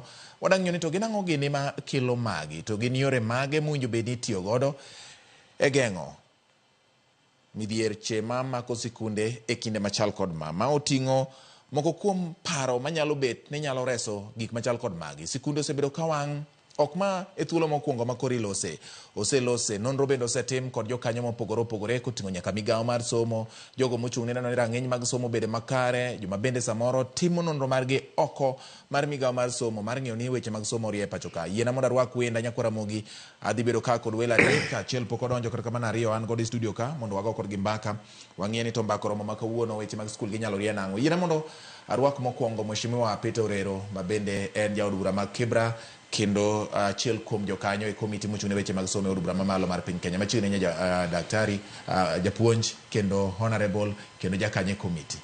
Erokamano ahinya, duko erokamano kuom luongowa kawuono, kendo arwako oganda mar Luo e budhowa ma kawuono kwadwa ng'iyo gigo matimo skunde e seche ma wantiere sani. Erokamano ahinya. Erokamano ahinya. Dr. Mark Matunga, machiegni ahinya. Daktari en jalony e weche mag kompyuta, en jasir weche mag somo. Gimomiyo waluonge kama duong' ahinya nikech en jasir weche mag somo. Ok mana ne abedo gi chuny mar neno ni nyithindo yudo thuolo mar somo, to kata bende chako achiel kuom sikunde mayudore e gwenge mag Mfangano, ma bende en achiel kuom jochung' mag sikundego, ma nyiso ni en kod chuny machiegni ahinya gi weche mag somo. Koro waluso kode ka jalo masiro weche mag somo mondo nyiso ni en to yo mane moparo ni nyalo bedo maber mondo rie weche mag somo. Machiegni Dr. Mark Matunga. Erokamano George, amor kuom bedo kani okinyi ma kawuono mondo mi wapor wach kendo wapim paro e weche mag somo, nikech somo e kifungu. Amor ahinya ne joneno kendo jowinjo mwabro budho godo kawuono.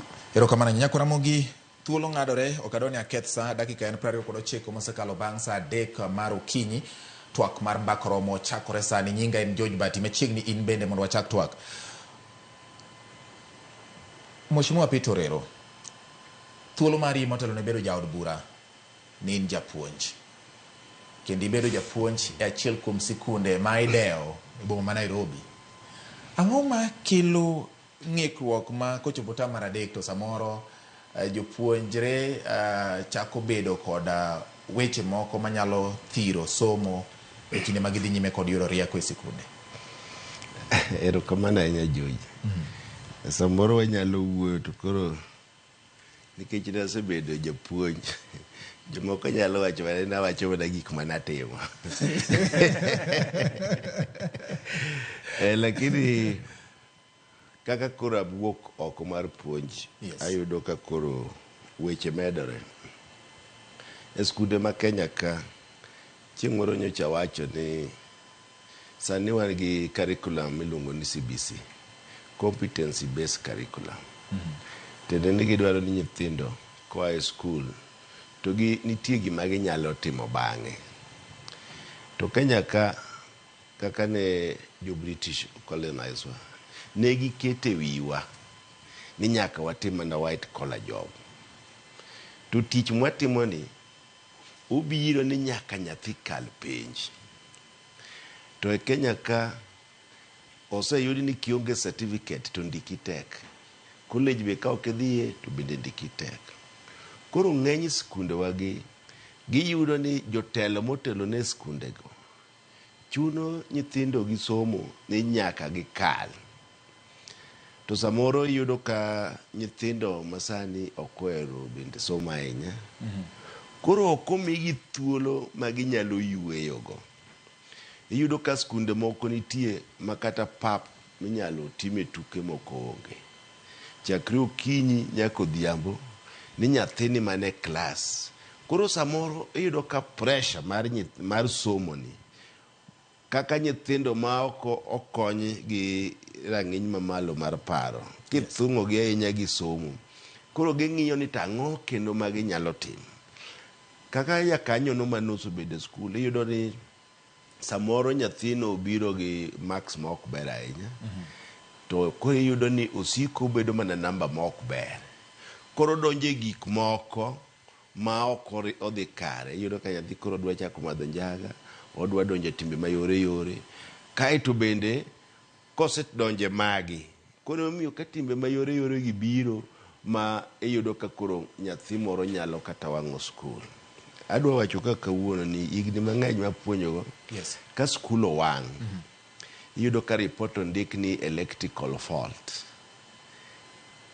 E ng'eyo na mang'eyo nyaka sani, 95% ma schools mowang' gin arsons, nyithinde mowang'ogi. To ka ok nyithindo wang'ogi, to jok moluoro skundno samoro ne gichwanyore gi principal kata gi ng'at ma kanyo ema nyalo wang'o skul. To magi timore e tam mar 3 kata tam mar 2 kidwa tim mocks. Yes. To gima kelo mahinya kaka tam mar 2, iyudo ni skul moro nitie ma en tam mar 3 ni kata syllabus pok otieko.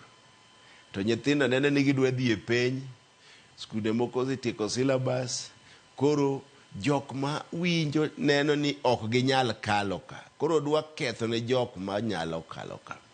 Koro pressure mar mocks e tam mar 2 ahinya ema kelo timbe machalo kama, ni nyathi moro maneno ni samoro ok onyal timo maber kapok otiek syllabus. Mano achiel kuom gik makelo wechegi. Mar 2, tam mar 3 kama kendo nyithindo tiegni timo penj. To kaka koro sani mato mana pacha, nikech kata wik mokwongo ni jopuonj bi ng'eny ne ni e ndara. Yes. Nyithindo we kendgi. To samo we nyithindo kendgi to paro manjoro donjo. To ka jopuonj odogo ni pap, yudo ka koro dhiri ni mocks idwa timo ka, oket ni exam idwa timo chakre okinyi nyaka odhiambo, idonjo saa 12 mi penj, tidwa time tima throughout. Paro donjo ne gi mayore imiyo gi pressure ma ok ginyal. An kana puonjo. Yes. Na emphasize academics gi co-curricular activities. Nyathi mariek e class bibiro timo mana co-curricular activities. To ma notemo konyo kamoro amora mane nitie wach strike gi natemo golo, wach wang'o skul gi natemo golo, nikech naketo nyithindo e class to ka gik saa 10 tadwa ni nyithindo te odhi e pap mondo wigi oyawre. Koro magi e gik mowinjo wang'e ni to skunde wagi be gin gi kama nyithindo bende nyalo yawe wigi. To management mar skul, jotendwa mag skul, ok awach ni giricho, lakini nitie nyaka ibed machiegni gi jopuonj, ibed machiegni gi nyithindo, ibed machiegni gi jonyuol. An diere naonge gimoro ni spy. Ng'ata ne ni spy nikech na arelate gi nyithindo to gi jopuonj gi parents to gi jok moluoro skul. Ok ibed jatelo ma ka japuonj oneni kama ibede to giringo gichomo mana kocha. Tiende ni onge information minyalo yudo. Nyithindo be nyaka ibed go thuolo ma ka nitie wach moro matimore to gibire iri direct ikoni kawuono te wawinjo ni yawuoyi moko dwa no wang' dum ka. Koro ing'eyo chon ni gini nyalo timore kaito ikonyo kapok otimore. Yes. Supervision mag schools. Ka in jatelo, kik ibed ni e skul in e ndalo 2 kende, to diere modong' to samoro iwuok. To koponi bende iwuok, jalupni ma deputy no nyaka miye power of authority. Jopuonj modong' miweyo e skul go be nyaka migi power of authority. To ka in ng'at ma kowuok to skul owuok kodi, tiende ni kiweyo skul to onge ng'ama biro miyi information kata achiel. To kakoro gik seche ma kaka third term kama, nyaka uket chenro mang'iyo nyithindo. Nitie seche ma nyithindo dhi e prep, ibiro yudo ni mach ichako kar saa 1 kata 2. Ka nyithindo dhi e prep to jomoko duoge dom. Sama nyithindo ka osedhi to gi ema gimoke mach. Koro nyaka ibed gi system ma ka nyithindo ni e class to te ma roll call osiko ikawa. To kendo mach machielo chako itimo gokinyi saa 11. Sama nyithindo wuok madhi e preps to moko ringo dong' e doms. Mago kende ma wang'oga e skul. Lakini wan kaka joluo chon kata dalau ne ok nyal moko mach. Tiende ni kiwang'o ot chal ng'ama onego dhano. ma nyithindo masane gi mondo mi nyathi owuok ni dhi wang'o ot tiende ni osemadho gimoro. Ng'ama wiye ler kaka aneno wi ler ni olodho ka pim taparo ni wi ler aneno ka wang'i ok kwara ahinya.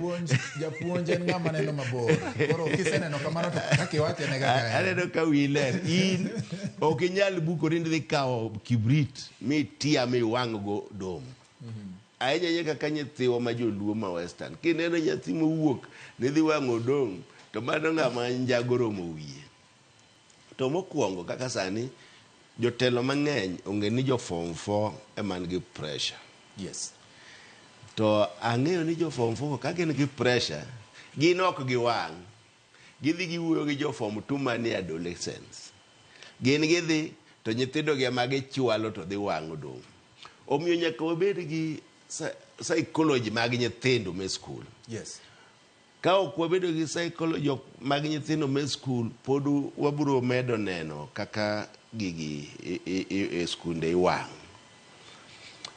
To apani waburo dhi mbele, waburo miyo ne tang'o ma kelo gigi, to ere kaka wanyalo konyogi, to kwa konyogi tang'o ma kaka country. Boarding school ang'eny pod wadhi wacho mago. Koro an mane madwa temo ngeko matin ka pod waburo dhi mbele wang'eya ni to wanyalo timo gini nade tere kaka wanyalo konyogi. Erokamano Nyamushime, erokamano japuonj Peter Orero. Nyakuramogi Dr. Mark Matunga. Japuonj loso kaka ng'at manie winjo komulo weche mag management e school, kaka tend school winjo bedo machiegni gi jopuonjre kaachiel kod jopuonj ma omulo ikuku mar school iye.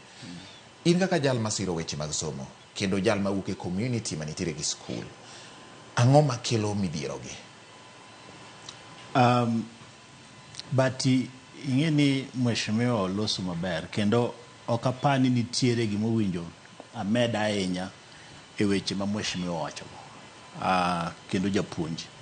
Ing'e ni kata en mheshimiwa to seche moko gigomboga mondo mi pod oluonge ni japuonj. Mane ka kiluonga kata kibiro e od bura wajopuonj mang'eny to penje gate nadwa mwalimu an mimi luonga. Iwinjo kaka japuonj owuoyo. Ma weche mowachogo asiro duto kendo adwa na medo sirogi. Achiel kuom gima kelo wach midhiero mar tam mar adekni en gima timore ni penj ni ema chando ji. Koluwore gi gik mane japuonj owachogo machaka mede wiye en jok ma bende dwa ni okwal penj. Nikech ing'e ni kose wang' dormitory to nyithindo thothgi dhiga dala. Seche ma gidhi dalano giyudo yo ma jonjore machiwo weche mag penj ka miyo giga iluongo ni mwa Kenya mondo mi ging'e. Mano bende achiel kuom gima medo ilogi ma kisungu wacho ni motivation momiyo gitimoga gigi. Japuonj omulo gimoro kanyo ma muhimu kabisa ni one education system wa nen ni ipuonjo mondo nyathi okal penj mondo odhi oyud certificate odhi godo mbele. Ne ok en system moro ni ipuonjo mondo nyathi obed gi rieko monyalo konyore godo e ngimane e yo moro amora ma ok en ni nyaka yud tich. Nikech mano bende tabu ma koro wan godo sani. Nikech kokikalo to kibiyudo certificate kata kibidhi e university to bende kiseyudo certificate e university sani kendo koro tich onge. Nikech nokete wiwa ni isomo, kisesomo tikalo, kisekalo tiyudo certificate tiyudo tich. Nokoketi ni isomo, kiseyudo rieko tinyalo manyo kaka ikonyori kata mana ichako ohala. Mano ok en gima ne oketi. In fact ohala no igoyo gi jok moko kalo penj. Mane gima achiel kuom gima bende ne chando. To nitiere gimoro George mane ok apani ji osepara ahinya kaluwore gi weche mag somo. Ei Kenya ka kata ei Afrika. Abro gwelo ni mabende ma oko mwatemo hao ni mondo mi wabed kaka gin jo oko no. Ing'eni noketi ni itimo penj to ka ikalo maber to idhi e university to idhi e tich machielo. Manyiso ni tich puonj en wakete e yo moro ni ka ok ikalo maber ahinya e koro kowinji idhi ang'o idhi e puonj, to koro ka ok ikalo ni chuth idhi e polis.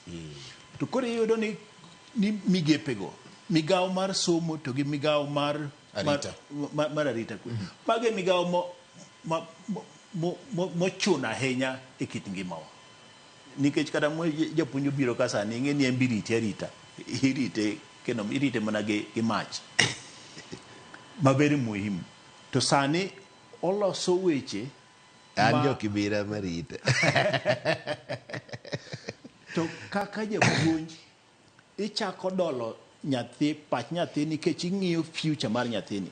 Kidhi e pinje kaka Amerika, mondo mi i-qualify ni ibedo japuonj, nyaka itim penj mang'eny kabisa mondo iki-qualify mibed japuonj. Kata Japan. Mondo iki-qualify. So en gima muhimu kabisa, ma ok en ni ka ng'ato ne ok okalo ahinya to ni odhi obed japuonj. Kanyo e kuma ne philosophy marwa odwa bayo goyo. To kwa weyo mago te George, wabi e thuolo masani makoro wan gi competency based education. Mabende nwatimo makosa maduong' ni waluonge migawo mar somo, ni waluonge ni competency based curriculum. Owinjo bed ni iluonge ni competency based education. Curriculum en a component, en actually the engine, en mipangilio kako owinjo bed ni competency based education itayo. To koro ing'eni kwasekere ni curriculum, which is okay, be kaka waluonge, nikech kata mana gine ne gari matero wa Mombasa tinde iluongo ni SGR. So SGR en reru. Koro kwase decide waluonge kamano, luonga kamano. But competency based education mama bende gima dwa tieko go. Nikech bro konyowa e midhiero makoro wan godo sani ni. Ineno ka dormitory wang'o koni gi koni. Competency based education en yo mabro konyowa mondo bi kik nyithindo bed gi pressure mar ni ipuonjogi gi somo mondo gitim penj gi kal. Nikech ma ipuonjogi gi somo mondo mi ng'ato tiegre e rieko ma Nyasaye nomiye kendo ma en godo gi thuolo mar mondo mi otim ang'o, odhi godo mbele. Iluongo ni pathway.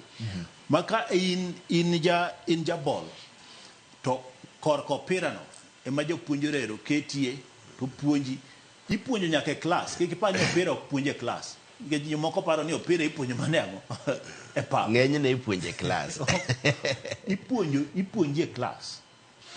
Koro nikech nyathini ohero weche mag opira, koro kanye kumitimo ang'o, nyathini ohero weche mag fundi, mag randa, ohero weche mag gedo, ohero weche mag kisechopo kamoro miyudo gine ne somo ma basic, koro ichako keti e pathway. To kanyo ok ochuno ni nyaka itim penj. An asomo Amerika onge gimoro ni nyathi timo penj ni e klas 8 koro kokal odhi e klas 9. Onge gimoro ni nyathi timo penj e klas 12 koro kokal odhi e university. En gima continuous, mitimo gik mitimo ka medore ameda, gik mitimo ka medore ameda, kitieko kichopo ginene mar 12 i decide ni inyalo ng'ado ni idhi e university kata ok idhi e university kata idhi timo gimachielo. Mago formative assessment. Yes. Kae to koro gibedo cumulative. Kae to koro inyisi ni kaka itiyo no. Onge chieng' moro ma nyithindo bedo godo piny Amerika e piny mangima kata mana London, kata mana Uingereza, ni koro ni itimo penj, koro oket polise koni gi koni, oket ndeke kao penj koni, oket container yao sapar maka kifungo lal bar container ten na wach. Gima duong' marado wacho ni penj koro dhi rumo, pressure no koro dhi rumo. Mamano be e namba chiel maduong' mane adwa mondo mi awachni kawuono. Kae to bende achaka medo gi topic mobro dhi ni bende kare boarding school gi owinjo chak ng'iyo gi anena. Okay. Mano wach machieng' moro nindike en achiel kuom weche modhi wuoye ka.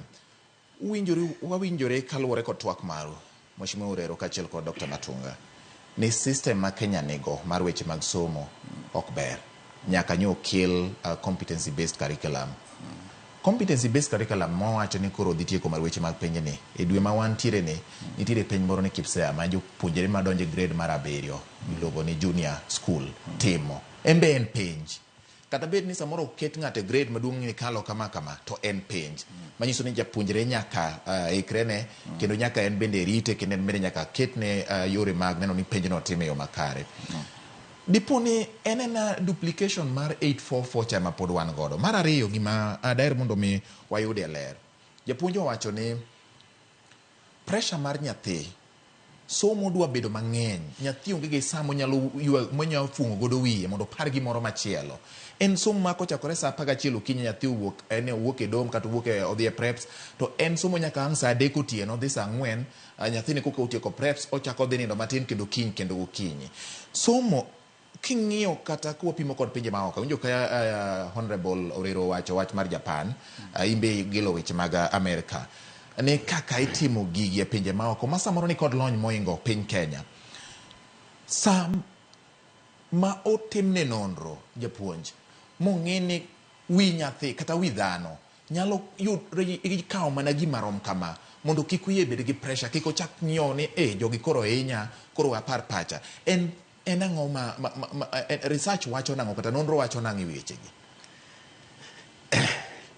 Kawuono arwako samoro kae mabiro go. Yes.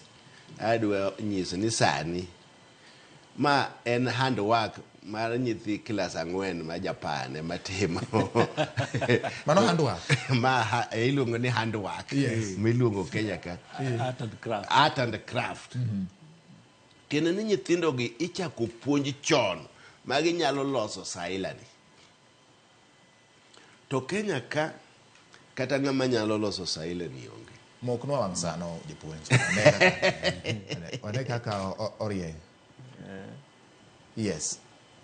Koro yudo ni seche gi kidhi kata Japan, magi gik ma jo primary ema loso. Kata China. Magi gik ma jo primary ema loso.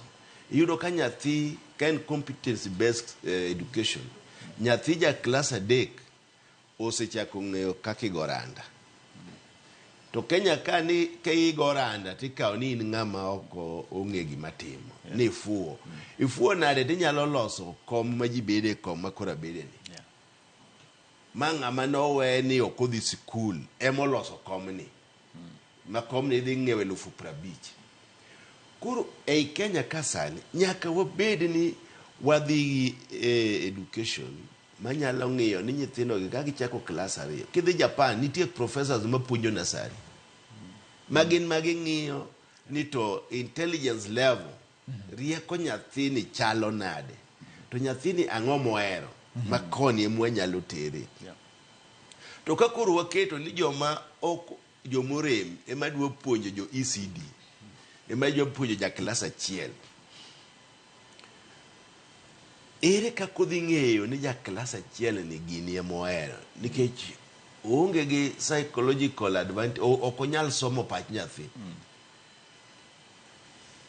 Gima nitie ni Piaget theory ming'iyo go kaka obwongo nyathi develop chakre higa 1 kama kadhi nyaka 3 kama.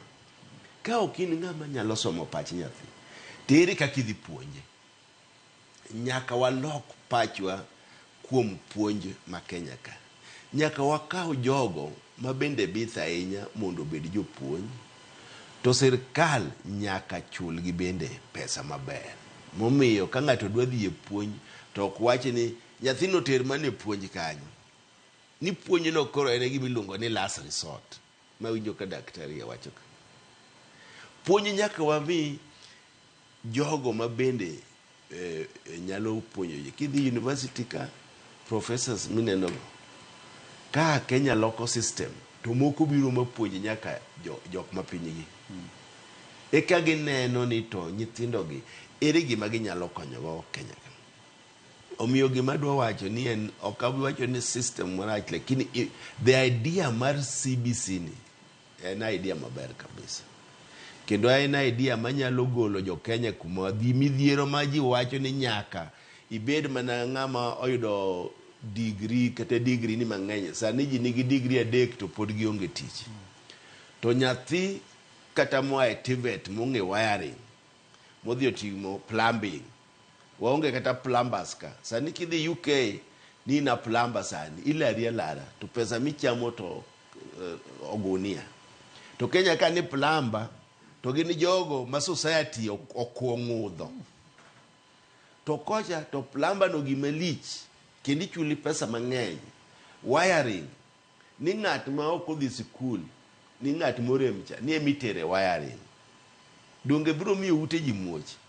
Omiyo nyaka wang'e ni ng'ato were iluongo ni were. Yes. Were is an talent, don't it? Yes. Were momi ng'ato owinjo Kenya ka wanacha were momi ng'ato. Nyaka koro wadhi kuma wachako nacha talent. An gadi an japuonj ne nitie nyithindo mane waneno ni ma nyalo go mpira maber. Kendo gana yudo ni ina neno ka talent ni mane mpira. Kaka adwa miyo basari nyathi mariek mayombo cha e kaka miyo basari nyathi mong'e mpira ni. Kendo ng'eny gi nodhi sani gin moko billionaires oinga nikech nwaneno were margi talent. Okay. Koro an mane gima nyalo wacho kendo sani. All right. But adwa sire gimoro kanyo ma japuonj owacho. Kaluwore gi penj mani penjo. Yes. Achiel kuom gima bende chendo en jotendwa mag migawo mar somo. Kaka wawach ni NEC ma japuonj biro nyisi ne gise investigate ma ging'eyo ni to ang'o machendo e weche mag kwalo penji. Koro nitie moko ma iwacho ni ng'ama ng'ongo kano thinyo. Koro thinyo ok chwera chwera sechete. But ing'e ni nikech gin jok mane modongo to bende matiyo ni gin nyaka gilos penj to giter penj mondo mi otim. Ma mano bende gima gichame msara. Koro mondo mi gibed ni ginyalo loko pachgi ni penj ma koro nitiere e CBC ni ok en penj nikech awacho CBC nikech mano be gima mamo ong'eyo. Mamo ok odhi skul to wach CBC no ong'eyo. Koro wagawa ka ni CBC. Ni CBC ni ok en penj bila mane itimo 844 kata mitimo CPE kata mamoko go. Kanyo bende paro nyaka lokre nikech gin pod gitwe yetweya penj mineno kaka nyithindo rere dhi timo penj nyithi klas 6 kata nyithi klas 4. Pod achala penj machon cha. Koro mano owinjo gol nikech kogole ka gichako loko paro ni en bende nikech kiyudo penj mitimo no en penj ma kawo mana ta malo 30. Pani en 30. Penj mogik no kawo ta malo 30. Manyiso ni penj mamoko gi mitime klas gi kawo ta malo 70. To koro ineno ka gikawo teko giketo e penj mar ta malo mar 30. To en gima owinjo bed ni en gima yot ma bende konyo. Penj no ok en penj ming'iyo ni nyathini riek. En penj mowinjo bed ni ng'iyo godo ni ere kuma were mar nyathini nitiere. Ok en penj ming'iyo ni nyathini riek, ni nyathini okalo, nyathini oginen. Mano owinjo jowa matayo migawo mar somo. Kendo amor ni japuonj nitiere ka mbunge ma bende bubede e kamati mar somo. Chikno owinjo loki to kata jok matayo migawo mar penj ka. Yes. Bende owinjo ochak loko pachgi ma gibed ni gidwa riembe kaka ne gitimango.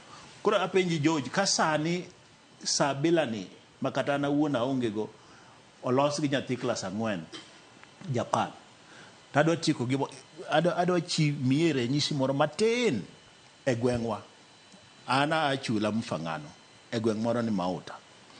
Nitiere ng'ama nwasomo go miluongo ni Odoyo Pero. E gweng kanya winyo itini luonge ni ng'enya. En wasomo kode klas. Kendo nondiko maber maloya. To an asani asomo madhi nyaka Amerika maduogo.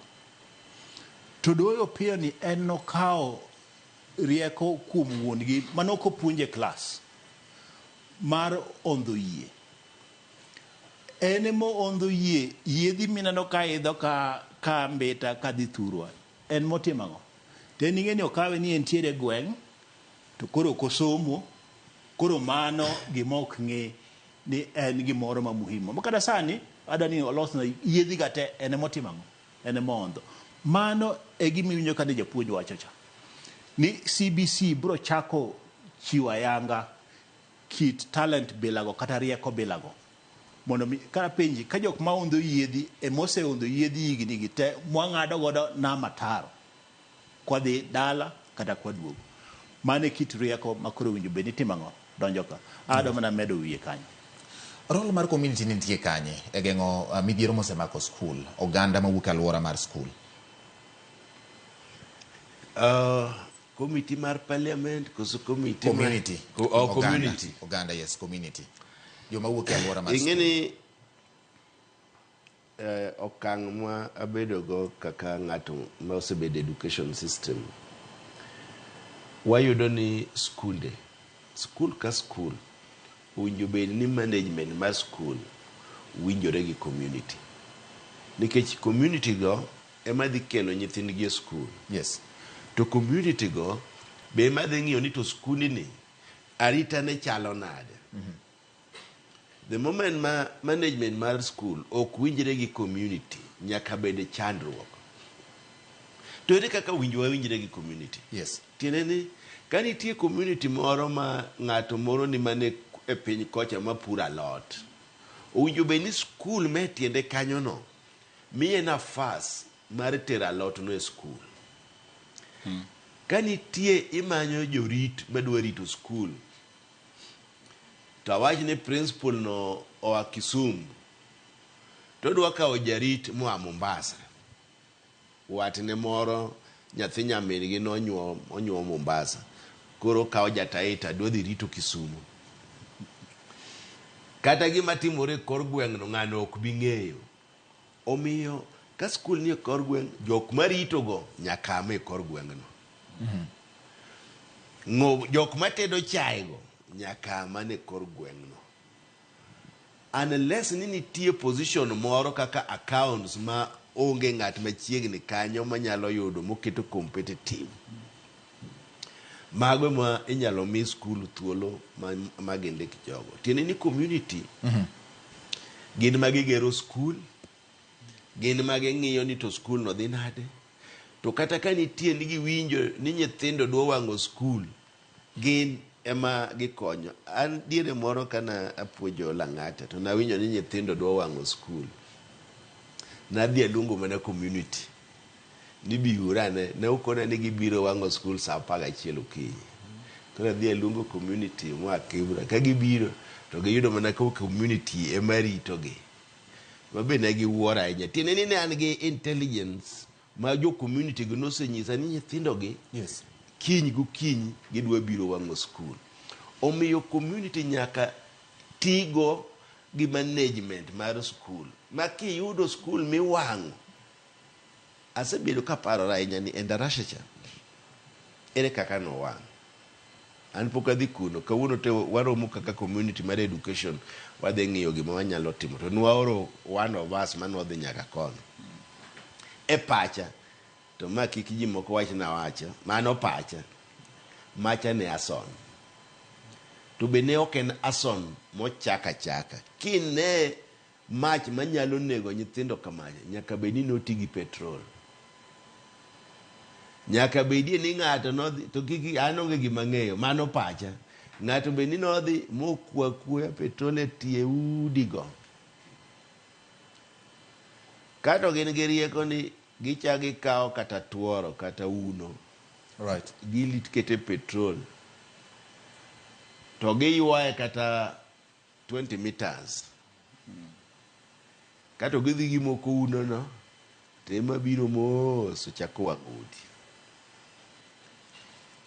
machilacha ok en mach minyalo mok mattress kende to wang'o dom kaka naneno wang'o cha omiyo nyaka bedi awacho mani nyaka bedi nitie around community kanyo gima notimore adwa ni jogo ong'iyane kabisa nikech mane paro masebedo piny ka paro ni mach manyalo nego nyithindo 20 gi wiye ok en mach Tang'o miyo community otimo gino. Wuon nyaka bedie jo intelligence ani ong'e ni ang'o momiyo gini otimore ka, nikech nyathi ja class primary school ok nyal timo gima otimore ilacha. Nyaka bedie ni ng'ato to koken community to support staff me school ka nitie gima otimore momiyo gima chalo kama nyalo timore. Okay. Japuonj kaachiel kod Dr. Mark Matunga, yiena mondo wakaw yweyo make makauru gi kanyo, nikech ka waduogo to mbaka romo pod dhi nyime, pod wadhi bedo gi twak mamoko mabende kama koro winjo kodhieno ema koro wadang' ng'iyo weche mag bedo nyithindo skul ma iluongo ni boarding school. Wadhi bedo gi janyuol ka bende Lilian Kobuogo bende dhi bedo ka mondo en bende miwa perspective mare mar janyuol. En janyuol ma nyathi nitiere boarding school kendo bro nyisowa ni feelings mage kata pache wuon kako winjo ka tero nyathi e school, kako dong dala, bende gin nyithindo mantie primary kata secondary. Nyakora mogo dhi bedo kod ka Lilian bende en wendo ma ose donjo, wabro mana bedo kode bang' yweyo ma chwokni kwaduogo to mbaka romo pod dhi nyime kik dhi mabor.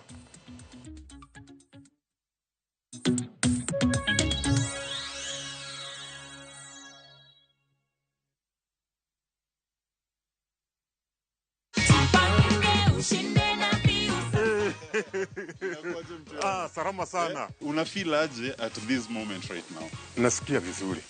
Na nimefurahia sana. Mam, unaweza ambia nini watu pale nyumbani? Wajipange na kisasa. Niliona hii mchezo kwa Inoro. Nikafuatilia. Sasa naingia upande ya Pembio. Naweka 724177. Kahamusini tu. Sikuwa nimecheza ati sana. Hapana. Na nikawa mshindi. Kila wiki shinda kila mwezi shinda mamilioni.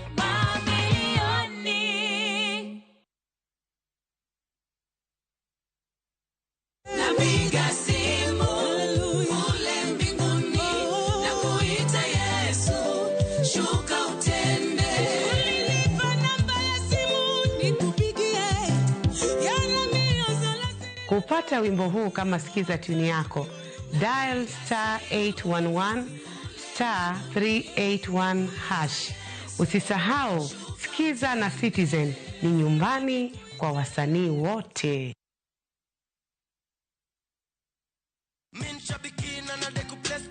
Huyu ni Dan kutoka Meru, ndio mshindi wetu wa 1.57 million Kenya shillings pale kwenye jackpot. Uliekelea games ngapi? 13. Na ukashinda zote? Kabisa. Wow, goodness. Nilikuwa na shilingi 49 kwa account.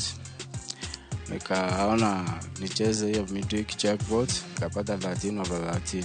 Naweza tu bashiri na ingiane. Una plan kufanyia nini Ido Bazenga? Kuinua nayo biashara zangu. Kwa wale wasio ambao hawajaweza kucheza Shabiki, unaweza taka kuambiaje mzee? Azindi kucheza Shabiki ni ukweli, azindi kucheza hata wao watakula kama vile nimeipata yote. Ingia www.shabiki.com, click kwa jackpots, select Shabiki midweek jackpot, champo game zako 13 safi, alafu wekelea bet yako. Imagine ni rahisi tu hivyo. Cheza Shabiki midweek jackpot, pia wewe tukuite milionea. Mina dai wote twenda hivi tubet. No, for persons under the age of 18, authorized and regulated by BCLBA 671. Bed kodwa e wuodhni ka wanono kit timbe mag anyuolawa. Oyundi no neni en winyo mayot. Sama no dhi chiemo, ng'ama ok ohero tich matek.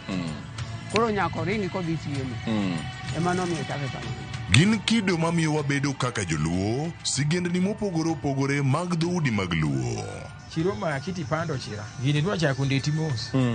Okelo ni ahonda. Dil majony. Luweche mag luo mopogore opogore. Moro ka moro kuomgi nigi ranyisi mopogore opogore. Wuon magolo ng'ani ka wuongi watere wadhi gone dala.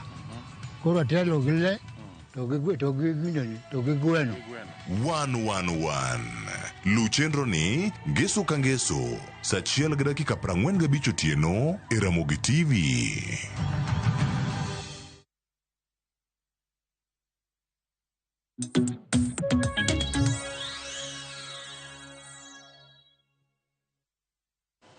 Erokamano nyakoro mogi bang' wuok ywe wadok kendo wadhi nyime koda twak marwa mar mbaka romo odiochieng' ma kawuono odiochieng' mar tich ang'wen Odiochieng' ma bende wang'iyo mago motenore kod kaka inyalo ber sekta mar somo achiel kachiel. Adwa ni mondo mi arwak wendo mara ma bende odonjo bang' kane osechako twak Lilian Kobuogo ma bende koro wan godo e dierwa ka machiegni ahinya, kendo bed thuolo mar go kodwa mbaka. Ma en mbaka oromo, wadwa ng'eyo ni to weche chalo nade. Lieka ni wuon kaka janyuol, nikech wan kod jagoro mar Kuppet bade ma Migori bende wadwa tudre godo mondo en bende wawinje ni to ang'o gini makelo midhiero makoro mako sikunde gi kapok wadonjo e weche mag boarding school.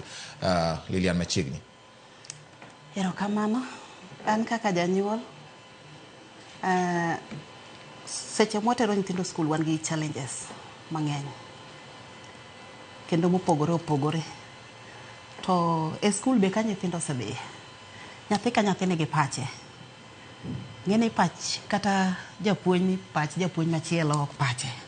Koro nyithindo biro ga gi pachgi mang'eny, to gik matimore e skul kata kaka ajali mawuok e skul, mago gin influence mag nyithindo.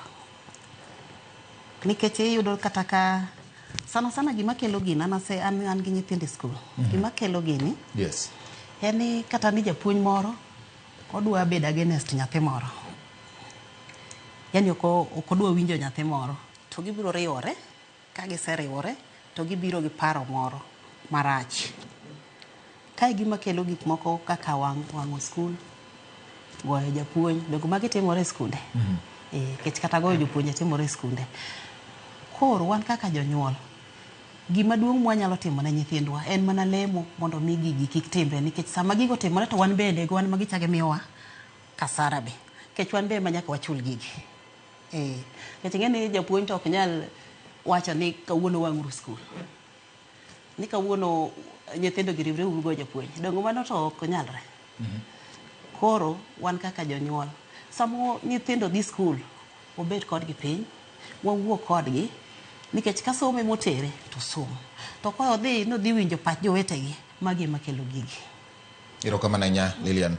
Adwani mondo wadhi ane nyaka e kaunti ma Migori mondo wawinjane to paro ma jagoro mar riwruok mar Kuppet bade ma Migori nigodo chalo nade. Wadani watudre kod jafumbo marwa George Juma mondo koro miwane twak matin mondo wang'eni to gin ang'o hie ma jagoro maduong' mar Kuppet bade ma Migori wacho e weche mag midhiero mosebedo ka omako sikunde. Ok en thuolo mokwongo, gini osechakore kuom thuolo mang'eny ahinya, to koro monta mar adek to koro dwa medore, manyiso ni nitiere gik moko ma japuonjre ok nyal chopo sama magi bende otimore e sikunde. George Juma, thuolo ni kuomi mondo miwa weche ma jagoro mar Kuppet bade ma Migori wacho ewi kotenore kod masiche kachiel kod midhiero mamako sikunde ahinya to e kindegi.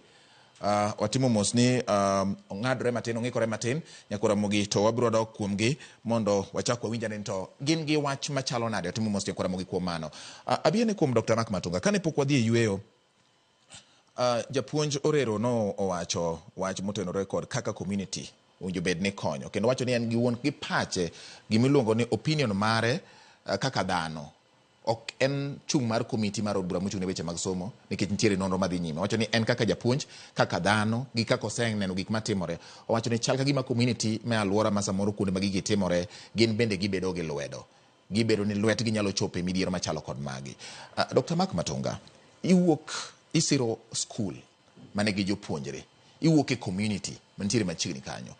Ting' mar community, oganda moluoro skul en mane? Ma oting'o jonyuol mawuok machiegni ma nyithindgi somo e skulno, to nitiere jonyuol moko ma bende onge gi nyithinde skulno to giwuok alwora mar skulno. Jonyuol moko ma bende samoro nyalo bedo kod chuny ni nyithind ng'ane mopong'o skundni, gimbe gin e skundno, gin e alworano. Ma ere kaka ting' mar alwora, jomodak e alwora mar skul nyalo konyo e geng'o midhieche ma wawachogi kapok wadonjo wach mar bodi? George, somo en tich anywaka. Wan gi jopuonj, yes, wan gi jonyuol, wan gi stakeholders mamoko kaka jotend migao mar somo, wan gi cheerleaders ma kore wacho ni jogweng'. En giminywako gi ji te, ok en mar ng'at achiel. Be kata mana ng'ama somoni, yes, en bende nyaka oyud support from oganda ni teo, nyaka oyud support kuom janyuol, kaka Madam wacho, nyaka yud support kuom jotelo mochung' ne migawo mar somo kaka japuonja Orero Mheshimiwa mantiere parliament, nyaka oyud support kuom jok mochung' ne migawo mar somo e ministry, nyaka oyud support kuom anyuolane, owetene gi nyiminene kata wedene mamoko, to bende jagweng' moro amora kuma skul no nitiere bende nyaka chiw thuolo maber. Manyiso ni en gima inywako, ok en gir ng'ato achiel. Nikech kata kiwacho ni dom owang' gi petrol ni dong nyathini odhi ong'iewe e duka moro e gweng' ka. Ma seche ma nyathini ng'iewo petrol, kata ka nyathini ok ong'iewo petrol, dong ibiro ng'e ni ng'ama kama ema ne okelo petrol, nikech petrol to onge e skul. Kata mana njaga. Dong nitiere ni kamoro an mak matunga, an ema puro njaga, ma nyithindo gitimo ang'o? Kose ywayo, to koro wang'o dom. Ikech kata king'iyo kata mana chiemb dong, iwinjo ka japuonj owacho kama ler ni alwora makanyo, jogweng' owinjo pur alot, opidh bando, mondo gitim ang'o? Giuse skul. Manyiso ni kata mana chiemo, gin ma gitimo ang'o? En tudruok marwa waduto mokawo kidienje gi te, stakeholders te. Ng'ato ka ng'ato nyaka play role ne. Ineno ka wach manyiri ni otimore. Okowe ni migawo mar education kende. Iwinjo kokele polise, DCI, parliament, ma japuonj nitie. Gimbe gidhi timo investigation margi giwegi, kendo gibiro dwaro report, kendo report no kosebiro, kendo gibiro chako luongo ji kage timo ang'o? Kage nonogi. Manyiso ni role mar alwora ma kuma skul nitiere ni nyaka bed ni ji te nywako wach mar somo. Onge gima ditimre e gweng' kamacha ni skul owang' kata dormitory wang'o to alwora mar gweng' ka ok ong'eyo. Kata mana alwora mar skul. An bende wambe wasomo e skundegi. Nitiere kaka strike timo ang'o? Strike biro. Strike ok en mana ni ng'ato achiel emo decide ni koro kawuono skul odhi strike. No, nitiere kaka ipango. Dong iwinjo ka japuonj nyisi ka seche moko ni kata mana dormitory iwang'ogi gokinyi mang'ich kabisa, seche ma ji odhi e don kata seche ma ji nitiere prep. To bende ging'iyo, nitie moko ma gikwong gicheko iye ka nitiere jok modong' matuo. To nitiere bende jok madong' ga ni tuo, to kare mane gima gitimo ang'o? Gipango. Omiyo ineno ka thoth dormitory miwang'ogi ok iwinj ni ng'ato timo ang'o? Owang'e iye. Nikech gin gima gitimo ang'o? Ipango. To ok dipangre matimre ka alwora, ka ji chiegni kidienje abich gi te ok ong'eyo, ni japuonj ok ong'eyo, ni nyithindo be ok ong'eyo, ni jonyuol moko ok ong'eyo, kata jogweng' ok ong'eyo, kata ng'ama uso petrol ok ong'eyo, kata ng'ama uso kibrit, nikech tinde ok oyiene nyithindo dhi e skul gang'o? Gi kibrit. En gino obro golo kanyo. We mondo watudre kod jagoro maduong' mar Kupete bade ma Migori mondo wawinjane to en kod wach mane gin kod Jo Juma ging'iswa ni to gin giwegi giparo ni ma biro nikech ang'o makelo midhiero mamako sikund ahinya e tam mar adek. Jo Juma, thuolo en mari mondo ing'iswa ka ogomba ka gi jagoro maduong' mar Kupete bade ma Migori. Erokamano George Batewinyi makare kaunti ma Migori wachio makare mana kaka isewacho mbele kacha ni meje mawang'o sikul ok en gino mawendo e pacho kae. Ka bende waseng'eyo ka thothne tam mar adek thoth mejo sudo ka wang'o skunde mopogore opogore. Wanyawach ne nyaka sama wuoyni kaunti ma Migori en hawi maber kendo pod wan kod geno ni onge mach moro madhi wang'o sikul e tam mar adek ni. Ka bende penjo maduong' en ni to meje gi wuok kanye? Ang'o makelo meje gi? To nyaka ne gichakre ma skunde osewang' mathoth. Dak waseyudo yo makare mar tieko meje osiro ka wang'o skul e kinde ka kinde. Okiny ma kawuono nitie kod jagoro mar Kupete kaunti ma Migori Rwajasolo. Bende ka pok obedo jagoro, ng'ise ni osebedo e sikul, osepuonjo. Onya bedo ni kapo ni skul mosebedo pok mach owang'o, to osewinjo maling' kata skul mondo ma jopuonj otene gi mach osewang'o. En ang'o mosebedo ka kelo magi, to ere kaka inyalo geng' meje mosebedo ka bende koro rocho chenro mag somo e skunde mopogore opogore. Jagoro kachako kod king'iyo kacha ok en gima wendo mach mar skul tam mar adek. Isebedo japuonj, ang'o miyo mana tam mar adek ema neno meje mang'eny ka wang'o sikunde? Kek japuonj midhiero ni kanye? George, weche nitie mang'eny e weche skunde wagi. Wadil gi nyithindo ma .com. Nyithindo mong'e weche mang'eny. Nyithindo ma kaka waleya gi dala. kikaka koro wadwa ketogi e skunde moko ketogi mag boarding gi samoro ok wanyal nyalo. Koro gibedo gi grievances mang'eny e school magidwano bed sorted out ma samoro ok wanyal nyalo. Adwa wacho ni example achiel. An asebedo japuonj kendo asepuonjo boarding schools gi mang'eny. Nitie wach moro modagi kaka sirikal dagi ni mobile phones. Mobile phones yok dware skunde. Nyithindwa gi idhi school machalo Kadika Girls gin nyithindo madhi 3,000. Nyaka ng'iyude kamoro kata achiel kata ariyo moko sneaky mobile schools. Mobile phones gi e boarding ka area kacha onge kumichajo gie. Nyithindo ng'e physics, nyithindo timo wiring, gibiro gweno waya mag stima ka magiyud kumoro magichajo gi gotieno ka ji nindo.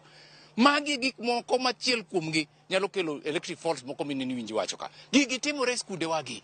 Koro aparo ni gik seche moko ma sirikal onego lok pachgi. Nitie gik moko ma katimore to onego ung'e ane maber ni mobile phone ni ok en gima ber ndiyo, but can we use it in a way makoro wanya control maber? Nikech wapuonjo nyithindo mondo obed ICT compliant to the first ICT gadget ma ng'ata nigo en smartphone. Koro smartphone ni orach, yes, but nitie yo mwanya tiyo kode maber momiyo ok okelnwa masira mwaneno e ndege. Ok awach ni mane gik makelo weche to mana achiel kuom gik matimore. Congestion ni e skunde wagi opong', triple deckers tinde mwaneno, nyithindo opong' kacha.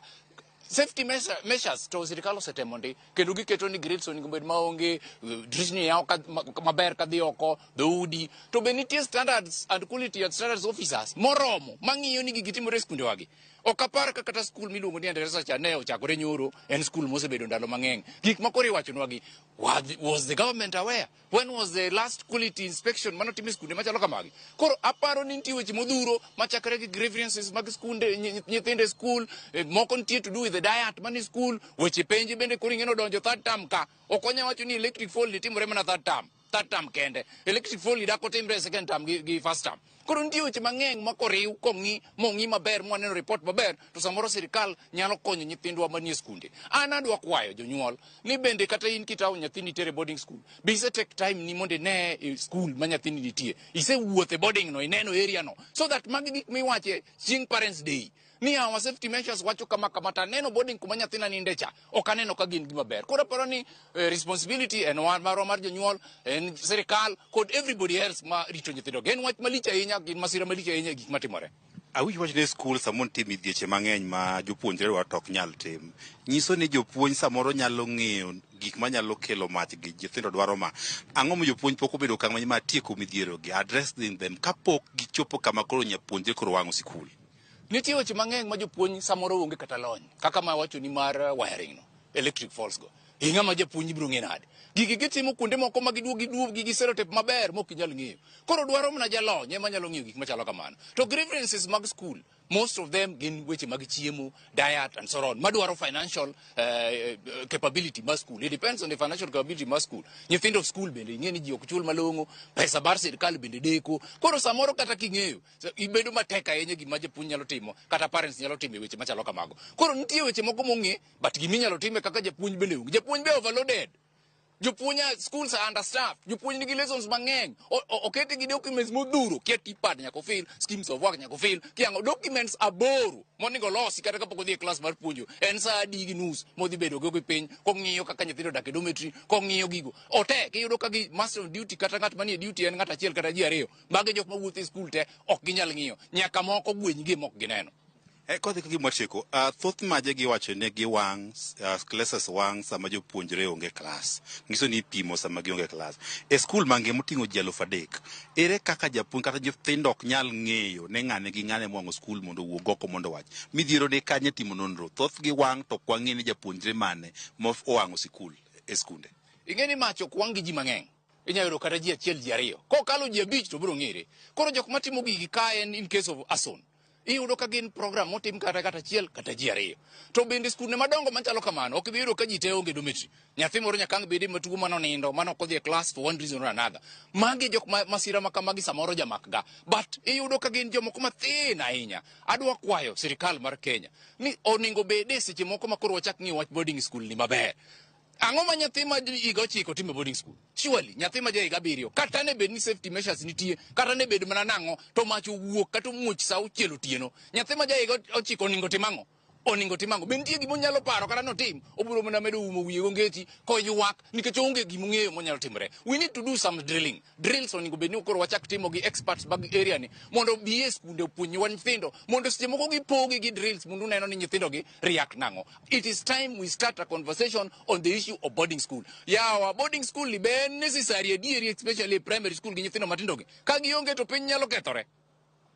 Ka we penjo ng'ato nyalo penjo ni samoro school ber ne Nyeri to wa Migori to nyathi nyaka koro dage sikul ma ok ine ka boarding school gi ne kosim nano nego timna mane makoro wang'iyo ik nyathicha nyathi ma jaigo chi katero Nyeri nango to dak Migori onge school moro amora Migori ka manyalo bedo go machiegni mondo awe nyathini okungo tegno mondo pachi otegno makata en bo nyalo take care of themselves. Aparo ni wambende as parents samoro wadhi too much walaro skunde mabeyo adieri kendo wang'eyo ni boarding skato samoro nigi advantage in terms of jitiyo nyaka after working hours miyo nyithindo a better competitive age exam. Lakini aparo ni kaka jonyuol nyaka obedo responsible nyithindo mathinda ahinya yawa nyathi ma jaigo chiko pod en kidoro onge gima chuna ahinya ni nyaka obed mana boarding school mana kochuni ang'eni weche mag menyo nyalo mayo mi ng'ato ok bed gi nyithinde but ok oningo bed ji mang'eny oningo bed mana joma tin. Watemuru kaka wanyalo gi skunde ma wan go gi mwadongi e gwengewa mondo wabed gi nyithindwa machiegni mondo gidongi nikech wan bende nyithindo learn a lot from us parents mama gi baba nyithindo matindo go learn a lot from us. Kikawo nyathini ma jaigo chiko titero ne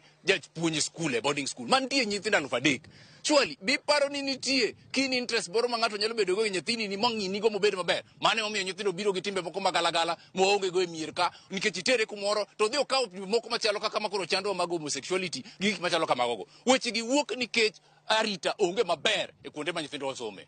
Erokamano jagoro, erokamano kuom twak ma kamano, atieko kod erokamano ahinya.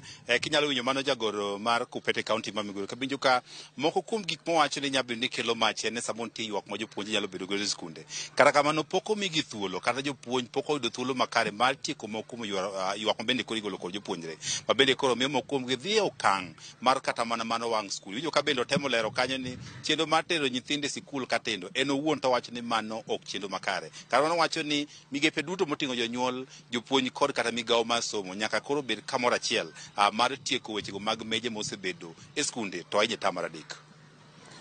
Erokamano nya Jojuma twak obedo manimba ahinya kendo jagoro maduong' mar Kupet bade ma Migori openjo mane wadhiye mana sama wachako twak ma bang' timo kode twak no Jojuma. Erokamano ahinya kuom weche madito ma umulo kod jagoro mar Kupet bade ma Migori. Mano e kama nwabire. Madam Lilian, penjo mokwongo ma jagoro penjo en ni to bende janyuol kawo thuolo mar dhi e skul mondo wuothi e skul mong'e ni boarding facility mare in ema dachako kod nikech in janyuol in gi nyathi e boarding school be isewuotho ka wabedane gi chuny mar adier miwacho ni an janyuol an gi nyathi e skul be in iwuon kaka janyuol isekawo thuolo miwacho ni dhi ng'iyo ni mae kitanda ma nyathina ninde kae kama gidonje godo kae kama giwuok godo be isetimo mane skunde ma nyathini nitiere e boarding? Erokamano George, an owuon ka nyathina dhi skul nyaka ting' nyathi matere skul ma ng'eni to nyathina ne dhi nindo kama chalo nade. Koro janyuol mariek madwa tero nyathini skul mondo nyathini wagi gimoro to nyaka idhi nyaka e skul ming'i skul ni to skul ma nyathina dhieni kata kwa noluong nyithinda e secondary nakwonga dhi ma ng'iyo skul ni skul chalo nade ang'eyo nyaka performance mar skul mamago gik ma janyuol oyano dwano kwongo ng'i gino chuth makata kana winjo ka jagoro ma Migori owacho ni nyathi ma jaigo chiko ok onego bed ni dhi e boarding. Ing'e ni samoro boarding ni obiro kaluwore samoro jotich mwandikogi be tinde chando ji. Jatich iyudo kotimo ni nyathi gik maricho mara nyogo nyathi gimoro luwo toke nyathi nigi tuoche mang'eny. Koro mae gima chunowa ni seche moko ka nyalo bedo go muomni moro tineno ni afadhali atere e lwet japuonj. Japuonj bende nitiere kuond moko ma samoro ikete restrictions kata obadho ma japuonj nyisi ni kochopo ka to e idom ka to kwadhi yiene janyuol mondo donje. Magi bende gin gik ma nikech idwa ng'e kama nyathini ma en nyathini idwa ng'e kama nyathini ni dhiye to japuonj Honorable Peter Orero e japuonj maduong' mar skul makama to wacho ni no as a parent in inyalo mana chopo kacha kisewuoyo gi nyithindo nyathi koro ni e lwetwa kosenyisi kamano in iwuon ibedo gadier ni samoro japuonj dhi kawo ting' mar nyathini tiyudo ka gik ma kamagi otimore ang'o mowinjo bed ni jonyuol koro chako paro ka ochopo kama kanyo endi gik ma kamago kotimore ting'e ni gima iwachono Yes. kata kwatero nyithindo kuom ranyisi atero nyathi ma wuoyi Yes. ing'e ni dom ne ok biyena ni mondo adonji mondo adhi ang'i kama odhi ninde Nang'o? In janyuol ni mitere, in min gi. ok giyie mano to jopuonj ok yie jopuonj biro wacho niya nyathini koro ni e lweto en e lwedo maber to wambe waweyo ni nyathini e lwedo maber Yes. koro gik maduogo timore achien gi to enena kaka jachien ni e piny Okay. jachien ni e piny ma inyalo yudo ka nyathi in igolo nyathi e odi mi wuoyo kode nikech nyaka watimne gimoro miluongo ni counseling ka nyathi dhi e skul iwuoyo kode janyuol ing'eni janyuol ok di yie janyuol maber ok di yie ni chulo school fee to nyathi dhi timo gima rach kasto iriembe nikech kotimo gima rach ting'eno chuno ni nyaka riembe wuog e skul kanyo to kata ka dipo ni jopuonj ochako miye thuolo machielo to en chudo mana maber chuth koro wan kaka wan jonyuol nyaka watim ne nyithindo counseling be kapok otimo ang'owa kapok odhi e skul ilemne to maduong' ni wajonyuol walem ne nyithindwa. Dr. Mark Matunga, kapok adhi ir japuonj ke japuonj ang' ni wuoye weche mag tayo skul kaluwore kod gik mowachi nindiko wach moro ni piny Kenya owinjo koro chako go mbaka mawinjo ka jagoro bende wacho e wach mar boarding school skunde ma nyithindo dhi dake ni boarding school, is it really necessary? Be en gima ochuno ma ka onge to koro somo nyalo kethore. Mar ariyo, owacho ni nitiere nyithindo mathoth madonjo e boarding school gi to nikech janyuol kaka Lilian gombo mondo nyathine obed gi advantage e weche mag penj, mano kaluwore gi jagoro, obed gi advantage e weche mag penj, to penj ni ema ne wasewuoye motelo ni ok en gima owinjo bed ni kete maina ahinya ema kelo weche mang'eny mag pressure gi. Ineno ni boarding school dhi miyo nyathi advantage e weche mag penj gi weche mag rieko. Samoro Madam Lilian, samoro nyalo bet ni ok kata ni jotich chendo kata ni janyuol dwa ni nyathine bende onere ni odhi e skul moro kare. Gima chal kama, is it necessary? Boarding school en gima ochuno?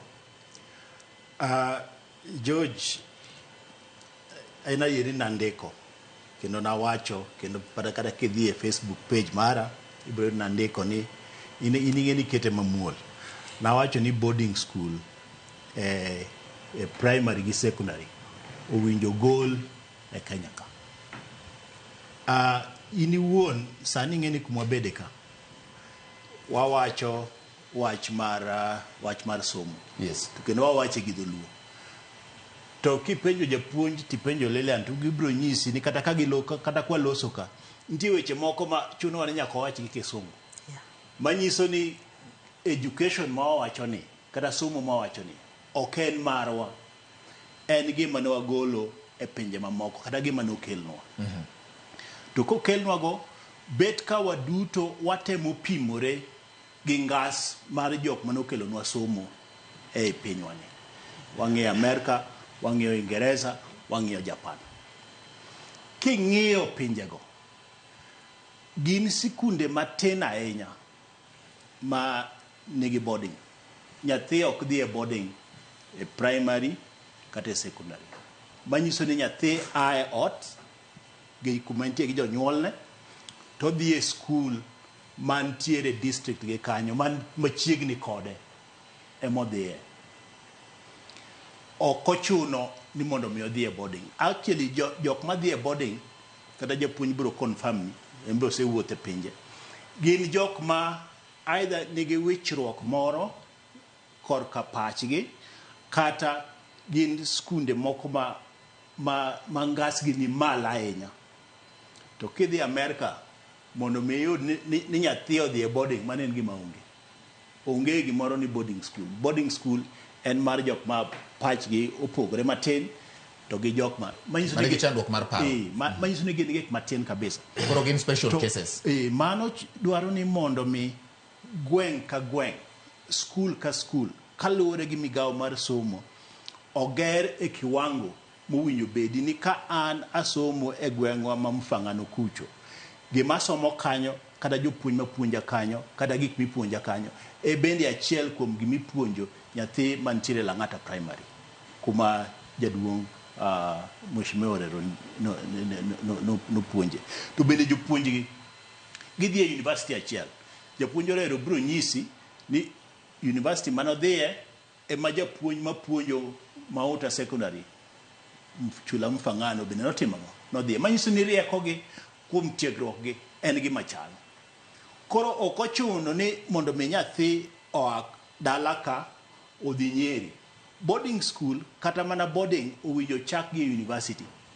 King'iyo pinje mamoko en gima ichako gi university. Joja penjie University of Nairobi ka nyithindo dhiga strike mang'eny kabisa. Kiwinjo ni giwang'o hostel to en gima tin ahinya. Kuma gidak be giwang'oga. Isewinjo ni Ufungamano Hall kata hostel kata Stella winjo wang' nang'o manyiso ni gimbende gisechopo a level nikech ji wacho ni adwa ni mondo ji jo Kenya oriwre. Yes, mano is true. Yes. Jo Kenya oriwre to giriwre a level motimang'o mopogore mang bende ng'ato nigi winjo motimang'o mopogore monyalo interact gi Jakisi, onyalo interact gi Jakikuyu, onyalo interact gi ng'ama nade a level mopogore to level machien kaendi owinjo waloki mondo skundewa megwengewa kuma gintiere no olosgi maber. En achiel nan jakom mar task force mar somo Nairobi ka. Achiel kuom gima ne waloso en ni traffic. No ndalo ma skul olor. Iwinjo ka traffic nitiere Nairobi ka? Traffic onge Nairobi ka? Yes. To ndalo ma skul oyaw traffic. Manyiso ni nyathi mantiere Embakasi ochiew saa 10. Oidho bus odwa biro skul kanye? St. George's. Odwa biro skul St. George's. St. George's ka. Manyiso ni chuno nyaka ochiew sechego, oidh bus saa 11, obede bus nyaka ang' saa 1 kata saa 12 koro kotimang'o. Koro kodonje skul. Kachopo godhiambo traffic bende nitiere kanyo. Tidwa ni mondo mi odhi dala, odhi otim homework. Koro gima ne watimo ni wa recommend en ni skundegi, skul ka skul mantiere e alwora olosi e kiwango makoro ok chuni ni allow school St. George's. Manyiso ni skul mantiere ni olosi kaka owinjo bed ni timang'o, kaka owinjo bed ni timore. Boarding school an ka kuom pacha ma bende ok abiloko e thuolo masani nikech wapimore gi pinje mamoko. Ka pinje mamoko ok tim boarding school kuma ne education oae ok tim boarding school. Ma adwaro mondo mi ng'ato olerna ni kwadhi England wayudo ni ji nyaka nyithindo nyaka bede boarding school. Kwadhi America wayudo nyithindo nyaka bede boarding school. Adwaro ni japuonj olero bende olerna ni Japan ma man bende asedhi ne ochuno ni nyithindo nyaka bede. Manyiso ni we need to owinjo walok mtindo marwa mar somo ma boarding owinjo chakre gi e college kadhi mbele e TVET kadhi mbele to chakre e thuolo ma nyathi owinjo bed ni bedo gi janyuol ne ka nikech jonyuol gi bende seche moko mamwa jawacho ni winjo Mariko nikech nyinga mar makni gi dholuo en Mariko. Winjo Mariko ing'e ni nyithindo ka koro duogo koro jiwe lweti matin mondo mi koro sani an gi ji mang'eny jochiemo mang'eny seche ma gidhi skul wach ni tho gitimang'o giwuok manyiso ni nyithindi wuon nyikwayi magi koro nyikwayi gi gin mana msigo gidwa ni jopuonj otimang'o be okawgi odhi opidhgi manyiso ni wan kaka jonyuol wabs kod George gini dwa ni miya time mondo mi alose erokamano. Ng'e gimomiyo achako kodi daktari bang' kwatiko gi Kobwogo Lilian nadwa ni mondo japuonj onyiswa nikech en e od bura sani nitiere omenda michiwo kuom ranyisi mag NGCDF. King'iyo moko kuomgi kata mana jo od bura giwegi magilarore godo e gedo magi en ni walok skul ni mondo bed boarding mondo ager dormitory. King kwano mag omenda ma itiyo godo samoro e gero kata dormitory ne nyalo ket godo equipment kata gik madwarore e laboratory mondo rang'iny mar skul mani machiegni gi nyithindo makar mondo gidhi gihaw kama gidhi e boarding to koro ginyalo yudo gigi machiegni kodgi. Ang'o matimore japuonj kata kawune komiti mar od bura mheshimiwa gin ang'o gini miwacho hie e kinde ma iwuoyo kuom wach mar boarding? Ang'e ni puonje sikunde mag gin boarding inyalo wuoye bende kalure kod gik ma ibe neno.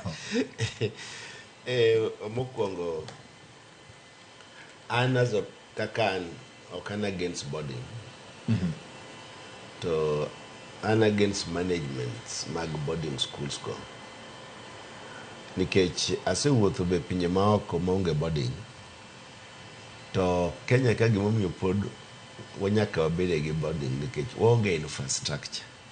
Tiende ni waonge skunde mabeyo. Skul mabeyo kaka koro in Luo Nyanza inya yudo ni skul maromo gi Alliance onge. Skul maromo gi Kamsinga onge. Ng'ama nyalo loso skunde gi obed mabeyo. Mane kore penjo. Kore makura koni ing'enyi sirkal nokelo wach moro ni jonyuol kik ger skunde. Chon ing'eni jonyuol ne konyo skunde moko madala ka. Kendo ni arambe. Ma igolo arambe to gigero skunde. To koro samoro bende arambe no chungi. Jonyuol be kiwacho nogol pesa ni pesa onge. Omiyo skunde madala ka matin kabisa ma nyalo konyo gike standard ma koro wan go kaka koro Pangani, Kenya High, St. George's Girls, Moi Girls kidhi thurwa kucho mondo yud skunde ilago onge. Emomiyo jomoko wacho ni afadhali ater nyathina kon. Kidhi UK kata US inyalo dak ka tisomo Narok nikech electrical trains ginyalo ringo. Inyalo dak ka tisomo Narok tiduogo. Idhi e skul moro Narok mi duogi nikech mano dhi kawi mana 1 hour. They said the other 30 minutes or less than 1 hour. Samoro dhi magi dakika 30 kende to dhi mi duogo. Ka wanyalo bedo gi electrical trains, wabed gi roads mabeyo, wabed gi skunde bende mabeyo e gweng' ka gweng'. Mae manyalo miyo wachak wuoye wach boarding school ni onge tiende tero nyathi e boarding school. Today skundwa ni kidhi Strathmore ni endi school. To kapok idhi titimo ni interview maneni kiti beber. Kendo en skul matimo maber mogik. Kidhi kanyo nyithindo kalo maber. To en mana day school. An nyithinda ok natere boarding school e primary. Nikech an be aneno ni ok anyal tero nyathi ma pod iketin odhi obede boarding. Kendo ne ok atero nyithinda ok atero me public schools. To ok ni ok anyal tero gi e private schools.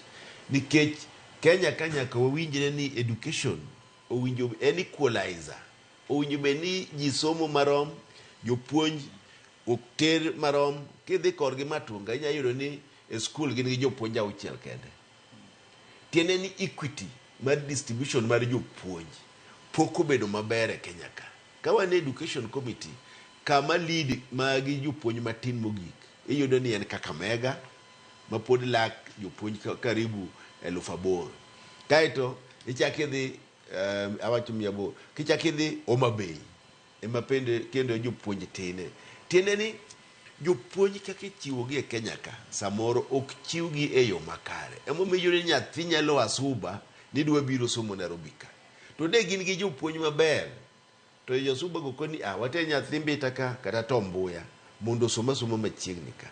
Koro gimomiyo ji pod manyo boarding school gi en ni pok wabedo gi sikunde mabeyo kamora mora ma wantiere e Kenya ka. Japuonj kendo mheshimiwa wang'adi mana matindo mana line no. Okipar ni sama iwacho ni ok in against boarding school. Okipar ni unjo bed ni conversation no chakore sani mondo bed koro ni ene agenda achiel kuom agenda madito miketo e ratil.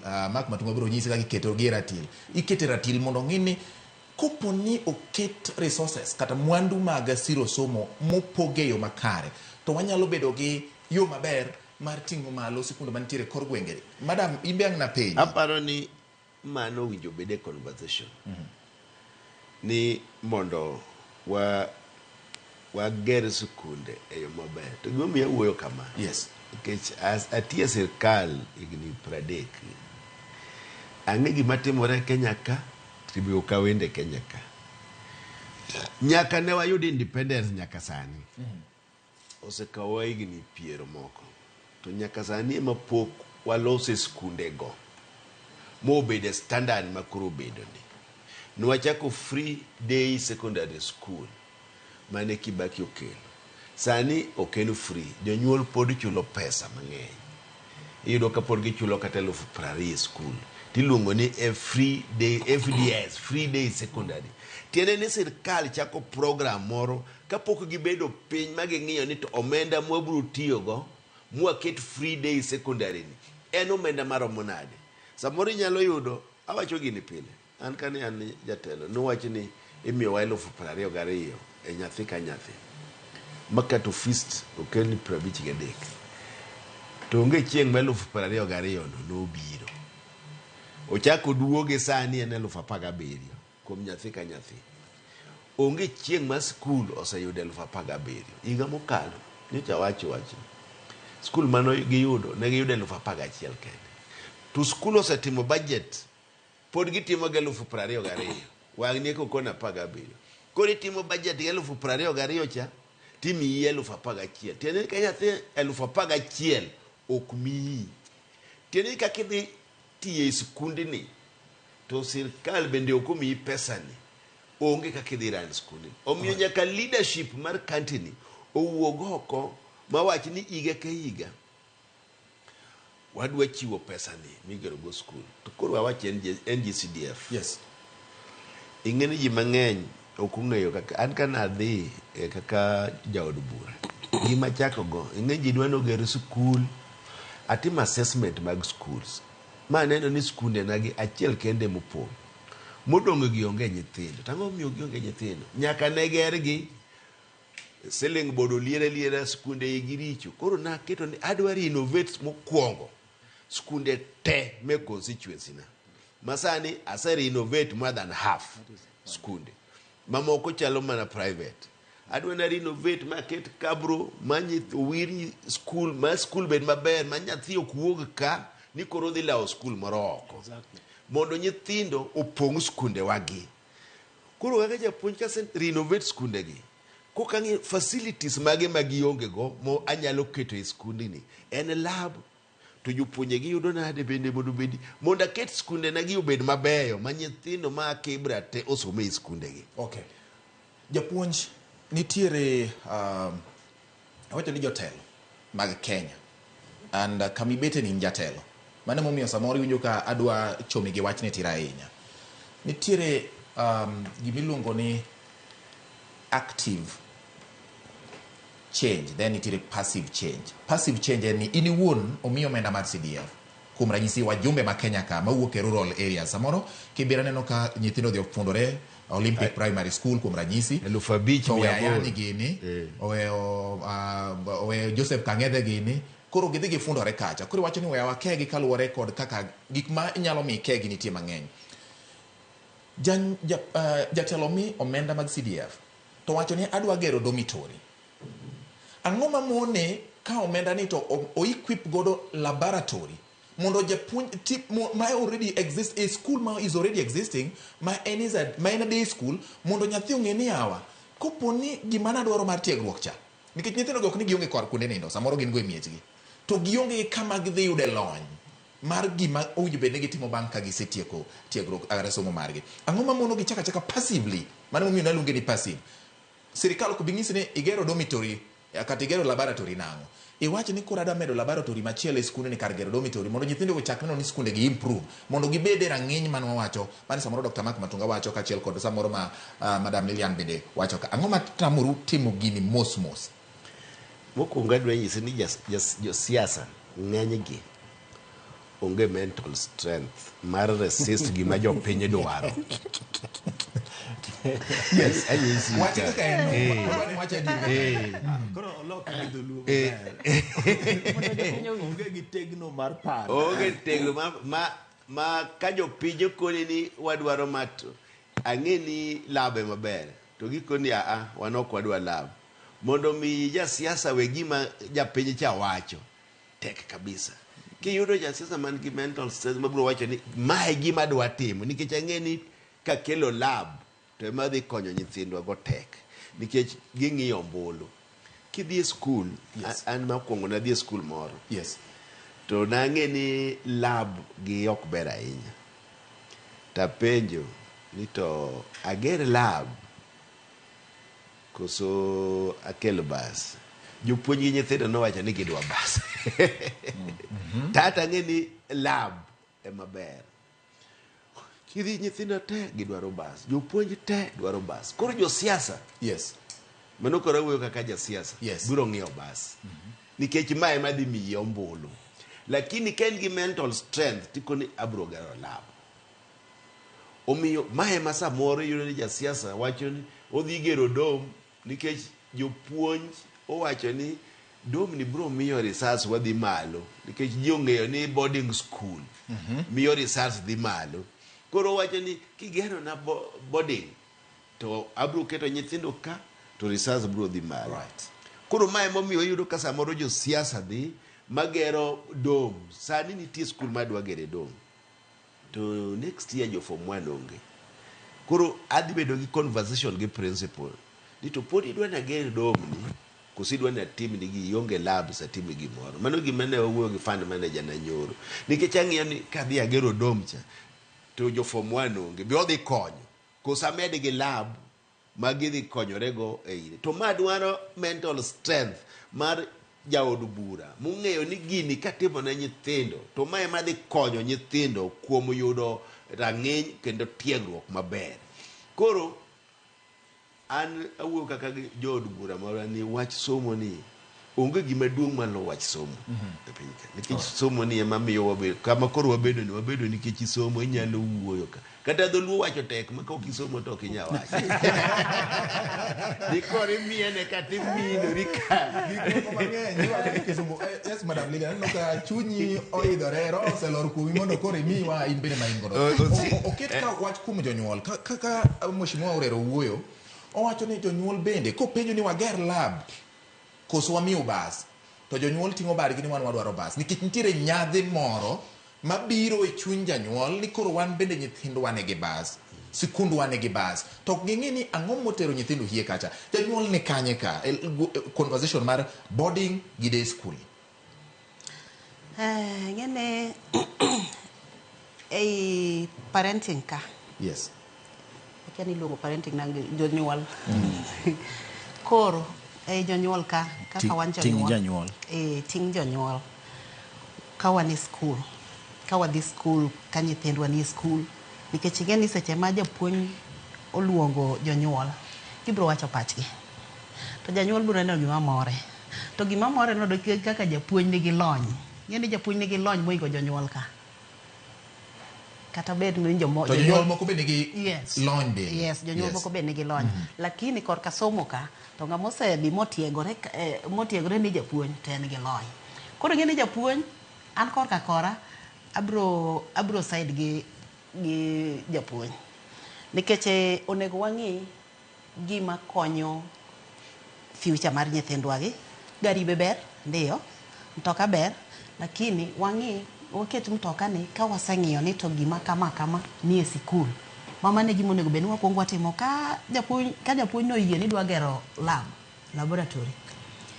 Kane an janyuol mane decide tawacho ni gero laboratory gari ni obi badaye. Okay. Nikech mana kaka ne luore kaka Mark no kele seche moko.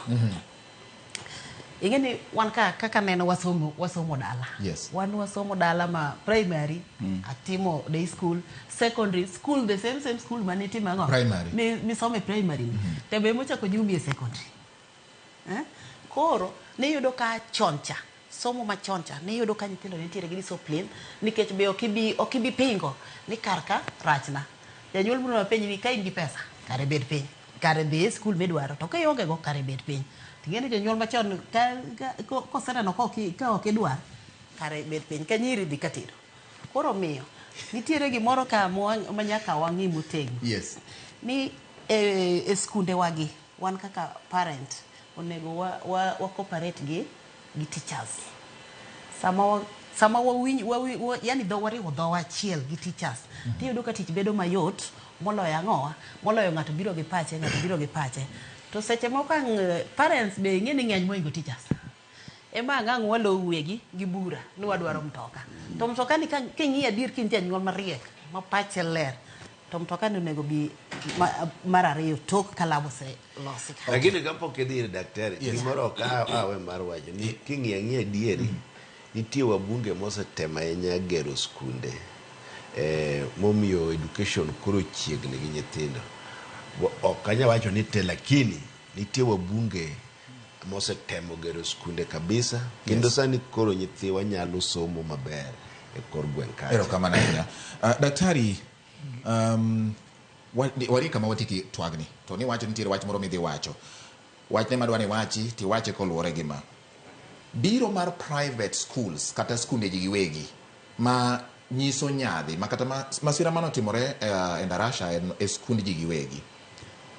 To samoro arita bende sirikal nitiere gi achiel kachiel yo kaka itayo skunde mag ji giwegi mondo neni kako ketie e skul mar sirikal bende kaka chikno tiyo skunde mag ji giwegi mar ni midhiero machal kod magi okobedo kata beda ni en koro en boarding aoyaye teka ni koro in gi structure moro ma wiye onyalo bedo mar mabati onyalo bedo mar bao ma oket kanyo ni nyithindo dhi ninde. Skunde mag ji giwegi gi skunde mag sirikal osechung' kanye nundiko report. Adwa siro gimoro ma bende yudo ka jomoko wacho ni mondo jogol iluongo ni CDF sani iluongo ni NCDF. King'iyo gwengewa NCDF wan wang'eyo ni CDF okonyo mathoth ma mano bende achiel kuom gima agone Kibaki erokamano nikech kaluwore gi wach mar CDF nobiro e tend Kibaki to gino konyo gwenge omiyo gwenge kamawa nigi sikunde ma sani wanyalo losi. To wach mar bas an ok dang'iew bas ne skul mora mora nikech ineno bas ni ong'iewe to berne ni kumokonya en watiyo kode wadhi e liete nikech mondo mi skul obed ni nyalo pesa magiran godo bas ni ok en gima yot. Thothgi okan kata tam rumo ka bas no kotimango. Koro ka in gi bas mar matingo ji 65 mano bas maduong' kabisa to skul to untiere nyithindo 3,000 koro bas ni bro konyo nyithindo nango. King'iyo George anasomo dala Mfangano to boarding school madhiye en Kodero Bara. Okomona somo madhi nyaka Amerika masani aduogo antiere piny Kenya ka kendo bende adano mana kan successful to asomo Kodero Bara form 4 mara atimo gi Nyangile. Ineno Nyangile moro ma fuol atimo gi Nyangile to achiel kuom osiepna mane osomogo sani en surgeon Nairobi Kenyatta Hospital ka mende wasomo mana kode gi Nyangile no. Koro nyiso niya ni okowulo ni nyaka idhi Alliance. Ana wuon nasenyisika ni nyathina nyagol Alliance. Nagol Alliance kana neno ka weche moko ok dhi kare ma keto ni into kori bro somo gi ot. Sani dongo dhi graduate USIU. Nyiso ni wanyalo loko weche mag somo malokre. Kane nyocha wan gi Matiang'i dong neno kana Matiang'i nowacho ni buses te mtoka mora mora maditigo nyathi skul nyaka bed Yale dong nolokore. Manyiso ni ka wan gi power mar loko gik monyalo loko. Kane Kibaki wacho ni wabedo gi CDF dhi gero gwenge dong nolokore. Kane jaduong' Raila obiro ni nyaka wadhi e devolution mondo gweng' ka gweng' obed gi president margi dong tinde wan go ang'o madimonwa timo gigi kaka watimango kaka wadwaro mabende en gimoro ni wadwa chake ni mos en ni ka wase decide ni mae gima wadwa timo gimomiyo kadwar buses e skunde kidhi iwinjo ka japuonj wacho ni kidhi Japan nyithindo tiyo gi public means to the kuonde magidhiye. Kidhi Amerika buses gi te nitiere migawo marangi manyiso ni buses ma Nairobi ka te mag skunde ni keto ni nitiere migawo matimango marangi ma ok ni skul matimango nikech en a cost center en garama maduong' ne skul kada ne individual mar mondo mi iringi matoka en garama maduong' kabisa. Kora an adwa ni ginene mheshimiwa Orero ochoka chir to gidhi e parliament to giwachi ni chakre nursery nyaka high school onge boarding ma pesa nitiere Kenya ka, ok ni pesa onge. Pesa manyalo gero labs go. Koro imedo pesa e CDF nikech apani en a system kende in my view ma apani sani tiyo nikech chakre nyo gin ne counties be osetemo but kaluwore gi transformation megweng and CDF motimango. Koro kata kigole imiye governors to budo gole imiye governors to en gima osebet ka kelo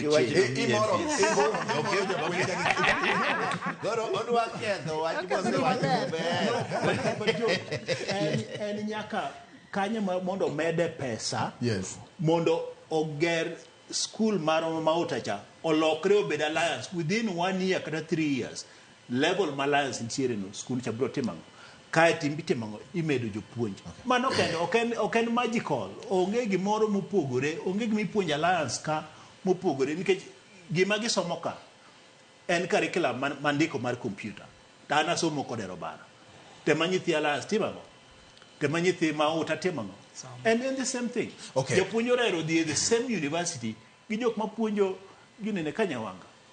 Wayude moko kuom paro mar jopiny mondo wawinje ni togi wacho nang'o kasto japuonj wati katika wach moro kwago wach motiek. Engineer Lazaro Kanyambo kwacho ne winjo Mheshimiwa Orero joma head education docket osechopo kama nyaka koro gigoe mbaka nyaka ket ng'ama ni kod roots from the sector telo nyaka bed on merits gini dhi konyo getting into deeper root cause of what's going on. An kaka jastima okanyal elewa kaka itayo weche mag thieth kata education. Joma keto nyiego okaw pach jopiny kata winj pach stakeholders gin winjo pach stakeholders gin joma always tijegi bam makata gitem nade. An Engineer Lazaro Kanyambok mar Kariobangi kanyendo kasto Baba Twins mar Onjinyo wacho ni jopuonjo nego omi nyithindo thuolo moromo nikech iro ni boarding schools jopuonje moko keto nyithindo ka jo prison ma nyathi chiew saa 10 okinyi class obede nyaka saa 10 odhiambo. Jacqueline Achieng bende wacho ni serikal orangane kaka sikunde ji giwegi arita chal to position mar school bende ber ne nyithindo. Mago gin moko kuom ote ma wayudo ka kendo pod gipak ne joma neno Ramogi TV mbako romo ma kawuono. Watiekuru japuonja neno ka wach mar mak matungano no mi moro chako dugo odwa kethi lakini ochako ike bang'e igeni ka dieri to NGCDF osekonyo piny ji ok dwa mana wacha dieri to kaka ok adwa nuoyo gima osewacho no yes ka watieko mana te watieko nikech wach mar mach ni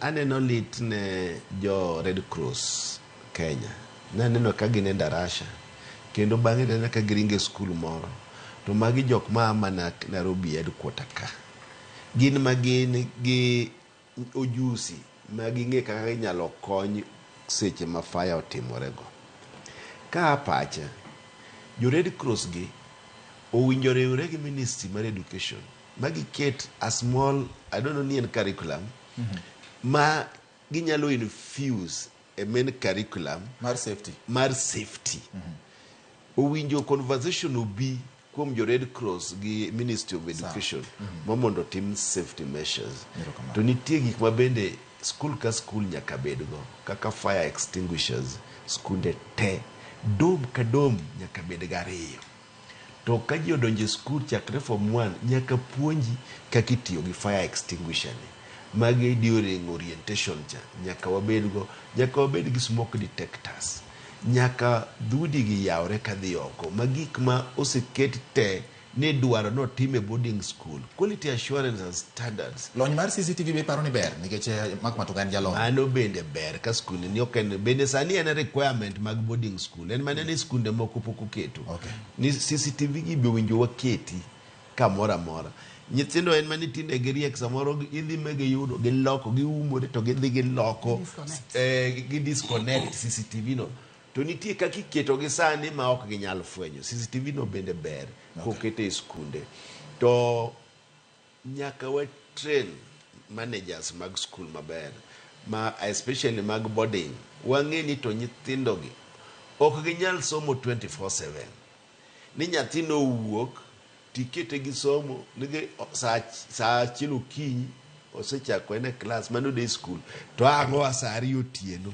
pod en mano timo mana penjo wich mineno ni ok inyal timo nyaka odhiambo nyaka wang'i kaka wa balance schools omiyo aduoko erokamano kaka mae tieko sang' iduoke makora tieko to ado kinyal tieko ka okamuso jokibira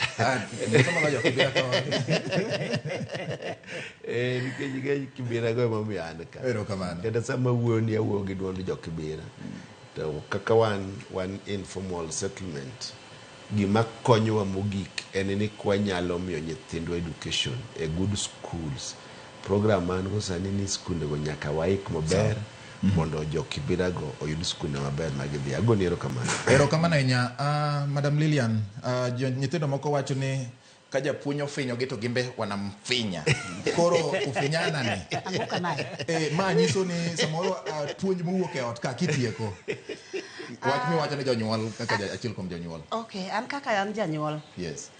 An ok anyal yie gi paro mar nyithindo nanguka nayo. Matindo wuok nanguka nayo.